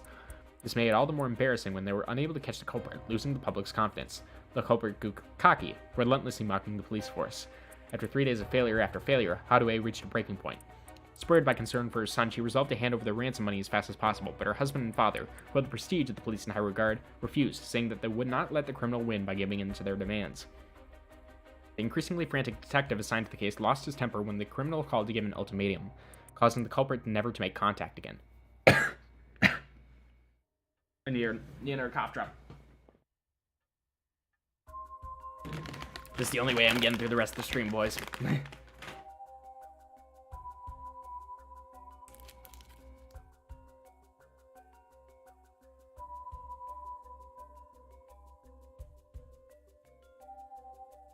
Another week passed, and Shuichi's body was found floating in the Sumida River. Shuichi's death could be largely ascribed to the police's incompetence, but this was ultimately covered up with stringent media embargoes. The investigation was never closed, but the case has long gone cold. Ugh. Persons of interest updated. Oh, cute little kid. Alright, the only son of Haruo Shigema, he was kidnapped and murdered a year ago, body discovered floating in the Sumida River. Gross. Alright, Shuichi was a conscientious, brave young boy who was determined to protect his mother, Haruo, amid his father's frequent absences. He dreamed of becoming a police officer, displayed diligence, impressive sense of responsibility. Spent his days immersed in various activities and studies, including playing piano, learning the abacus, taking English lessons, and training in kendo. Wait, born in the early 70s. Okay, so then that would make this time like 1980? Huh. Probably like 1982, 1983-ish. Interesting. Right, Shuichi's tendencies to put other people's needs over his own meant he died without ever telling his classmates how much he longed for them to all go out on a hunt for mockingbird stickers. Stop making me feel bad. Alright. Let's keep talking. About the investigation. No, we still need to figure out exactly what you want me to do. Tell you what, why don't I tell you what I found, and then we can make a decision. Alright. Alright, well, keep talking. No, we still need to check off the option, please. Alright, about the kidnapping. I suppose there's not much point going over the kidnapping itself. No, I'm very familiar. Now leave that for the files to cover and just confirm a few things about the case. The police traced the culprit's calls back to, let's see here, northern Oyoko River, here in Sumida City. It's quite a wide area. You feel nothing? Maybe you're just built different. Maybe you just don't have emotions. That's right. In the end, they never managed to nail down exactly where the calls were coming from. But it was almost certainly the same location that Shuichi was being held captive, since Shuichi's voice could be heard during the killer's calls. Northern Oyoko River is quite a distance from Shuichi's normal school commute, factoring in that he was seen at school but went missing before he arrived at his house. It's likely that he was abducted by car on his route home. Maybe, but... Exactly, Shuichi was a clever boy. He would never have gotten into a car with a stranger. That's right. I was very firm about that. I know he understood too. I even saw him warning the other children. It's possible that they forced him into the car. The only issue is, there weren't any witnesses to the kidnapping. You can't bundle someone into a car with that many students around and not be noticed. But nobody came forward to say they saw anything suspicious. So they targeted him at some other time, or somewhere away from his usual route. Both of those seem a little far-fetched. Which raised the question, how the kidnapper pulled off. But maybe Shuichi was looking for mockingbird stickers and he went a little bit too far away. That's a possibility. Police never managed to find an answer. In the end, they decided the kidnapper might just have gotten lucky. Well, why not turn the problem on his head? Yes, keep going, please. The kidnapper managed to convince Shuichi to get into the car. But how? The only thing that makes sense to me is if there was somebody that he would have a reason to trust. It was the father, exactly. A teacher, perhaps, or relative, or somebody else that he knew. But of the adults Shuichi knew had alibis. Police checked them all thoroughly.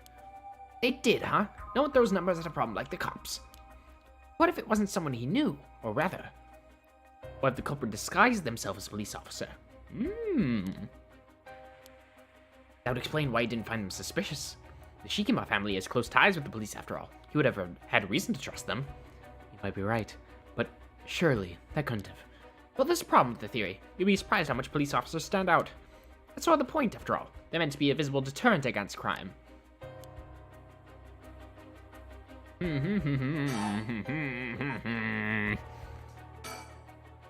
But here's another interesting bit of trivia I happen to know. When you ask people to imagine someone suspicious, nobody pictures women and children. Even kids who've been warned about stranger danger often subconsciously expect that danger to look like an adult man. Besides, Shuichi was the sort of boy who wanted to be a police officer when he grew up. He must have had a very strong sense of right and wrong. That's right. Wait, surely you can't mean... Now you're getting it. If, say, a young woman approached Shuichi asking for help, what if he had done? Someone like that said they were lost and asking him for directions. Would he have gotten into a car? He might have. That might be a little bit of a stretch. She's like, hey, little kid, I need some help and some directions. Would you mind getting into the backseat of my car so you can point me where I'm going? That's a little much in my opinion. My husband always told him that a man had a duty to watch out for women and children. You could certainly argue that kind of attitude is outdated nowadays. In the 80s? I'm not sure. But if Shuichi believed it, then we might have something here. Then you think the culprit was a young woman. But it was a man's voice on the phone. She might have been an accomplice, or maybe she didn't even realize she was being used. If anything, that would explain why she hasn't come forward. She herself might not realize she had anything to do with the case.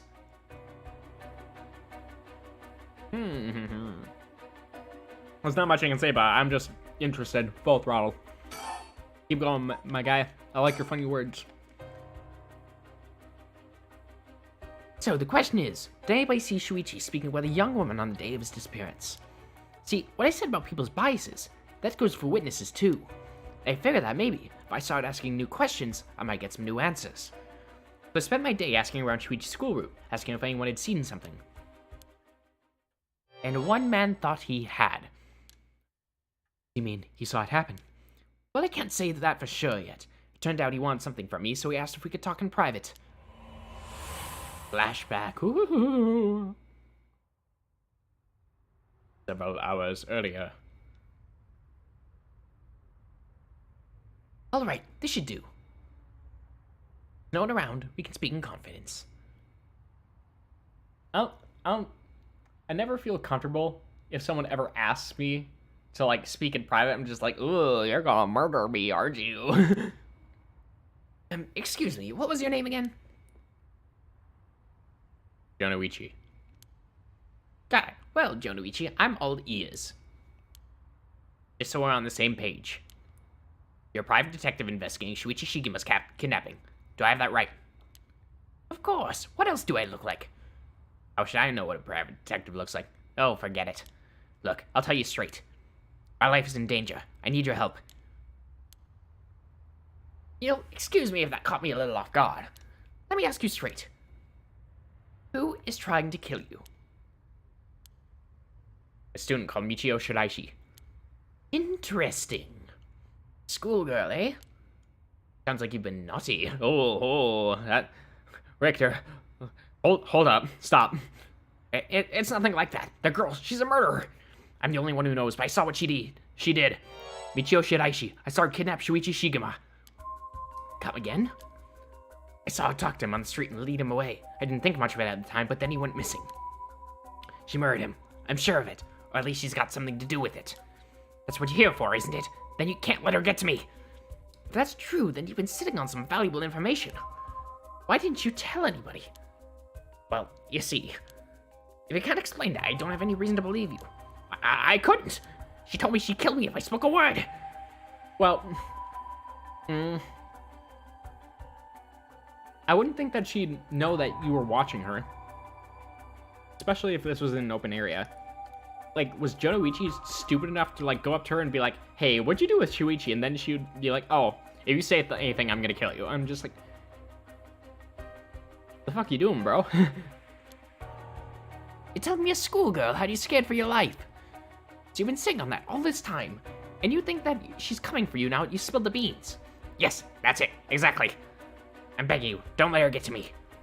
Arrest her, I'm telling you. She's a demon. Okay, now, maybe there's some bias in there, just maybe. I can kind of understand where Richter is coming from here. He has a death note, possibly. Well, you seem to believe what you're saying, but just doesn't add up. How could a squirrel girl have a fully grown man so terrified? You don't know what she can do. She'll curse me. Curse you? I'm sorry, but you're losing me here. That fucking face of his. It's true. Her house. Forget it. Why do I even bother? You seem dubious enough to believe me, but I should have known you'd never understand. Enough. I'll find someone else to help me. Hey.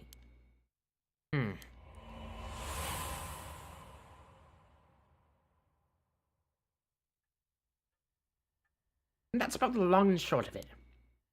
I can hardly believe it. At the time, I thought his mention of curses was just crazy talk, but I'm starting to see that there might have been more to it. And if we can just find that girl. Curse or no curse, she was with Shuichi on the day of the kidnapping, and there's a good chance she knows something. On top of that, I did some digging on the man I spoke to. His full name is Kohei Jonoichi. He's a teacher at Komagara High School here in Sumida. Teacher, then the schoolgirl. He's one of his students. I think that's very likely.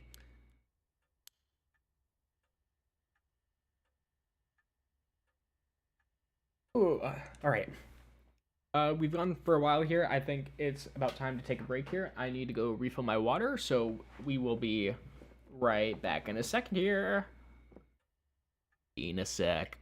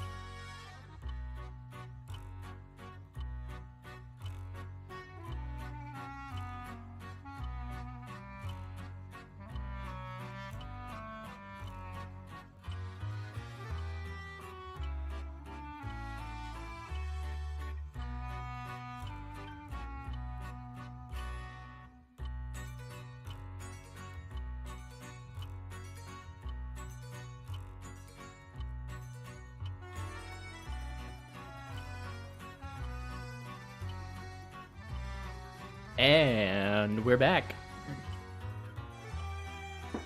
Is anyone still here? Am I by my lonesome again?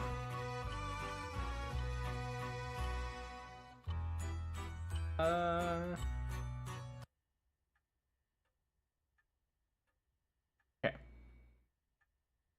Let us get back into the game. Great. More on the kidnapping. At last, we got a lead. Hopefully, it'll be the breakthrough we're looking for. Alright, about the Rite of Resurrection then. The Rite of Resurrection, huh? I read about that in an occult magazine the other day. Apparently, some old book showed up recently with all the gory details. They say that the rite can be found somewhere in Honjo. I remember the first time you told me about that. Felt like my prayers had been heard. I had hope, real hope, for the first time. Ever since that awful day, I've wondered, what if I hadn't sent him to school? What if I just paid the ransom? Not a day goes by when I don't think of that if I'd done something differently, Shuichi would still be alive. Can't blame yourself, ma'am. It was the culprit's fault, not yours. Though I know that won't help any. Grief is funny like that. Guessing that's why you're after the right. Guess I didn't need to ask. It's written all over your face. I can tell how much he meant to you. But, and this is a big but, I like big butts and I cannot lie about bad. Oh shit. You're so right. I am beyond foolish. Can't believe I forgot. Let's just switch it back. this right is the real deal. Using it would mean killing someone and stealing their soul. Look at my JPEG eyes. Do you think it's a problem? When it comes to that, I'm afraid I'll have to stop you. Oh, that's a shame. A shame, huh? That's all? I thought, if I'm going to be competing with other curse bearers, their detective skills might come in useful. You realize you're talking about ending someone's life, right? Don't you see an issue with that? Perhaps. Perhaps not. I think any parent in my position would happily kill for a chance like this. That's so, is it? Dear, oh dear, what have I gotten myself into? I mean, you're not doing yourself any favors, let's be honest. Right. Makes you uncomfortable. Then you won't have to get any blood on your hands yourself. I don't need you to kill the other curse bearers. I only need you to find them. I won't be party to murder, ma'am. Not even for a client. Oh, jeez. Can't believe you got us.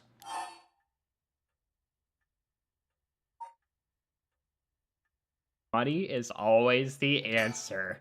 How much can I give you to change your mind? Sorry, ma'am, but not everyone has a price. I've got my policies, and I stick to them. I see. I didn't realize you were so stubborn. Ah.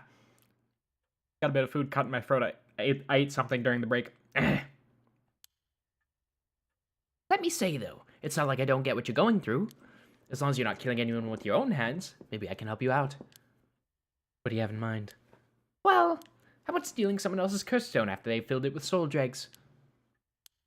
That was all you're after. They could lend you my services guilt-free. If the other curse bearers want to kill each other, that's their business. I'm not trying to be a hero here. Kill. Yes, exactly. I guess there's no guarantee a stolen curse stone will work, but we can worry about that later. Well then, I suppose we have a deal. And now we know why they did that in the other route. Although, what if I stole a curse stone using my curse? Would you disapprove? That would avoid our contract, ma'am. Just warning you now. My. The fucking tension in this room is palpable. Please play some music. This is making me very uncomfortable about my curse. Before we go any further, why don't you tell me about that curse of yours? The Haunting Clappers, was it? That's one of the 7 mysteries of Honjo, if I remember correctly. Yeah, no shit. That's right. The original story did happen somewhere near here, I think. I'm sure I remember hearing that. In that case, my money would be all on the other curse bears being somewhere in Honjo. Our first move should be to narrow them down. Some of them are bound to try and come for you first. We'll need to be ready. The curses make their bears more willing to kill, so an attack could come from anywhere. That sounds sensible. Please just let me continue with the options. If I remember correctly, the Haunting Clappers can set people on fire, but only if they have a naked flame or a lighter on that person. Is that right? That's right. In olden times, wooden clappers were used to warn people of fire. I'm guessing it punishes those who don't heed the warning. It seems like a good curse to have. It's simple and straightforward enough to use. Hey, do not give her any ideas, Richter. Yeah, that's why it was good Shogo wasn't holding a lighter. Exactly.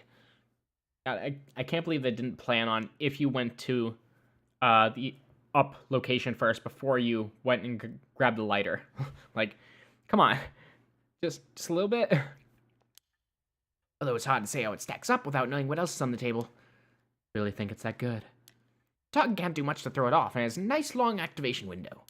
It's big, that works on lighters too. Just slip one into your target's pocket. Say the condition were already fulfilled before they even knew you're there, and wouldn't even... Stop burping me, please. They wouldn't even know it hit them. Maybe I wouldn't have to actually use it. You just tell someone I could, and they'd have to do what I said. Threats could work, although without any proof, it'll come down to how convincing you can be.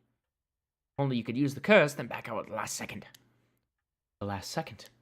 What an interesting idea. I have a lighter right here. We could try it now. How do we, please? That's an interesting proposition. But maybe not. I'm not quite crazy enough to make myself a guinea pig. Could have fooled me. Stream not load? Oh, yeah. It seems we dropped a few frames there.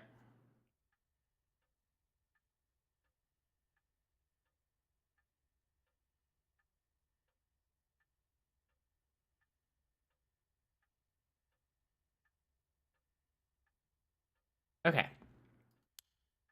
Oh, I see. You're an odd one, ma'am. If you don't mind me saying. And I don't think it's just the curse. You flatter her. I'm not sure if I like Hadoué or not. Right. As for what we do next, first of all, I think you should stay indoors. Try not to do anything spontaneous or outside of your normal routine. Very well, sir. You have this all under control. Right then, have you decided what you want me working on? It'd be healthier for Hadoué if you investigated the kidnapping instead. Finally, I have a lead. I need to know what happened to my son. Your wish is my command, ma'am. I'll focus all my efforts on looking into the kidnapping. Although, something just occurred to me. You can't investigate the matter at night, can you? At least until the sun rises. Could you search for the other curse bearers? And when am I supposed to sleep, madam? Jesus. All right, I see how it is. Well, I'd be happy to help. Odds are good that the other curse bearers are also working by night. Anyone they kill under the cover of darkness won't be discovered until sunrise. I bet they'll be trying to do as much as they can before morning comes. So it's settled in. I'll look into the other curse bearers by night. I feel like that's just putting yourself in a lot of danger there, Richter. And once the city wakes up and I can start asking questions, I'll investigate the kidnapping as well. I'll even try and find Miss Shiraishi as part of the bargain. Thank you. That's more than enough. Alrighty. Still racing. This is it. My chance. At long last. Nothing else to talk about, I guess, so... Oh. I missed some things. Fax machine.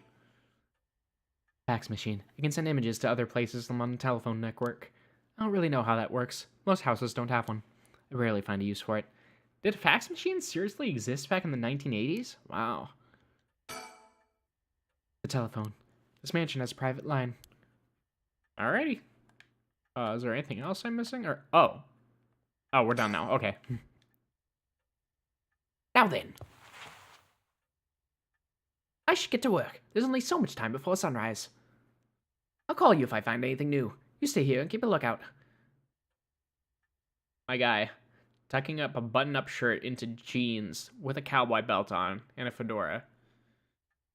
You know what? I respect it if nothing else. All right. There's no telling what kind of curses you might find out in the streets tonight. Don't go outside if you can help it, and try to be ready for anything. I will. Well, if that's all, I should be going. There we go. Number 1 there. Number 2, I guess. If I haven't intended to curse the haunting clappers, however, Shigema is determined to use the right of resurrections by stealing the remaining curse stones. Hadaway Shigima, 1 a.m. Shigima Mansion reception room.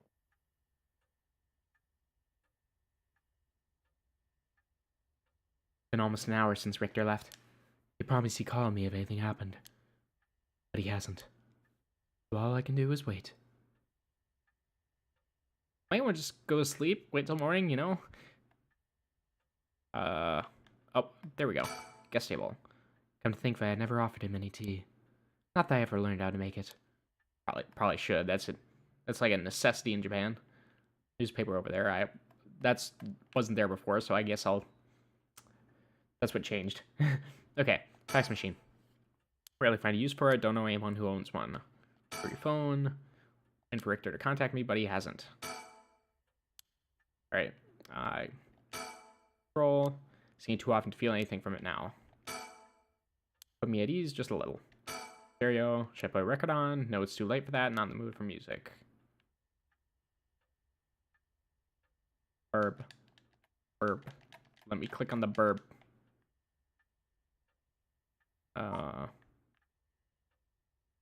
Television. Lying on at this hour, see no point in turning it on. Clock ticking seems so loud. Just goes to show how quiet it is. Yeah, especially when... Yeah, you can barely hear it. I'm not sure if the stream is picking it up, but... I could probably turn this up a bit. And maybe music as well. Yeah. You can hear the clock a little bit now. Alright, chandelier. My husband used to complain that it was too dark, but I rather like the gloom.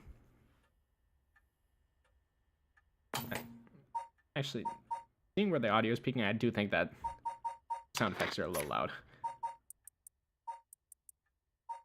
Okay, yeah. We'll keep it around there. Everything else we've inspected, so newspaper time. What's this? Newspaper? It must have fallen off the chair. Read it, I guess. Newspaper. I'm going to leave them in there, in here for the guests. I hardly ever read them myself. I don't think I've taken the time to go over one in years, in fact. Well, it's not like I have anything better to do. Let's look at the society art. Voices are a little quiet. Yeah, you know what? You just can't hear them enough. Looks like the city's biggest problem right now is pollution. I remember how the air and water used to be even more polluted. The river was covered in scum from all the sewage and industrial waste, and it stank so badly it'd make my eyes water. Eventually, people started getting sick, and it couldn't be ignored anymore. Fortunately, it's gotten better since then. Although the air around the industrial district is still filthy, with gas and smog. Yeah. I hope that's changed now. There's one thing Honjo never wants for its horrific crimes. They found a police officer dead in a local park just the other day. That the same park as the one where Shogo was at? Maybe. A lot of my family are in the police. I hope it wasn't anybody I know. I don't read the news anymore, not since last year. Brings back bad memories. Let's keep looking at society. We need our Joker moment. Suicide at local high school? Oh, I remember that. A high school girl jumped off a roof about a week ago. Oh, that's the one that dealt with a high school girl we literally just met at the school in Shogo's route, right? That was what the storyteller was talking about? She was bullied, I think. Or maybe it was something about exam pressure. What? But, no, this can't be right. Her name... Ichiro Shiraishi from Komagata High School. That puts a bit of a damper on things. There. Thank you. Thank you for bringing the music back, at least. Can't be. Oh, nothing else, sir? Okay. Economy articles. All sorts of articles about the current state of the economy. Now that the post-war boom has passed its peak, we're moving to the era of large corporations. Yeah. It's about 220 to 230 yen to the dollar. Manufacturing is on the rise and exports are healthy. In context, right now it's about 120 yen to the dollar. It used to be much lower about 5 years ago. It was about like 90 cents to the dollar, but there's been a lot of deflation recently in Japan, so... Right, manufacturing is on the rise and exports are healthy. The dollar's down from its height, and people are saying it could fall further. There's no denying how much the standard of living has improved in the past few years. It's common to own a car and television now, and supermarkets are better stocked than ever. Yeah, because this is the bubble period of the economy in Japan, isn't it? Although with everyone flocking to the city, land prices are skyrocketing. Nowadays, most people can only dream of homeownerships. Oh god, is that relevant Is that ever relevant today? City center is going to be nothing but apartments before long. I'm not exactly a businesswoman, so all this feels like another world to me. Right. Now that everyone has more spending money to go around, people are coming up with all kinds of new diversions. Seems like only yesterday that people were flocking to the arcades to shoot aliens. But now we have these enormous theme parks and gaming machines that plug straight into our televisions. Everyone's talking about superhero series, foreign films, and movies based on the latest bestseller. Back in my day, fusion rock and folk music was all the rage, but now it's about city pop and idols. I find it hard to care about that sort of thing anymore. So yeah, it's probably about 1984-ish right now. Literally 1984. Right, here the new big thing is some mascot line of delinquent birds. Mockingbirds, I think it's called. Was that what Richter was talking about? Trends seem to have such short shelf lives now, with how quickly the times are changing. I think I'm just too old to keep up anymore. It's young people who are leading the way with their modern worldviews. My generation will only fall further behind. Girl, you're like 40. You have a lot of your life ahead of you. Okay, look at the education articles. Actually, can I see her age anywhere in here? How do I Shigima? No age. Oh well. Everyone attends high school now, even girls. Universal education policy, they call it. The country's gotten rich enough that every child can go to school. Education's the backbone of modern society. If you want to work for a good company, you have to get into a good university. With more people in the running than ever, the competition to get into those universities has gotten fierce, though. The new generation's rebelling. Schoolyard violence and delinquency are on the rise. My boy was too sensible to get mixed up in any of that. I don't want to read anymore. It'll only remind me of him. Alright, look at the television articles. Any new Marvel movies? I don't really watch much television. It feels as all the information in the world gets passed through that little black box. But father stopped them from reporting on the kidnapping back when it happened. I was glad about that. Less fuss. Anything else? Now the comedy boom is over, all the comedians are flocking to other genres. The occult seems to be really popular at the moment. Look at all these paranormal specials. Well, guess that's the theme of the game, huh? Anything yet? I'm waiting for Richter to contact me, but he hasn't. I made sure the receiver is on the hook. It'll ring as soon as he calls. That must be him. No. Oh, okay. Fine. Hello, Shigima residence.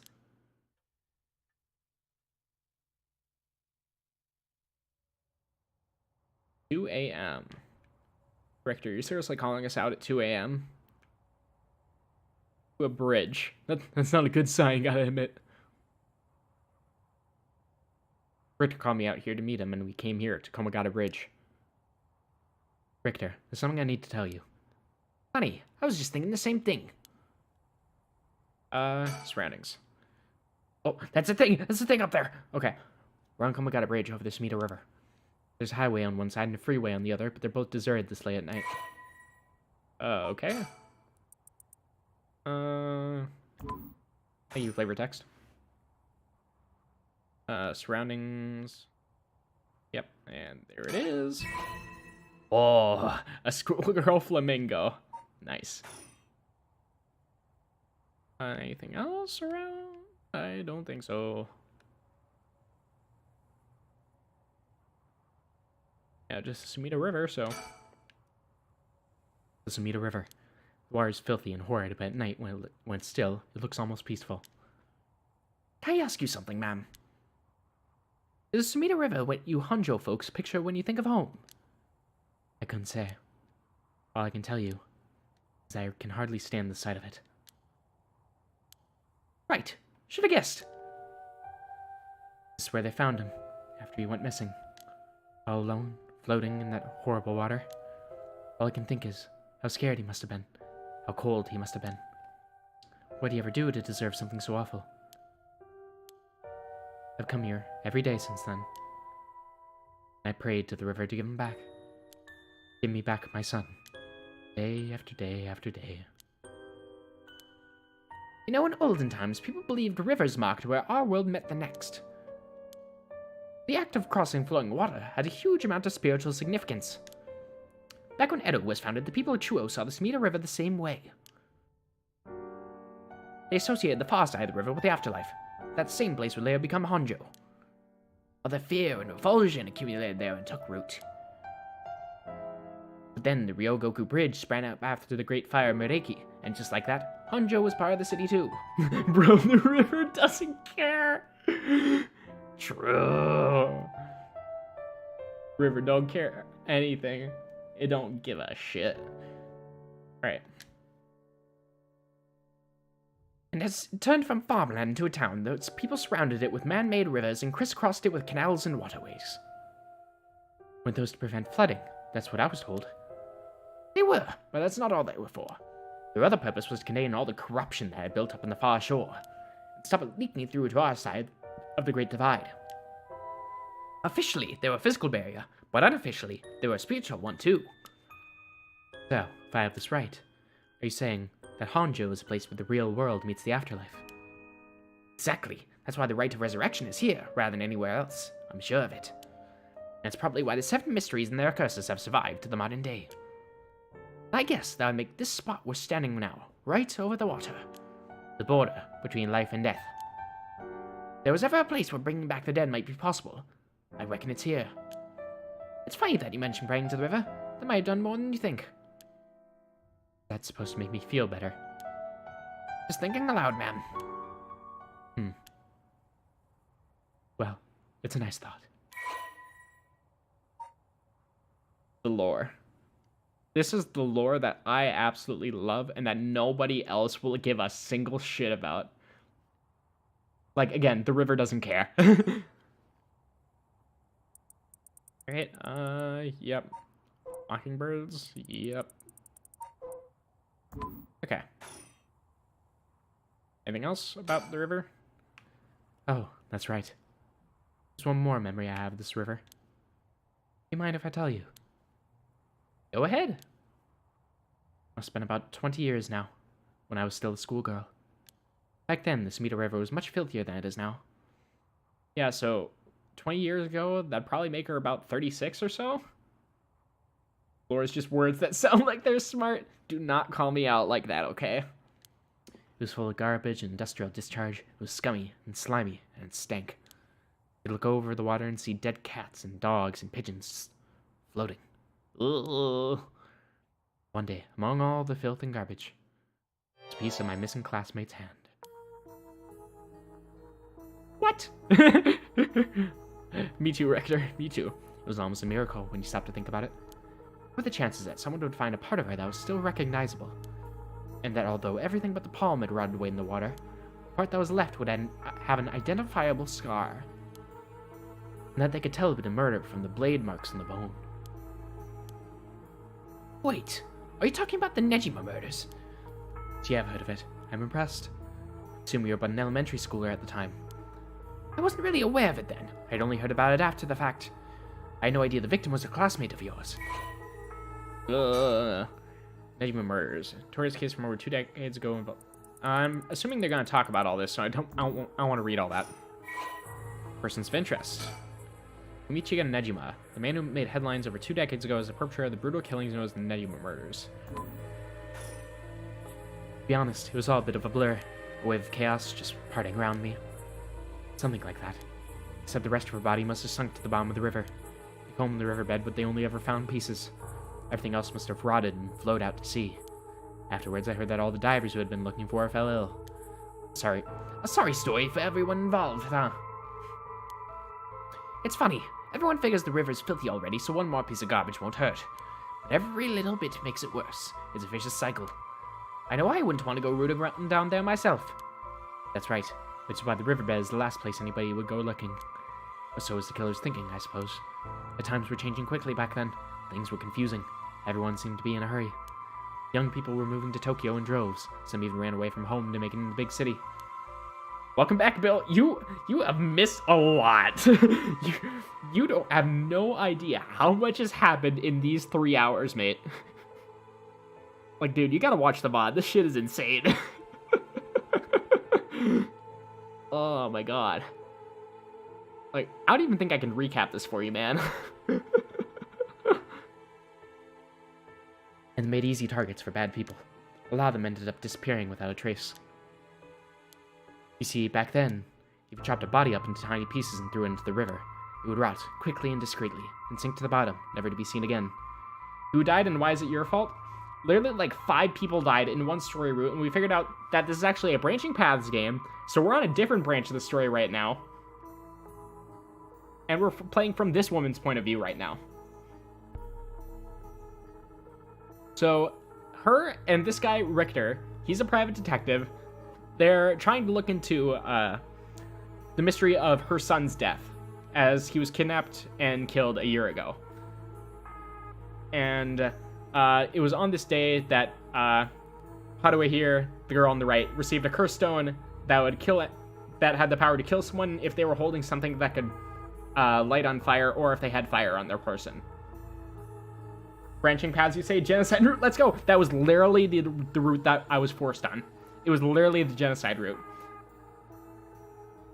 Shogo killed 5 people. That's what he did. Are you saying this is what I think you're saying? They arrested him shortly after, Fumichika Nejima, the man who killed my classmate and cut her into pieces. He was so methodical about it, it couldn't have been his first crime. And people began to wonder how many other girls he murdered the same way. The police never found any evidence of other murderers in the end. But the river knows the truth. How many corpses has it swallowed up over the years, I wonder? The same thought spread through everyone's mind, and they started to avoid this area. So really, this river has been rank with corruption for decades now. Or at least, that's how it seems to me. Well, was it interesting? Well, I can see why you don't have any good memories of this river. With all that darkness lurking beneath the surface, there's no reason that you would. Still, if I may, ma'am, I'm surprised that you know so much about the Nejima murders. But how could I not? After all, I was the one who found the hand. God, fucking Richter's expressions, they always get me. The police actually wrote me a thank you letter. They said it was only thanks to me that they managed to bring Nejima to justice. That was the only time my father ever said he was proud of me. Oh, that hits. For us, Sonic saying nothing has happened. Dude, do not lie. I don't know if you've ever lied so hard in your life. Huh. I guess it just wasn't the killer's day. Sometimes I wonder if he resents me for it. They didn't go over it as much as I thought they would, so I'll actually look at the file for it. Phenomena, curses, energy murders. Okay. Notorious case from over 2 decades ago involving the murder of a female high school student came to the attention of the authorities when part of a human left hand was discovered flowing in the Sumida River. Testing revealed it to be belonging to a missing female high school student. As it appeared to have been severed deliberately, the police launched a murder investigation. A large-scale search of the river was organized, but the highly polluted state of the water made this impossible. Visibility was poor, the stench was intense, and the divers quickly fell ill. They succeeded in recovering only the victim's head and what appeared to be a part of her leg before the search was called off. At the time of the incident, the Sumida River was as polluted as it had ever been. Neither fish nor shellfish could survive in it, eventually causing the annual fireworks festival to be called off indefinitely. Over the course of the search, the police discovered a number of unidentified human bones. This caused a stir among the public, as several other young women had gone missing in recent years in the Tokyo area, and it was feared that they may have fallen victim to the same fate. Forensic technologies at the time, however, were not advanced enough to determine the identities of the deceased, and so the police were unable to open any inquiries. Due to the overwhelming lack of circumstantial evidence, the investigation ground to a halt until a hitherto... hitherto, that's a word. When's the last time you ever heard the word hitherto? Okay, it's just people talking and time resetting or something? I don't know, nothing happened. Bruh, I wish I could be as disconnected as you. But no, for me, I love these visual novels. Alright. A hitherto unrelated individual came to its attention. During a questioning about a separate incident, Fumichika Nejima, a 36-year-old shop owner with no relation to the victim, divulged details about her that had never been released to the general public. Investigation into his background was conducted, leading to his arrest. Nejima testified that he had snatched his victim from the street and confined her in the underground storeroom of his shop, which also served as his living quarters. He chose her for no special reason, but simply decided she was an opportune target on seeing her walking alone at night. After keeping her locked up for several days, he restrained her, sewed her mouth shut, and severed her fingers and toes with a box cutter while she was still conscious. Ugh. As she screamed silently behind her sealed lips, he proceeded to her wrists, her ankles, her elbows, her knees, working his way inward slowly and methodically. His victim constantly wavered in and out of consciousness. The ordeal continued until she died of blood loss. Then he dismembered the rest of the body and disposed of it behind his home in the Sumida River before cleaning a storeroom and returning to his everyday routine as if nothing had happened. The brutality of his actions shocked the nation when they were eventually reported. Once apprehended, Nejima readily divulged the details of the murder, but was less willing to explain his motive. When asked if he would only break down tears, saying, "I don't know what came over me, I know it was wrong." In the end, the police could extract nothing more from him other than expressions of remorse. Although the efficiency of his methods strongly suggested that he committed similar crimes in the past, no corroborating evidence ever came to light. Nejima was sentenced to life in prison at his first hearing. The sentence was imposed with no appeal from the defendant. God damn. Okay. Oh, there's still more. Okay. I was just investigating this fucking river. I just clicked on examine. That's all I did, man. Meet a river. I have nothing but awful memories of it. Okay. Richter Kai is gazing down at the water. Did you say corroborate? Corroborate. Sorry. Sometimes things just slip through my head, okay? You go first. Please, go ahead. All right, then. I'm poking around places connected to the 7 mysteries, looking for curse bearers, and I think I've found a few candidates. First, a tall man I ran into in Kinchibori Park. I asked him for directions, trying to probe him a little, but he turned the questions right back around on me. And he was out of there the second he figured out I wasn't what he was looking for. I get the sense curses were nothing new to him. I'm about 40% sure he's a curse bearer. Yeah, Takumi from before. And there's this middle-aged guy I saw on South Wadigesui Street. There's no question about this one. He had one of the curse stones in his hand. We did not see him, though, unless this is the guy that Shogo just decided to murder in the dark. He had a nervous air about him, too. It was clear he was up to shady business. Gathering soul dregs, I bet. He'd make a good target. Next up is a pair, a young man and a woman I saw around Ryogoku Bridge. This time, the man came up to me and asked me flat out if I was a curse bearer. I told him I didn't know what he was talking about, and he backpedaled and left. Yeah, this is the other guy that we ran into as Shogo, who we also fucking murdered. Looks like they'd lurk around there often, looking for kindred spirits would be my guess. Though it didn't seem like they were quite working as a pair. Gathering soul dregs in the group might be a decent idea if you can make it work. But with things being how they are, it's gotta be hard to find folks one can trust. They've got brass, though. I don't know what their deal is, but I'd like to find out. Last is 2 detectives I've seen sniffing around. The police are involved. Not necessarily. A body turned up in a local park a few days ago, so they might just be looking into that. Still, the park's got ties to one of the 7 mysteries. Might be it was a curse that did the guy in. And if they're sending detectives from the head office, then something's got to be up. How do you know where they're from? Let's just say that when you're in this business, there's some faces you get to know. Anyway, that's everyone who's caught my eye. So he didn't find Shogo in this route. Interesting. We found all of them in so little time. I really did hire the best. It's all in the name, ma'am. Richter Kai, P.I. That's stupid. I love it. No, wait. Make that Richter Kai, investigator extraordinaire. Yeah, this man really is just Sherlock Holmes from Great Ace Attorney. I'm an investigator extraordinaire. Is that why you can dress like that without drawing attention to yourself? Ooh, fuck. You bet. Investigator extraordinaire can blend in like a chameleon in any outfit. Well, that aside, the middle-aged man and the young couple sound the most promising. Am I right? Whichever we pick, it's still too early to make a move. Seems like the curse bearers are less involved with each other than we thought. Plus, there are still others we don't know about. I say we hang fire and see how things play out. Once more bodies start showing up, they'll get the pot nice and hot. It's boiling.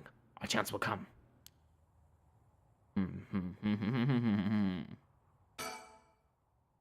Something I need to tell you. What's up? Well, the girl, Michio Shiraishi. The one who was with Shuichi on the day of the kidnapping. That's her. Well, she's dead. She's what? Student who committed suicide last week. That was her. I heard something like that happen. Never got the name, though. Talk about bad luck. We finally get a lead, only to find that it's turned to a literal dead end. Bum, bum, bum, bum, bum.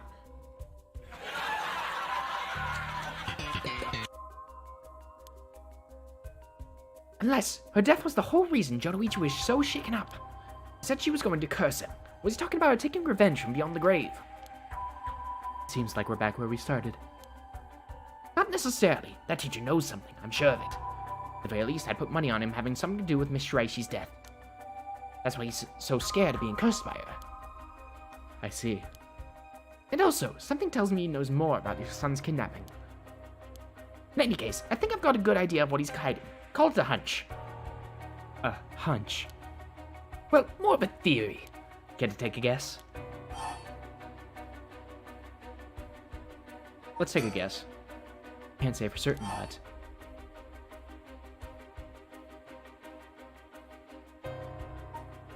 Michio Shiraishi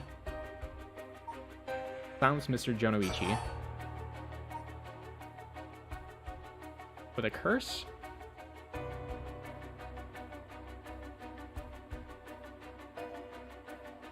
Or with blackmail?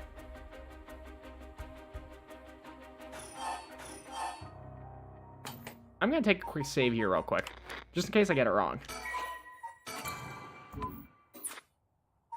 Mr. Jonoichi. It's more like that she silence. Or is it possible that Jonoichi silenced Shiraishi with murder? What if Mr. Jonoichi silenced Michio Shiraishi with murder? What do you think? I see. So you think Miss Shiraishi's death might not have been suicide? That would certainly give him a good reason to think she'd hold a grudge, but I'm not sure I'd buy it. That might be a little far-fetched. Okay. Let's try again. That's a nice effect. Okay. Michio Shiraishi silenced Mr. Jonoichi with a curse. What if Michio Shiraishi silenced Mr. Jonoichi with a curse? What do you think? Did mention he was scared of that, but it doesn't tell us anything new. Oh, god damn it. I'm gonna keep going until I get this. Okay. Michio Shiraishi sounds Jonoichi with blackmail. You think? Interesting. That's what he claimed was going on, but I wonder about that. God damn it.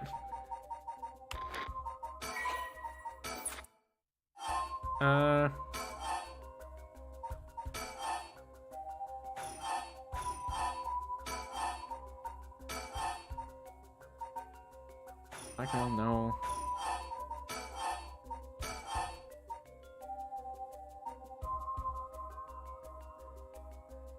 Both these are an option. Jonoichi's not dead. Jonoichi silenced Michio with a curse. It seemed to me that he was more scared of what someone else might do. God damn it. I'm gonna get this eventually. I will guess and check my way through this bullshit. Jonoichi silenced Michio Shiraishi.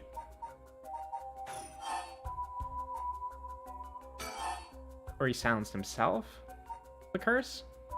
I don't know.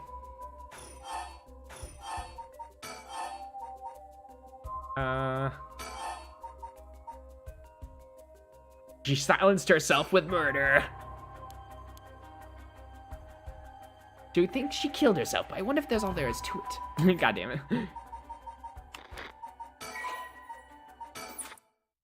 I don't know if there's any actual options to this.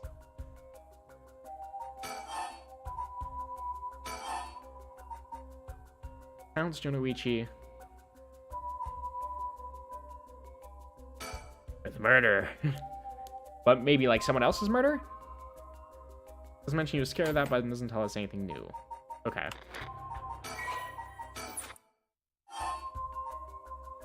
Jonoichi sounds Shiraishi. Blackmail? Exactly my thinking. Okay, I guess.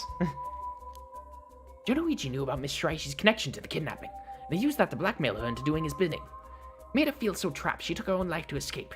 That's my read on it. Maybe. That's assuming that she's a good person, though. How despicable. Well, it's just a theory. Right now, I think we need to have another chat with Mr. Jonoichi. Alrighty. Staying around is the last thing I want to be doing right now. Okay. Something wrong? Homicidal Shogo time traveled and killed here? Yes, this is the exact sort of thinking you need for this game. Not really. It just struck me. It's been 20 years since Nejima merges. So it has. Not to spook you or anything, but I thought you might be interested in knowing. Life in prison doesn't always mean life. There's precedent for first-time offenders being allowed out on parole after 20 years. Only if they're found to show remorse and desire to reform themselves, of course. That's right. I'm impressed you know so much. Still, it's hard for someone with a criminal record to reintegrate into society. I hear they've been trying to fix that recently, matching inmates with jobs and accommodation. Oh, really? They keep an eye on them, of course, and make them report for regular checkups. But to avoid discrimination, they keep the inmates' records a secret from everyone but their employers. They even give particularly notorious criminals new identities so they won't be recognized in the workplace. Aye. The way you put it. Like you're saying Fumichika Nejima could be out on parole right now. Back in society under a new name, with nobody any the wiser. It's possible. As it happens, a little birdie told me about a big name making parole a few months back. I don't know if that was Nejima, but our discussion just now did bring it to mind. I see. How unsettling. Now that you mention it, I just remembered something too. What was it? I was passing by Komagata High School a little while ago when I saw someone. A janitor, I think, and I could have sworn he reminded me of Fumichika Nejima. Okay, that's a little too on the nose. That's a little too big of a coincidence for this game, don't you think? Oh, he looked a little different after 20 years. Much thinner than I remember, too. I told myself I was just seeing things. But perhaps it was him after all. I don't know, if it were me, I wouldn't want to let that guy out on parole, considering what he did to that girl.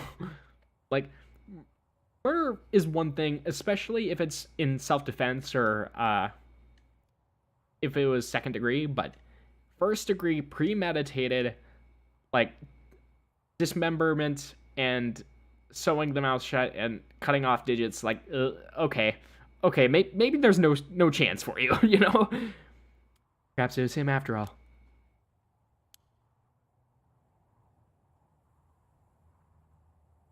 So, what next?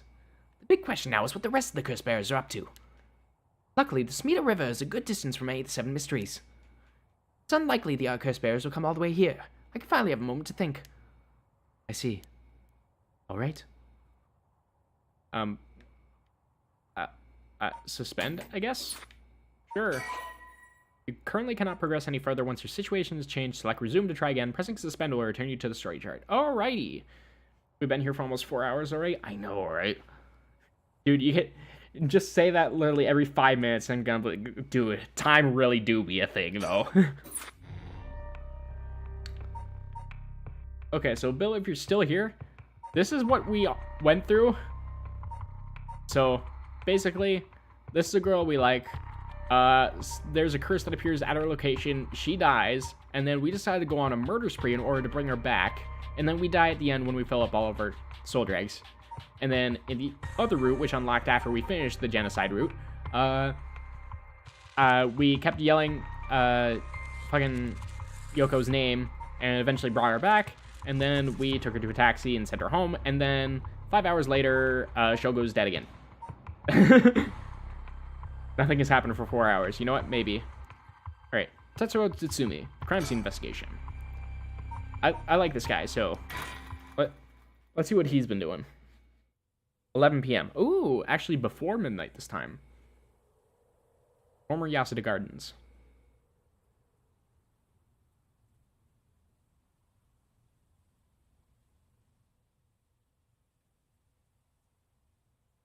Hey, boss. Forensics is all done. The crime scene is clean.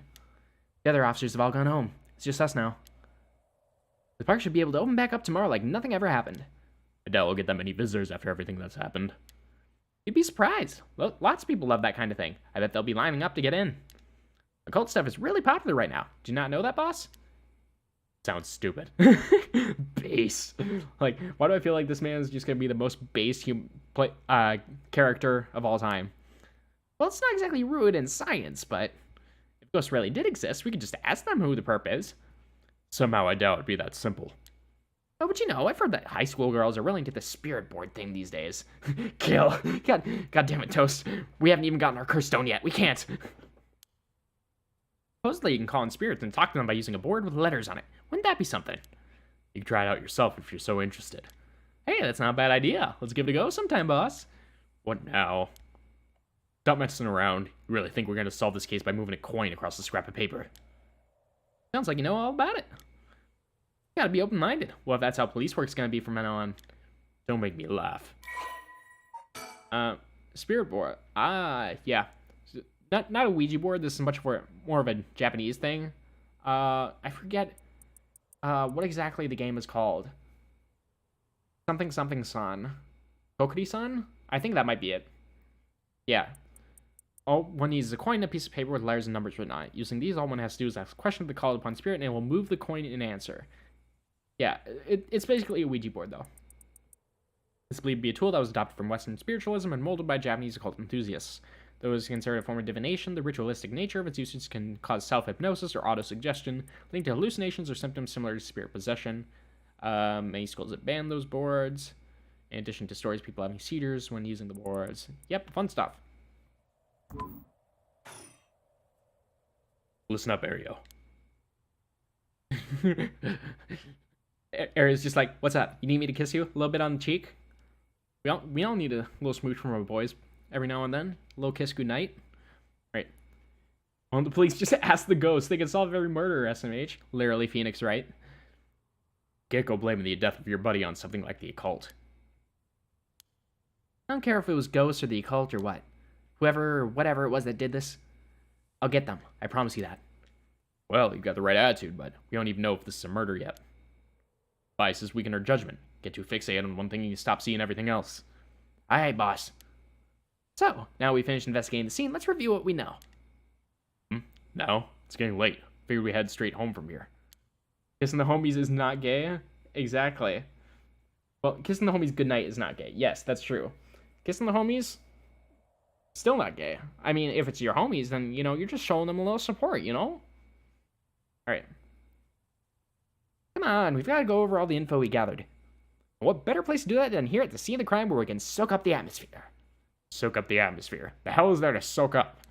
You must be really into this cult stuff if you get off on being in a place like this. Wait, you mean being somewhere like this doesn't get your blood pumping? No way. No, don't turn this around on me. I'm not the weird one here. Cripes. Fine, let's just get this over with. What if the murderer's a ghost? All the police arrest him with ghost handcuffs. All you need is just there you go, ghost handcuffs. Aye, boss. Okay, now I can actually look at everything too. Oh, this is just the same park as before. So the pond. This pond, they say it used to flow into the Smita River. Well, the river became so polluted that they cut it off. What the fuck is that? What's that up there? Is that a mockingbird again? Why is it just floating there, though? Former Yasuda Gardens here in Yokohama Ichome were originally built as part of a daimyo's estate back in the Edo period. The park became city property a number of years ago and underwent extensive renovations. There's not a soul around it this time of night. Why, it doesn't even begin to describe it. Alright, what is that? Oh, is it just at the edge of a tree there? Or what? Why is that little bit part red there? I can't click on it either. Maybe are those like lanterns or something? I don't know. I can't click on them, so useless. No more birds for me to add to my collection. Alright. Jump in the water? Sploosh, yeah. This is where the victim was found. It's clean now. Almost feels like nothing happened here at all. Once an incident like this has come to pass, there's no going back. Not that knowing that is any consolation.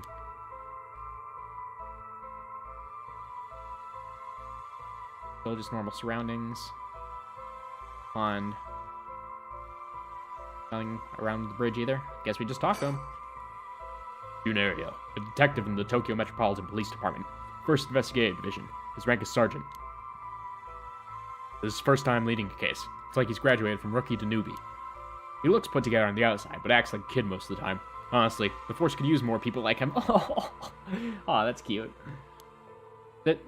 It's been an unreasonable amount of times where I've been kind of suddenly hit by low relative cute things in this game. Like, it's unusual. Talk. All right. About the case.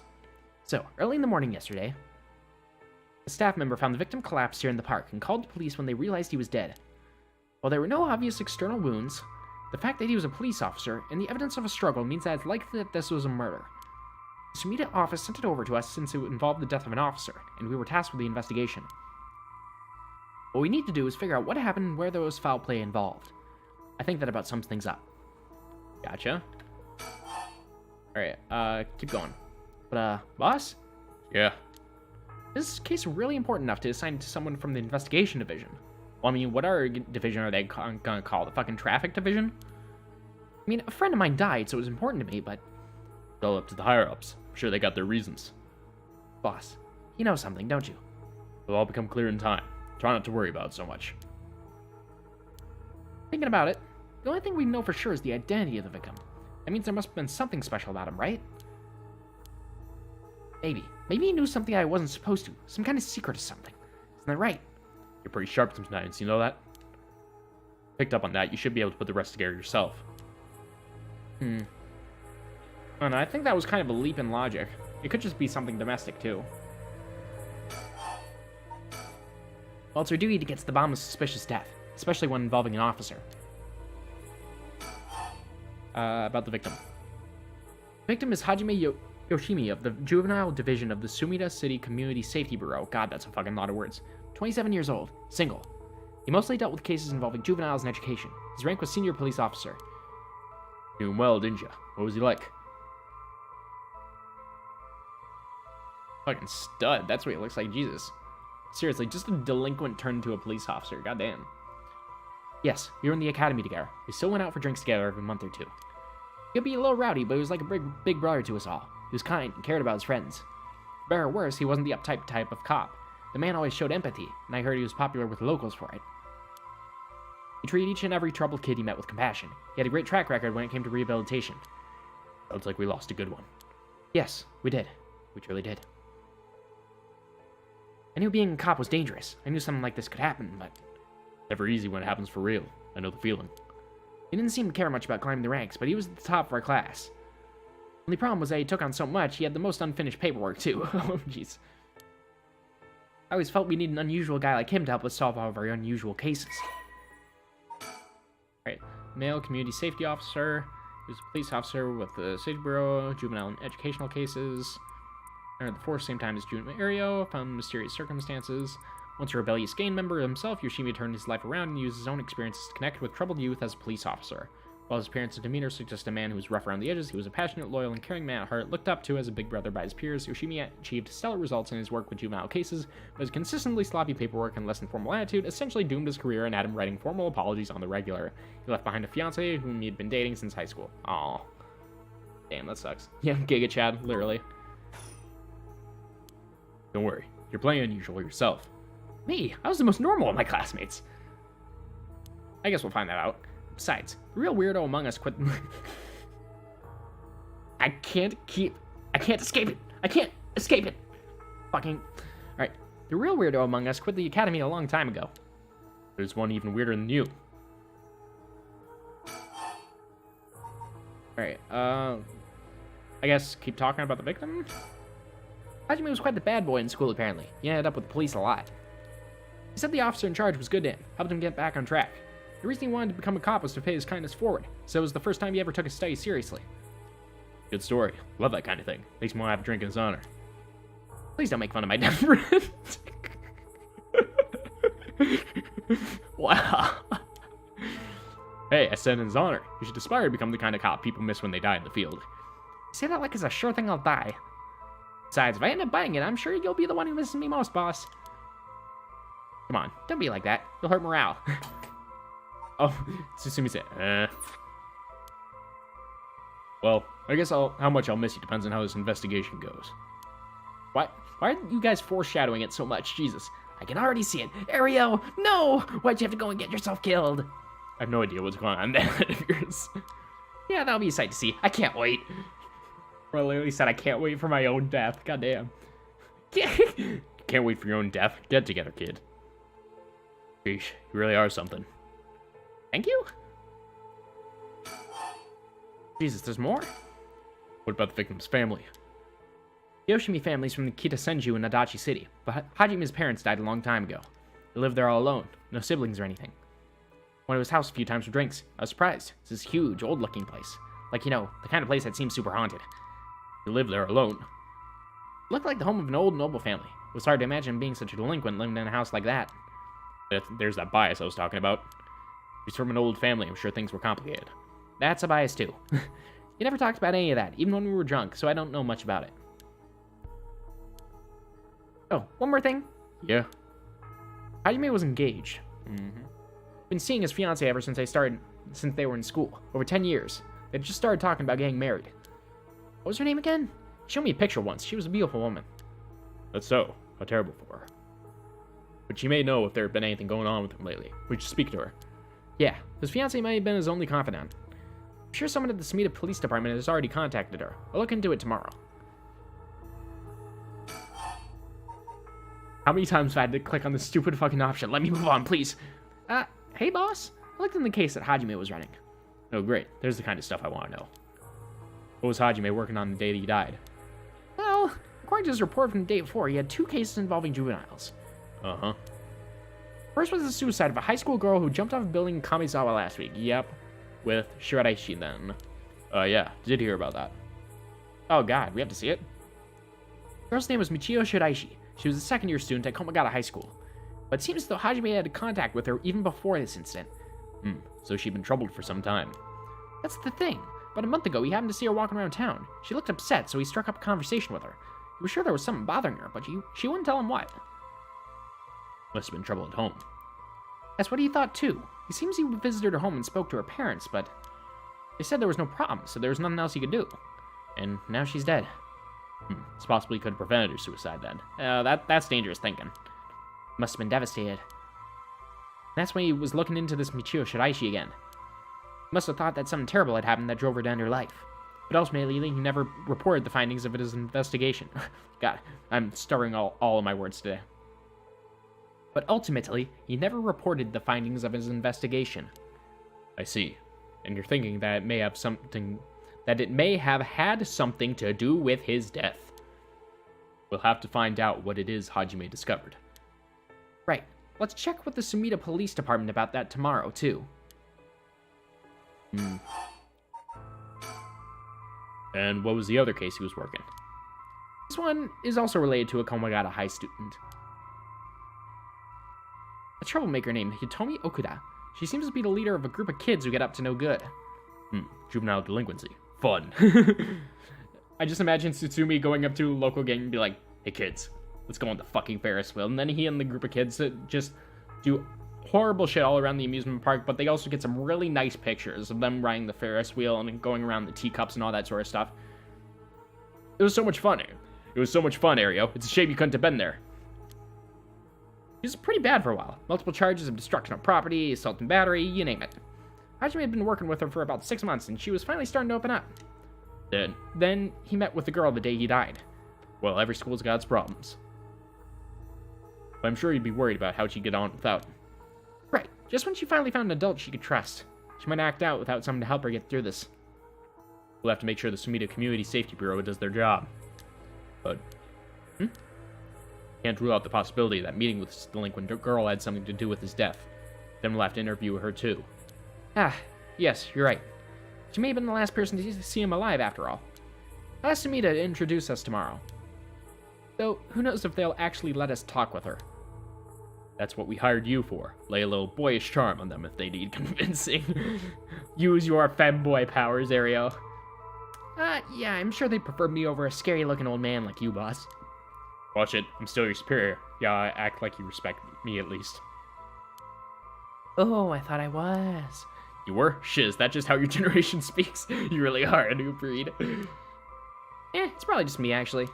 Ah, well, don't think you can get away with that with our people. So anyways, boss, were you even listening? Got quite a bit to look into tomorrow. First, the two Komagata High School cases that Hajime was handling. And we need to speak with his fiancée as well. I believe that's it for tomorrow. Alrighty. Thank God. We actually get a summary of all this. Jesus. Okay. Cause of death. As for the cause of death, we won't know until the autopsy's done. From what we've seen, though, it appears to be some sort of acute heart failure.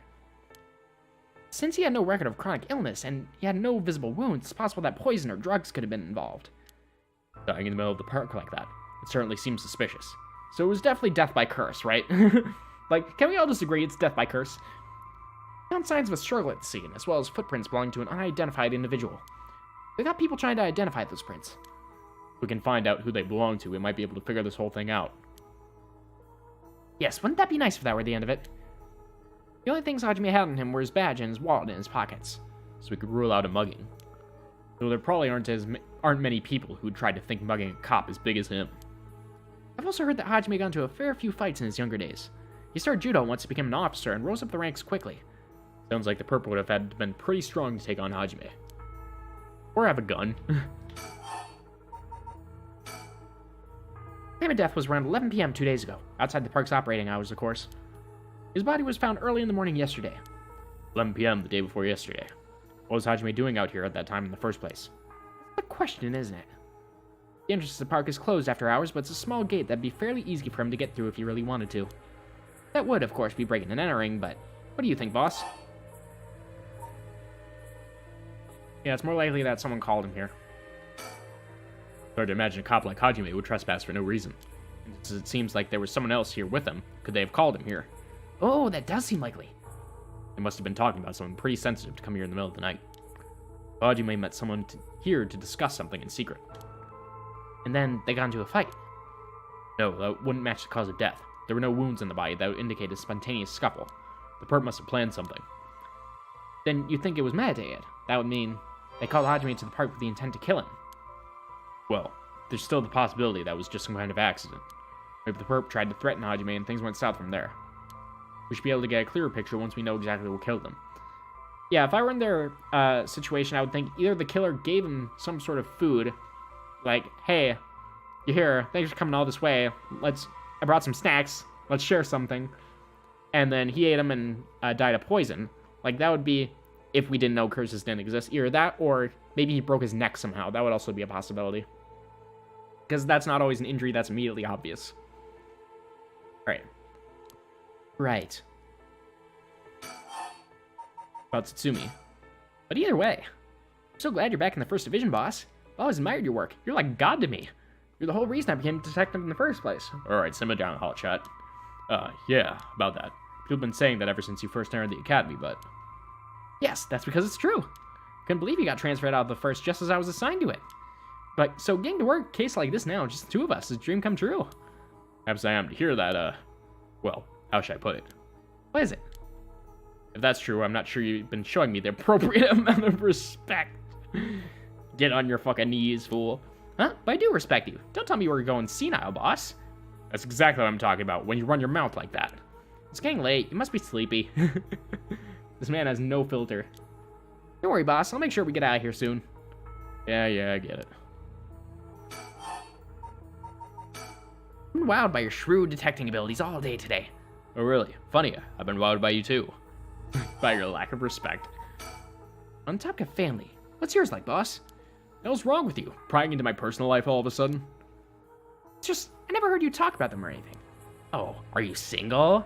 Shut it, that's not your business. No, this man fucks on the daily. Well, ever since I joined the force, I've been thinking. The department really pressures young officers to get married. I wonder why that is. You don't say anything like that, though. How should I know? I've caved to the pressure myself and got married 20-some years ago. Huh, so then. God, you're relentless. She took her daughter and left 4 years ago. Thanks for reminding me. Oh, wow.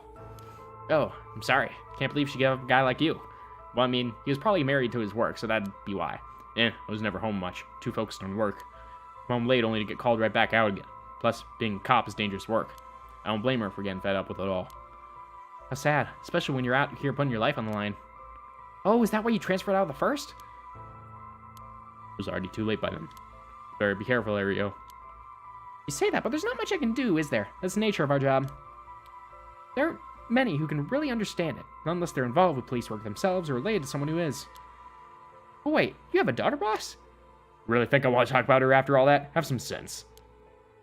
Come on, I promise I don't mean this the way it sounds, but how old is she? That kind of does sound the way it sounds, Ariel. Hold up. Geez, you don't know when to quit, do you? At least try not to look so intrigued. She's a bit rougher on the edges. I think most men are intimidated by her. Last I heard, she's been living by herself and going to college. Wow, a college student. Men love an educated lady. Dude, you're not making yourself look good. Stop that. What kind of cop are you making baseless assumptions like that? She's living on her own, though, huh? You must worry about her. Worry? I don't even know where she lives. Oh, so she hasn't told you. Probably because she knows you'd follow her around everywhere. I would not. I don't think. Come on now, we both know that's not true. Listen here. I may have a little bit of soon in me, but that doesn't mean I'll ever show you the dairy. You may look like a mean old man, but you sure have a soft side. What, is that supposed to be a compliment? I can't keep up with you. Yeah, this is really just a classic buddy cop narrative, isn't it? Not that that's a bad thing. We're done talking about this. I mean, it's a trope because it's good. Oh, that reminds me. If you got married 20 years ago, it must have been right around the Nejima murder. Well, murderers. Is that typo or not? I don't know. But, dude, why bring that up? You know your history. Yeah, it happened a year or two after her wedding. You're the one who arrested the killer, weren't you? We studied that case at the academy. I was only in elementary school at the time, but I still remember people talking about some dangerous criminal getting arrested. All that was just cracking the case, finding the guy. It was all just happenstance. Really rare enough to think about it. It was a disturbing case. Did not make your skin crawl when you learned about it at the academy? It did. We were all terrified. Sounds about right. No one could believe that such a mild-mannered man could have committed such a terrible murder. If we had overlooked one little thing, we may never have caught him at all. I think I remember hearing that there was only one charge brought against him in the end. That's right. We didn't have the evidence. I knew there was no way such a meticulously planned crime could have been there first, but we may have stuck Fumichika Nejima in a cell, but it was no victory. He always had the upper hand. And all the damage he did to everyone involved, especially the victim's classmates. It's already been 20 years, huh? God damn it. That's why I try not to think about it. I'm sorry. Man, fucking Ario's just pushing all of his fucking buttons. Poor guy. Alright, about the occult. So all this occult stuff. Have you heard about it, boss? What are you talking about? This rite of resurrection thing that everyone's talking about. No, not you two. I'm hearing about that shit everywhere. Oh, you have? That's surprising. Who cares about what people are talking about? It's got nothing to do with their job. But don't you think the occult stuff with this case feels, I don't know, realer somehow? This whole thing started right here in Honjo in Sumida City, so I thought that maybe. Well, I mean, clearly there's been a lot of murders in Honjo recently, so cut out. Nothing good can come off of getting involved with that rite of whatever or that record of fates. Sounds like you know all about it. Boss, are you secretly into the occult? Stop that. Seriously, this isn't a joke. Yeah, why you'd be intrigued by something called the Rite of Resurrection after a buddy of yours died, but bringing the dead back to life. That's stuff fantasy. It's not real. So don't go hoping for miracles. Got it? Well, boss, I think that about does it. Right. Let's call it for tonight. We'll see you tomorrow. Oh. There's the curse. Oh god, what's that? Huh? Boss? What's wrong? Don't tell me you're going senile. Damn it. It was that case all along. Boss? What is it? Is there something over there? Hurrah! Such deep sorrow. Resentful memories flowing into my mind. Those who deceive with their foolish methods hung up forever in eternal darkness. Kill them. Kill them. Those who spread lies. Kill them all. You've acquired the power of the curse stone, the Evergreen Beach. You can use it to kill those who intentionally try to mislead you. Ah. Fucking... Who... Toast, was it you who said that someone would get a power to kill those you lie to? That was very close. That is very close. If someone lies to you and you know it, then you can use it to kill them. Interesting. Files updated. We'll read that later when the music stops again. Ugh. Murderous impulse seeps into my soul like thick black tar.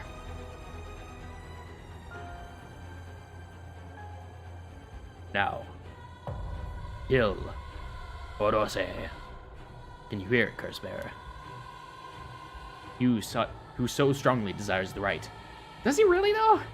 Oh, I don't know. Maybe we don't know him enough, but I don't think that Tsutsumi would really desire the right as much as Edio does, so... Kill them. Yeah. Toast finally saying yo now that the kill route is now available. Okay. Alright, buddy. Alright, let's read now. 7 mysteries. Evergreen Beach. Okay. Killed by a hanging one who tries to mislead the Cursebearer with false statements.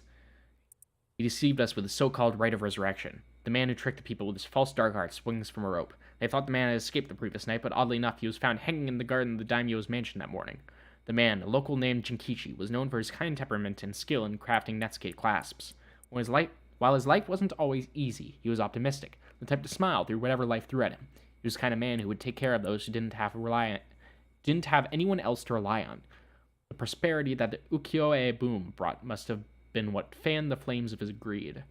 The old craftsman was found in a miserable state, as if sentenced to some cruel fate. Perhaps he'd ended his own life, unable to bear the weight of his crime. But dead men tell no tales, and the people thought of him as a bad man, even in death. He hung there for days, till his neck stretched horrifically. A visage of pain still etched on his face. It was clear he must have struggled greatly as he died, his flesh marked with dark scars with a rope wrapped around his whole body. The beech tree's leaves do not fall, and nearer did the man's body hanging from it, as the mansion's owner was not at home, another unfortunate event. The people held their tongues, fearing divine punishment, but the rumors persisted nonetheless. So basically, this guy came up with the right of resurrection and ended up dying for it. Okay. We're still not getting all the details of this one, which is fascinating, because for the Haunting Clappers and the Whispering Canal, we got all the details for that one. Weird. Weird. Boss, boss!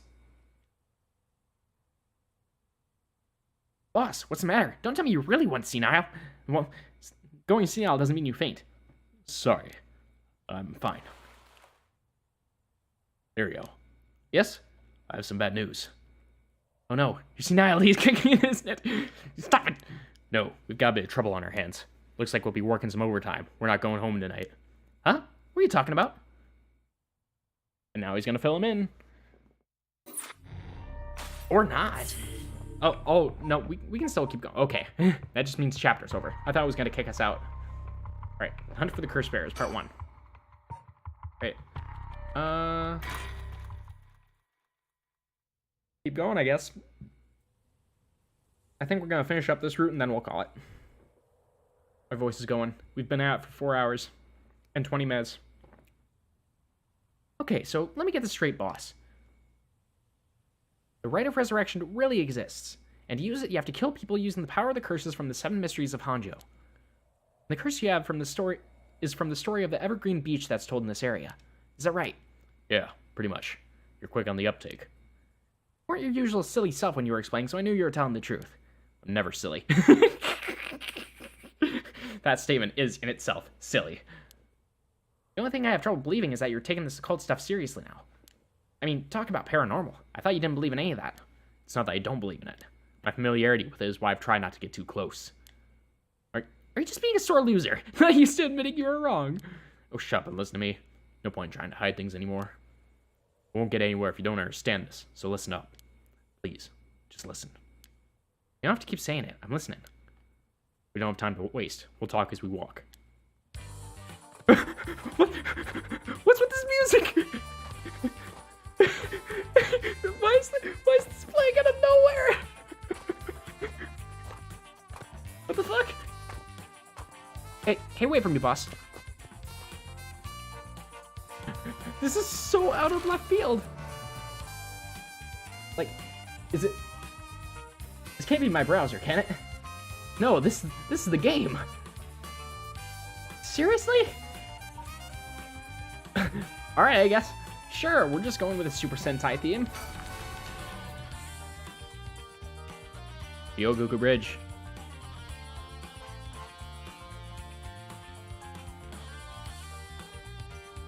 Yeah, I need to make absolute sure. I'm opening up the volume mixer.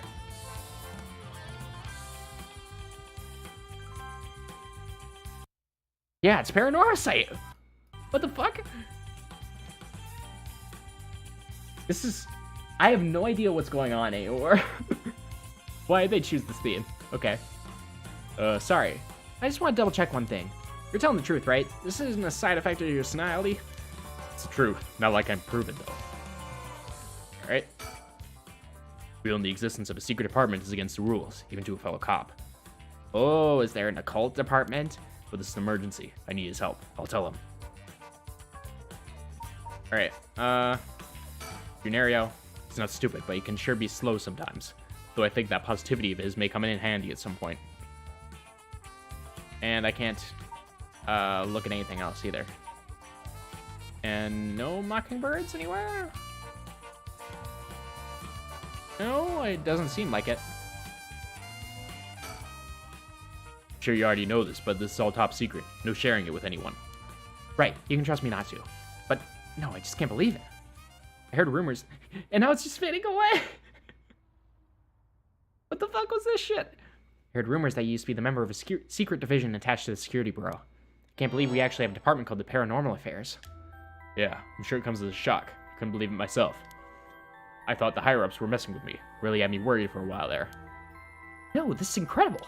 That's the whole reason I became a cop. I was always fascinated by secret agencies and stuff. You serious? But thinking about it, it totally makes sense. If curses and spirits really do exist, then of course we need a special department to protect citizens from them. You seem a bit too eager to believe all this. Hang on, I thought you joined up because of me. Come on, boss. Do you only have one favorite food? Fair enough. You can like more than one thing. Yeah, whatever. In any case, the official stance is that the supernatural doesn't exist, so Paranormal Affairs operates in secret. Still not sure why they stuck me there. Those 4 years, I worked nothing but cases involving the supernatural. Alright. I want to read this, actually. Though officially called the Tokyo Metropolitan Police Department Security Division Special Security Unit Paranormal Affairs Bureau, goddamn, that's a lot of sorting there. Okay. Is more commonly referred to as simply Paranormal Affairs. Only a handful of people know of its existence, even within the police force. As the name suggests, it specializes in the investigation and resolution of cases involving paranormal phenomena. Since the existence of paranormal phenomena is not public knowledge, nor is it readily believed by the general population, the Bureau's activities are conducted in the utmost secrecy. Currently, there are only 5 members, including the chief. The Bureau has a network of psychic contacts across the country who assist with their cases, including Mio Kurusuzu. Am I supposed to know who that is? Bureau undertakes investigations into any suspicious stories that cross their desk, though the vast majority turn out to be hoaxes. Due to the sheer volume of cases, close-lipped, experienced detectives with paranormal abilities of their own, such as Tetsuo Tsutsumi, are sometimes assigned to investigate. Yeah. So does that mean that the rest of the people in the department usually do have paranormal abilities of some sort? It's the SCP Foundation? Yeah, sounds like it. The current chief of Paranormal Affairs is a man named Koiru Nakagoshi. He was born to a family of psychics who have been involved in keeping the world safe from paranormal phenomena for generations, and has served as Mio Kurusuzu's mentor since discovering her. Koiru is an elusive figure. Very few have met him in person, and he is rarely seen in the office. It is said that this is because he has oft been the target of curses. However, some theorize that it is actually in fact because Koiru is not actually of flesh and blood at all. His seat in the office is usually occupied by a Nue, a legendary creature found in Japanese folklore. The Nue resembles an ordinary white's thrush and acts as Koiru's messenger. What the hell is a white's thrush? Leading to bizarre scenes of police officers earnestly reporting their findings to a bird. Okay. The term Nakagoshi case serves as a code name used to refer to cases under investigation by Paranormal Affairs. Gotcha. Persons of interest updated. Jun Ario. Encountered a curse echo while investigating the mysterious death of Hajime Yoshimi. Born to a relatively well-off household, Jun developed a healthy sense of self-esteem and an optimistic outlook on life. Although watching action movies and detective series as a child instilled in him a desire to help those in need, it was the sight of Tetsuo Tsutsumi, who was in charge of investigating a case June was involved in as a student, that truly inspired him to become a police officer. While June still maintains a strong respect for Tetsuo, he also gets much enjoyment out of making casual cracks to get a rise out of the veteran officer. As an adult, June continues to hold on to the faint hope that the world is as he pictured it in his youth, a thrilling place in which superhuman heroes do battle against secret evil organizations. He attended the police academy with Richter Kai, who is now a private investigator. The two initially became friendly when June found Richter holed up alone in the reference room scouring over old crime data, invited him to go bowling, a popular pastime during this era. Hey Richter, let's go bowling! Actually, was there one for Tetsuo in there? I didn't see. Oh, there is. Okay. Kurseko, the Evergreen Beach. The rough police detective that Shogo Okie met at Midoricho Park. Tetsuo was a veteran detective. He was possessed by the Evergreen Beach Kurseko while investigating the former Yasuda Gardens. Previously a member of the secret Paranormal Affairs Bureau, he makes use of this experience to investigate the ongoing large-scale curse incident with his partner Jun Ario. Rather than always sitting behind a desk, Chief Inspector Tsutsumi always worked in the field as he moved his way up the police force. Behind his stern face lies a compassionate man ever prepared to help his fellow officers. That same attentiveness to his work and colleagues, however, cost Tetsuo his marriage several years ago. Tetsuo has a penchant for candy and desserts, which he tries but fails to conceal from other officers at the risk of appearing soft. He delights in buying local sweets wherever he is sent to investigate a case, and would often volunteer to be dispatched to distant locations to acquire them while he was with the Paranormal Affairs Bureau.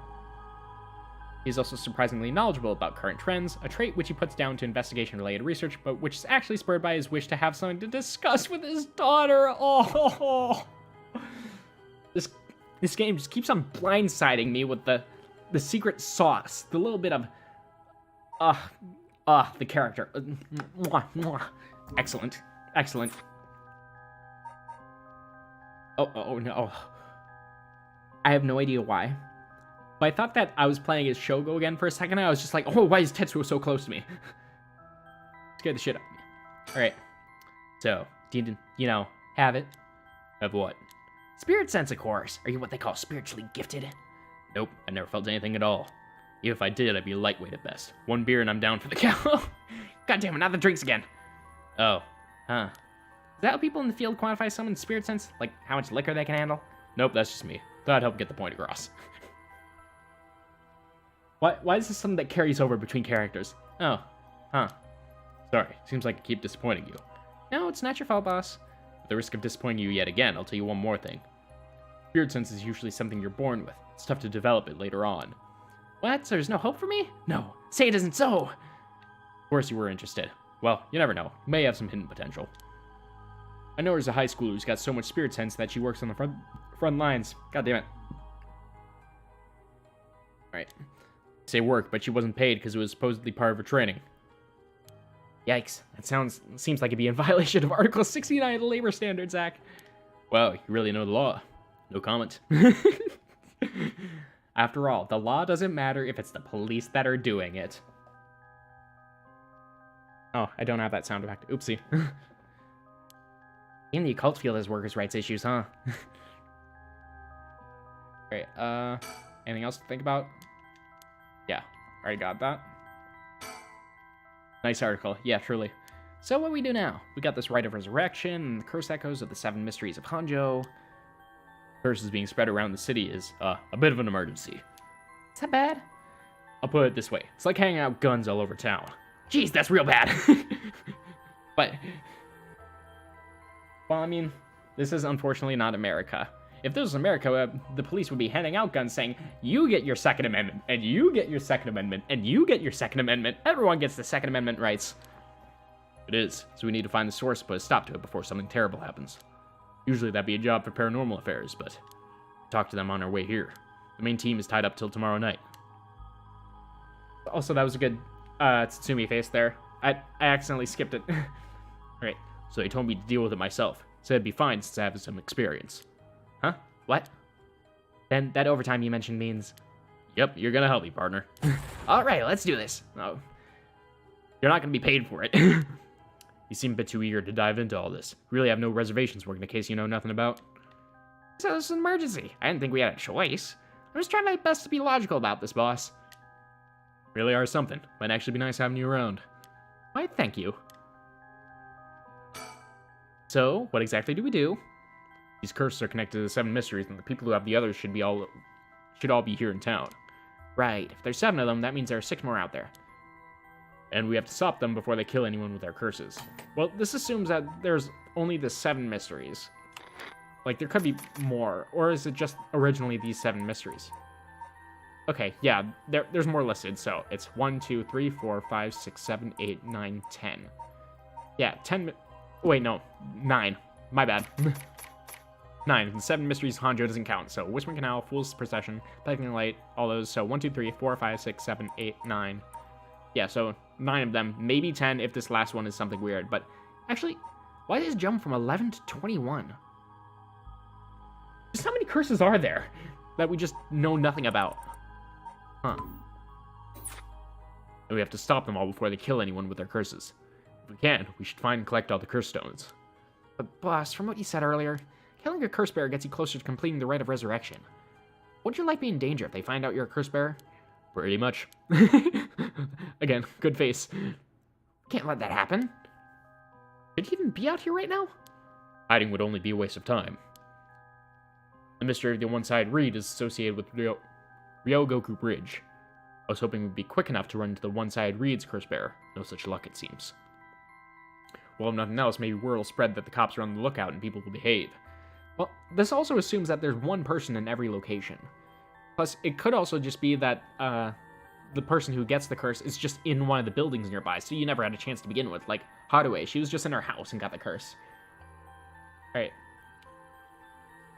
I spent a lot of trust in whoever these other people are. But it's possible that our curse bearers with the same idea will come here. Talk to anyone you see who seems suspicious. That means someone who may have the power of a curse. Understood. In that case.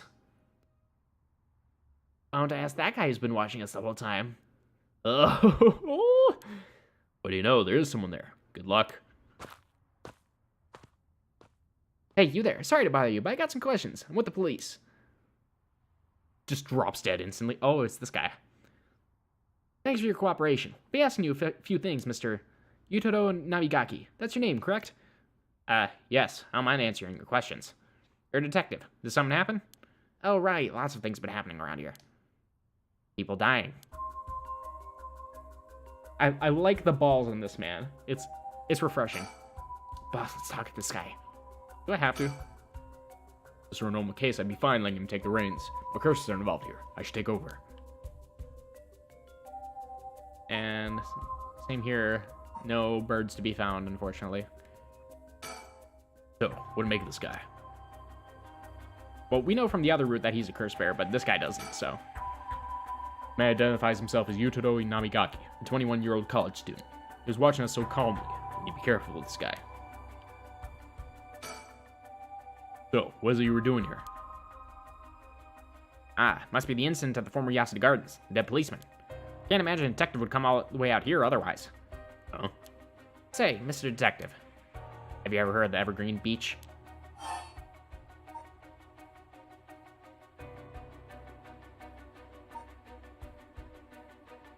Let's just kind of go along with them, right? The 7 mysteries of Honjo, right? Let's don't act super familiar, just say, in general, like the 7 mysteries. Well, the 7 mysteries of Honjo, right? Why do you ask? I was just looking for it. Actually, I was wondering if either of you knew anything about it.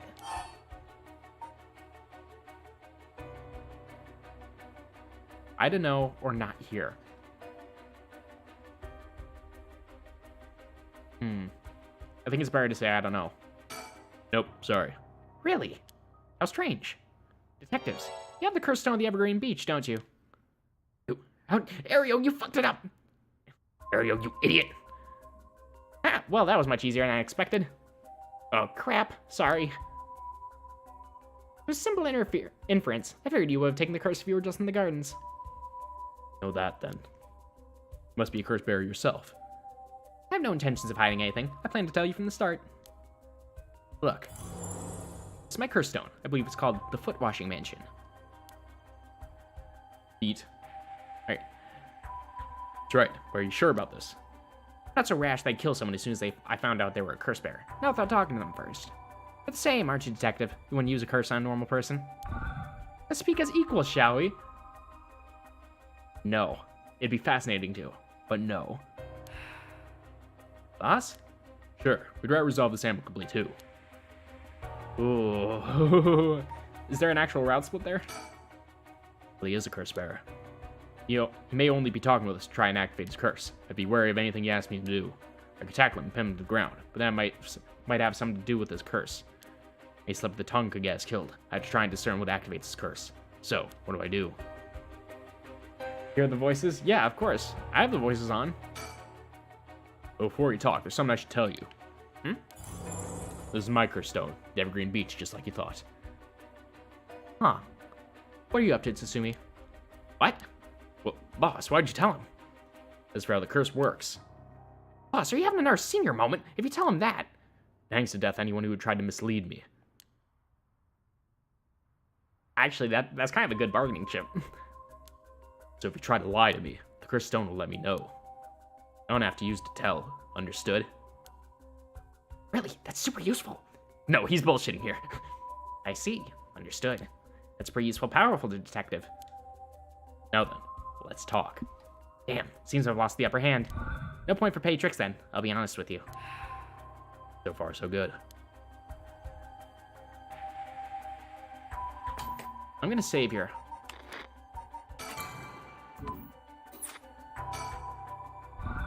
There's someone I want to bring back, so I'd like your assistance in collecting soul dregs. Can't help you. Please, all you have to do is tell me who the other curse bearers are. Sorry, but as a police officer, I can't just look the other way and let you go. Please, if you help me, I'll let you two go as well. Is that a threat? No. It's your final warning. Oh, goddammit. I cursed the foot washing mansion. Do you really think you could just escape it by being careful? Didn't matter to me which one of you was the curse bearer. I'll be taking both of your soul dregs anyway. Wait, Nabigaki! The foot washing mansion is a powerful curse and so simple to activate. It's ready whenever I need it. There is no escape from the voice on my feet. What if it's like a doctor trying to give hope? Does it hang the doctor? That's kind of harsh. Right. I could use the curse, but I want to see what happens. Ariel, get out of here. Hurry. I'll find you later. What? Okay. Too late. Hear the voice of my curse echo. The voice of his curse echo. Grab this voice. It's... Oh.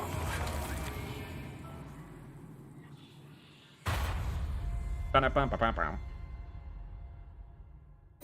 curse only activates if you choose to use it. Yeah. Luckily, this time, I actually had control of Tetsuo, and he chose not to kill. My, Luby. You seem to have arrived at a less than favorable result. This is mere conjecture on my part, but I believe you may be aware of a way to escape Yutoru's curse. Yep, I'm aware, and I don't want to kill, so I will go back and voice volume. So this is an actual puzzle that we had to figure out earlier in the game. This is how you beat the curse. Very well. There we go. Yep. Didn't. Yep, I'm okay. Too late, hear the voice of my curse echo. Voice of his curse echo? What? Why isn't my curse echo working? Because I've turned the voice off, dumbass. Possible. This has never happened. What's happening? I don't hear anything. Ariel, now, grab him. Right. Nabigaki, get down. Ah, damn it. Boss, here, his curse stone. Good work. Give it to me. Yeah, that's cool. There's a bunch of little neat things like that I think are neat. All right, curse stone acquired, the foot washing mansion. Now, here's the real question. Does it add soul dregs to mine? Damn it, why? What do you think, boss? Should we lock him up? I haven't even touched you. You can't consider that assault of a police officer. Let him go. All we need is the stone. How did this happen? My right of resurrection. Give it up. The right was too good to have been true from the start. I don't know what happened to you, but you'd be better off mourning whoever you lost the right way. Now get out of here. Damn it. It's cool, but it's also so stupid. I agree. That's why I love it. Phew, that's a close one, huh, boss? We'd probably be dead if you had activated his curse. Yeah, I'm not sure what, but something stopped his curse from... Boss, you okay? Does having another curse don't hurt? Yeah, the curse from this one is flowing into me, too. Oh, I get to use 2 curses now. I saw what activates the curse of the foot washing mansion, and resentful memories bound to it. Ah, I see. I always thought this was one of the stranger of the 7 mysteries. Now I know why. This sure is something. What did you see? Let's save that for later. All you know for now is that it's a particularly powerful curse. We're lucky we took it from him quickly. Whew. I need to know. Because this is one of the weirdest ones. Like, a foot literally busts through the ceiling and it's just like, wash me. And then everyone washes it and then it leaves and everyone's like, okay. Okay. So, kills by crushing one who hears the command wash. Huh. Okay. She was an accomplished onmyoji. Alas, she did not use her talents for the good of the world or the people, but for her own selfish pursuit of beauty. After a fierce battle, the woman dragged herself through the streets. It was like something had gnawed away at her body. Will I die? I've already obtained what I needed, as long as I have this. Suddenly, a terrible realization dawned on her. Her legs wouldn't move. She fell to the ground. What was happening? Surprised, she looked down. Her foot, once so beautiful and delicate, had grown ulcerated and rotten. You got her. She was on the verge of death and covered in filth to boot. Crawling to a nearby house, her breath caught in her throat. The curious residents opened up, but quickly recoiled from what they saw. My foot is so filthy, someone please, quickly. The woman expired while mumbling something unintelligible, and so ended the life of a woman consumed by evil. Huh. What was it that killed her exactly? Like another curse, maybe? I don't know. Reminds me of one shot where messing with files impacts the game. I don't know, that might be something that happens during this game where I actually have to open up the files, but actually no, never mind, because this game also released for the Switch, so I doubt that would happen. Okay. Well, that makes one stone. Where do we go now?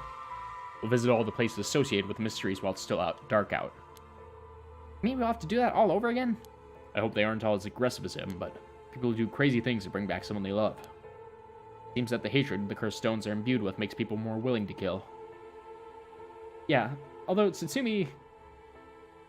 It's odd, he hasn't mentioned anything like that. And also, the woman who was with, fucking Naka, whatever his name was, he isn't here. This is dumb, what's going on? Bruh.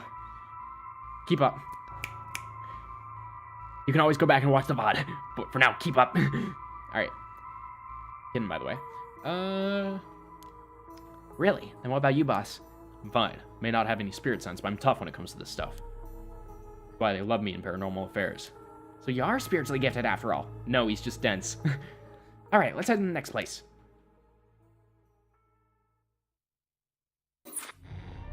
Yeah, into this route. I wonder, though. Can it branch off here if I choose to kill him? Kind of curious about that.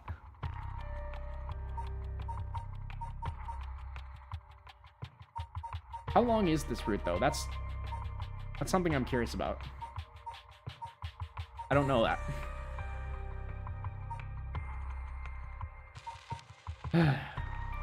Fine. One more chapter. One more.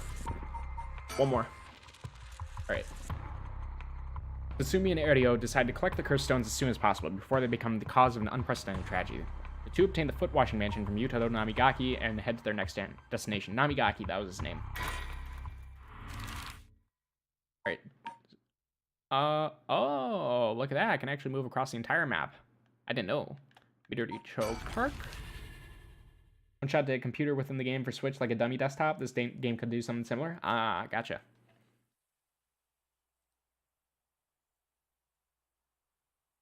What if it requires you to mod your Switch so you could access the files?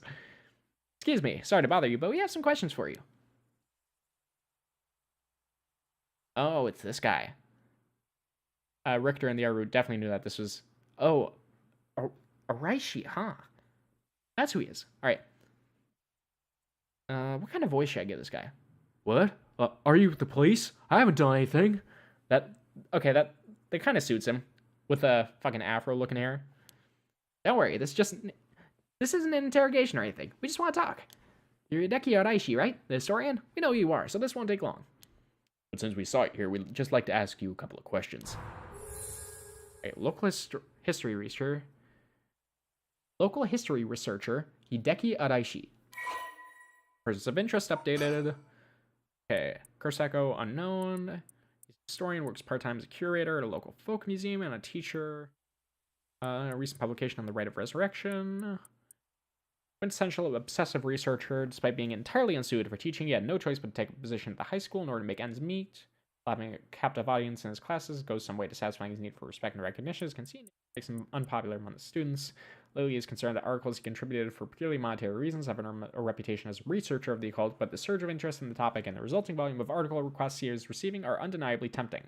He's a regular at the Kotokikyo Cafe on Hokusai Street, where he can be found outside his work hours writing essays and manuscripts. His published books include A Study of the Unknown and an Introductory to Bando History. Right. One shot's pretty good, really fun fourth wall breaks. Just don't name yourself Nico. That got really confusing. Oh man, I can only imagine what happened when Nico B played one shot just because of that. Alright.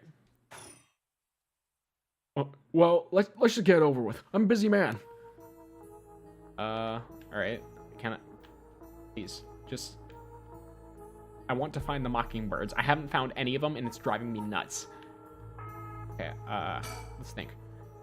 Hideki Odaishi. He says he's a local historian, but supposedly he knows more about the rite of resurrection than anybody. The fact that he's here at this time of night, it's plenty possible that he's a curse bearer. Right. Questioning people like this can put unnecessary stress on them depending on their position. This guy's pretty sharp. I have to play it safe and only push him when I see an opening.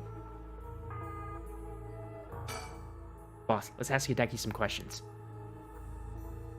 Alright, From appearances, it's hard to imagine the small, bookish, well-spoken man being very dangerous. But in this day and age, you never know. I should be careful.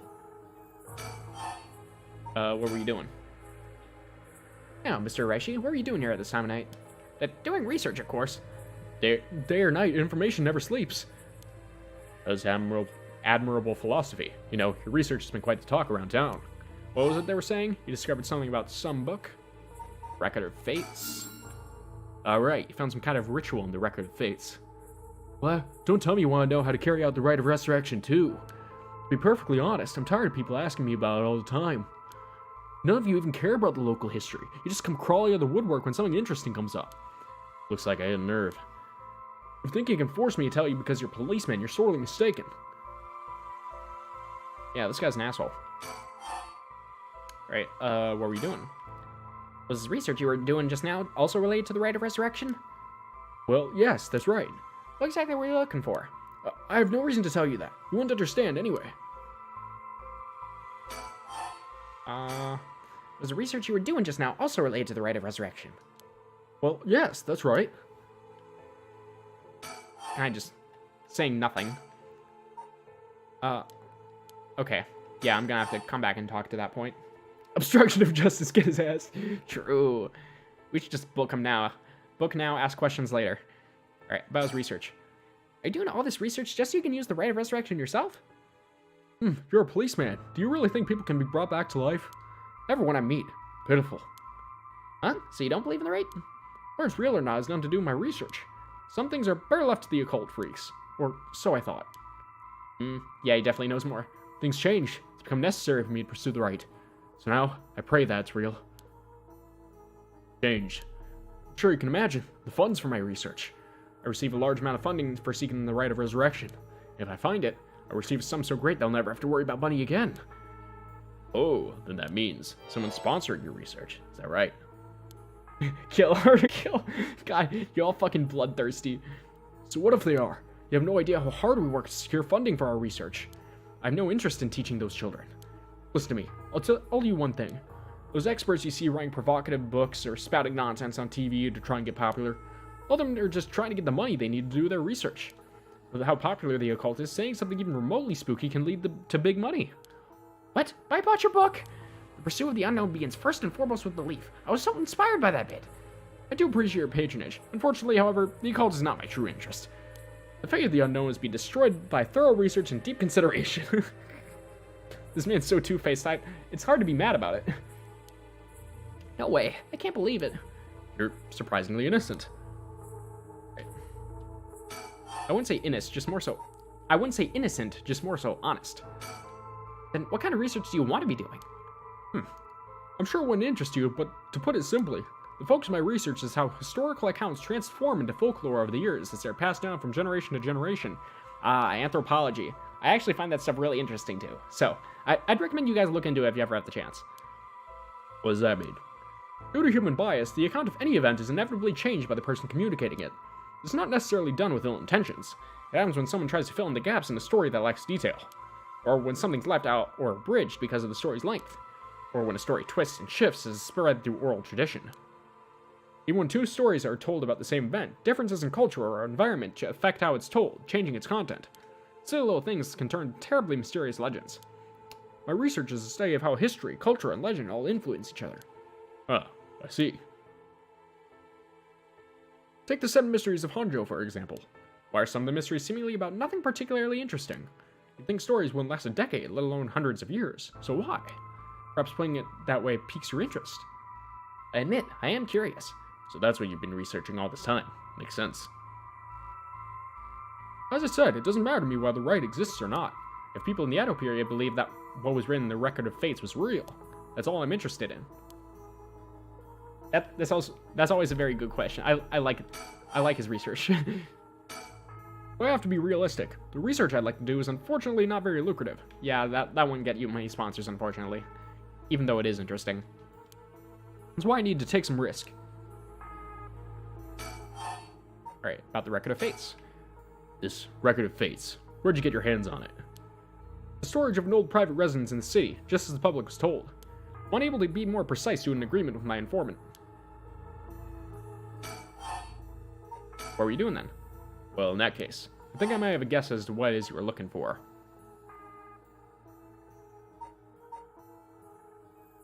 Probably just 7 Actually, I'm gonna save here. Alright, 7 mysteries. Oh, I'm surprised you know that.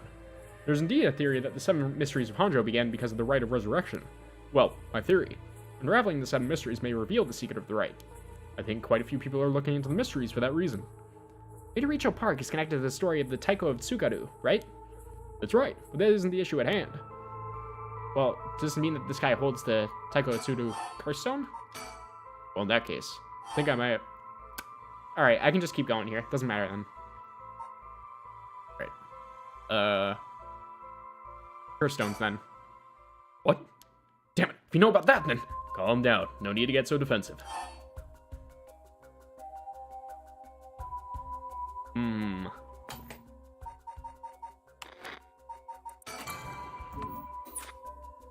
Fuck it, we ball.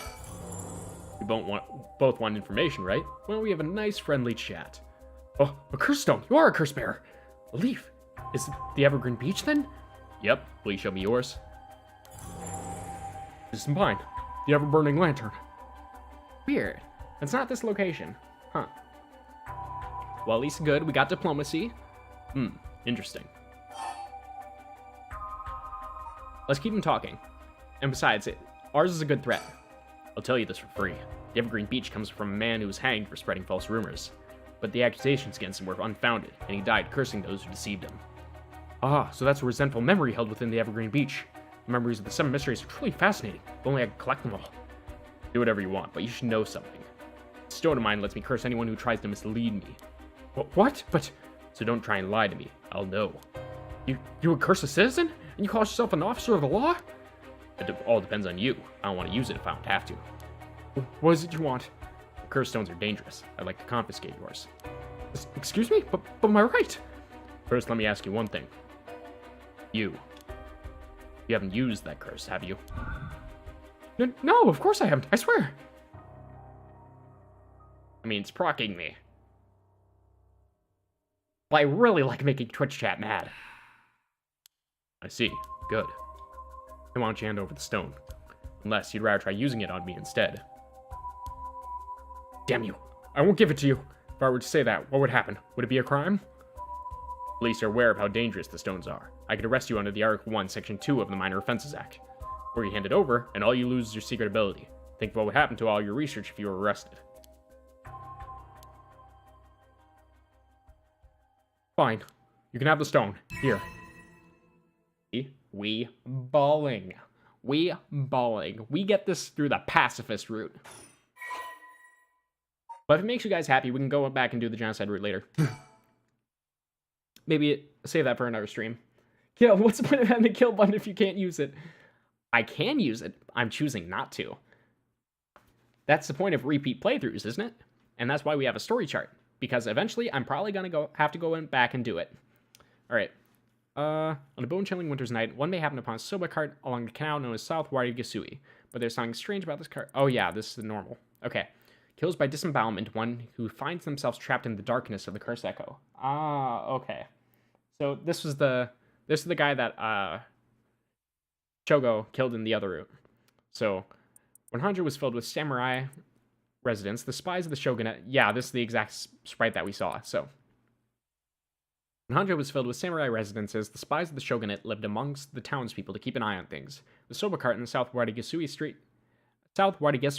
served as one of their outposts. They would communicate to each other in code by turning the lantern on or off. Tonight at 4 a.m. meant that somebody would be having the last soba of their life, and that their belly would be sliced open the next night. An unfortunate incident occurred in which a man attacked a woman in a bout of fury. He regretted it deeply, even declining to invoke the right to defend his honor. But the deed was done. Still, he could not accept it. His rage at having been used by his daimyo boiled over, turning into a grudge he would never forget. Nearby, he saw a lantern quietly glowing in the night, and when the sixth bell rang, the man cut his own stomach open. Since then, the lantern could be seen alight before the soba cart had opened, and would flicker out suddenly even when there was no wind blowing. As this unsettling phenomenon continued, the rumors surrounding it grew, and soon all were convinced that it was the man who cut open his stomach visiting from the beyond. Attacked the woman in a bout of fury, but also he was used by his daimyo. So, was it his choice or not? I'm kind of confused on that. Oh well. Good choice. I look forward to seeing how your research pans out. Alright, would you tell us everything you know about what's been going on? If you help us out, we'll give you all the information we've gotten after we solve the case. What do you say? In that case, will you tell me about the resentful memories of the 7 mysteries? I believe they are the key to the secret hidden in the Record of Fates. Sure, why not? I'll learn about them as I collect the curse stones. Ooh, we're gonna eventually run into Shogo on this route, though. And probably, well, I know that the branches are gonna intertwine at some points eventually. It's just a matter of when. But thanks to you, we learned a lot from him. I wonder. The mysteries in the right are all public information. He kept everything he knows from the other curse bearers, and the source of the curse here hidden. I was hoping he'd at least give us a clue about how to beat these curses. Oh, I see. Then we should be more aggressive next time. Really make him spit it out. And by we, I mean you. I'm guessing he wants to save this curse. He wouldn't have told us anything, no matter what we asked. But now we know where he hints out. We can always send someone for him if need be. I don't know why, but literally everything just dropped out of my head at that moment. I need to reread this. Okay. Learned a lot from him. Kept everything he knows about the other curse bearers and the source of the curse here hidden. Okay. Wants to save this curse. Okay. Gotcha. Dumb lore is dumb. It may be dumb, but it's my dumb, and I like it. Right, got it. I was surprised to hear that there are actually 9 of the 7 mysteries, though. Yeah, that's 2 extra curse bearers we have to find. We've confiscated 2, so there are 6 more. They could be anywhere in this town. You have to find them faster. They may start using the curses. It's probably already too late for that, to be honest. No, I think we're already too late. Huh? I didn't tell you this, but there were some soul dregs in Namigaki's curse stone. Really? Then he already killed someone with it. Not much, but it probably wasn't a curse bearer. Shit. Well, we know who did it. We can make arrangements to take him into custody. We'll have Paranormal Affairs pick him up tomorrow. For now, we continue our search. Right, on to the next place. We just have to cross them off the list one by one. Oh, but, boss? Huh? Good to know we can use the Minor Offenses Act to arrest people with curse stones. Yeah. But why didn't we do that with Namigaki? If we could do that, there'd be no need for Paranormal Affairs. What grounds would a normal detective have to put him under arrest? Yeah, it was just a bluff. Oh, right. Yeah, I suppose it's true.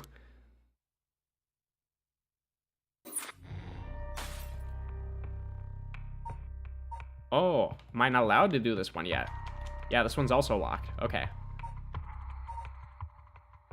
Well, we still have a bit of time here. We just reached 5 hours, so how about we decide to ball? Start from questioning. Alright.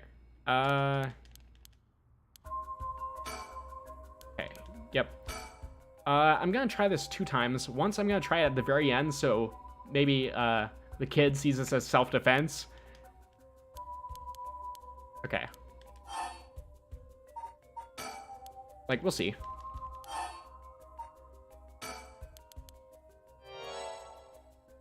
Okay.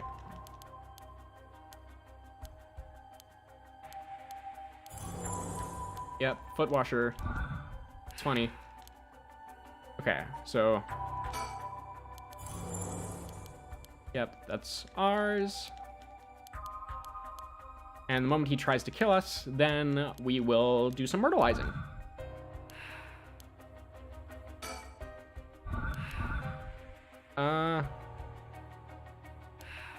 Actually...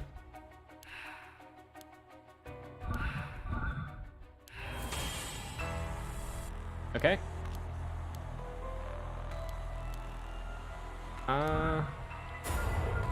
There we go. Can we use it here? Yeah, here, hurry, I'll find you later. Oh, it didn't work there. I have to use it on a lie? Okay. Then it's possible that there's just no other option here.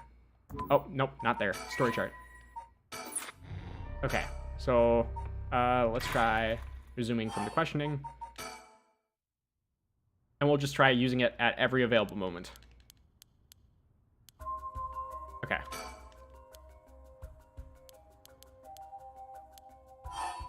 Okay. Go. Not here. Yep. It was the same. Alright.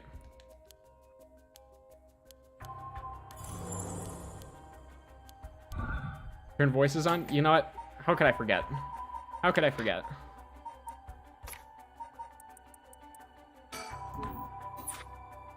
Let's speak as equals, shall we? No. Boss? Okay, here we go. I'm just gonna try this at every opportunity.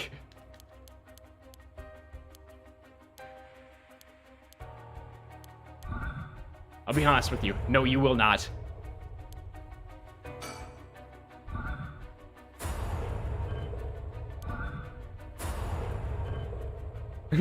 It literally feels like a vine boom effect every time I'm pressing it. I'll let you two go as well.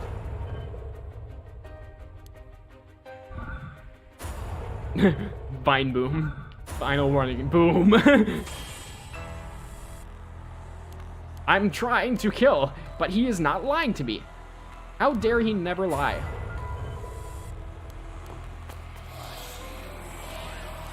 Yep. And there we go. That's that death this time. Unfortunate. So it turns out that murder is not an option anyway. Well, look at you, chat. Don't you feel silly now? Alright. I don't know. Maybe we can see if we can myrtleize this guy too. Alright. Start from last conversation with Areshi. What are you doing? Okay. Curse barriers.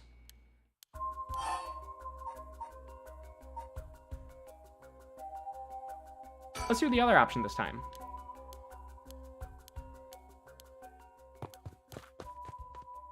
Okay, and he just leaves this time? Ah, incomplete. Okay. Aw, man, is there no branching paths in this one? That's unfortunate. So I had to do the right option every time then. Okay. So, start with him leaving. Oh, wait, no. Wrong one. Resume. Start from last conversation. Try here first. What are you doing? Curse bearer. Show the curse stone. There we go. Hide curse details.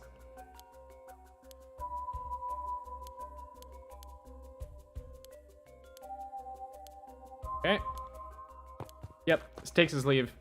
Yep. So I was just a Giga Chad and did all the right options from the beginning.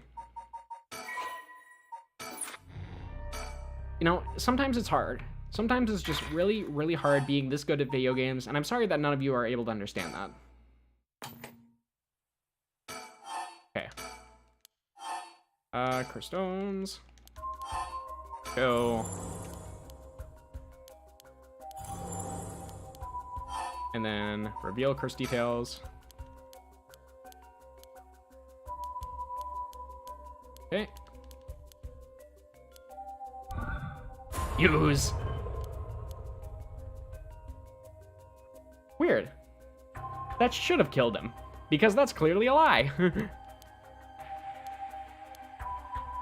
Damn it. I'm trying to kill, but the game won't let me. How dare this visual novel not let me murder as much as I want.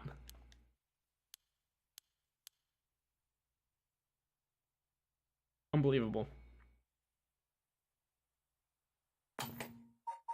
That's kind of lame, though, to be honest. Like, so far, the use curse mechanic hasn't really been used at all. Like, for this top route here, Shogo will use curse anyway, even if I choose not to. And this route here, using curse does nothing. So, like, what's the point? Yeah, the illusion of choice. No kidding. Alright. We could go on to Sakazaki's route. And I'm tempted, but I've been playing for 5 hours now. I've been talking like the entire time. My voice is shot. So I'll just save this over onto slot 4. And we will end that here. Oh, that was so good. I love that. What a game. What a game. If anyone's interested in it, it's only like $20 on Steam, and there seems to be a lot more left to go, both on Steam and the Switch. And of course, the VOD will be there if you ever want to review all the crazy shit that happened here. Okay, stop talking, start yelling, problem solved. Exactly, like a real cop. Alright. You all have a good rest of your evening. Actually, let's see if there's anyone we can raid here. Let's pop this one. Okay.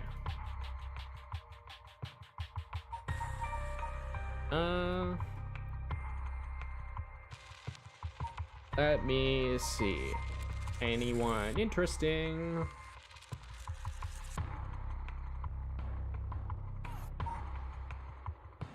Not particularly.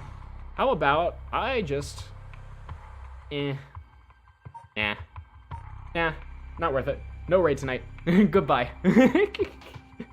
Thanks for coming to the stream, guys. I appreciate it. Especially you, Toast. You stayed here the entire time. What a Giga Chad. Alright, see you guys.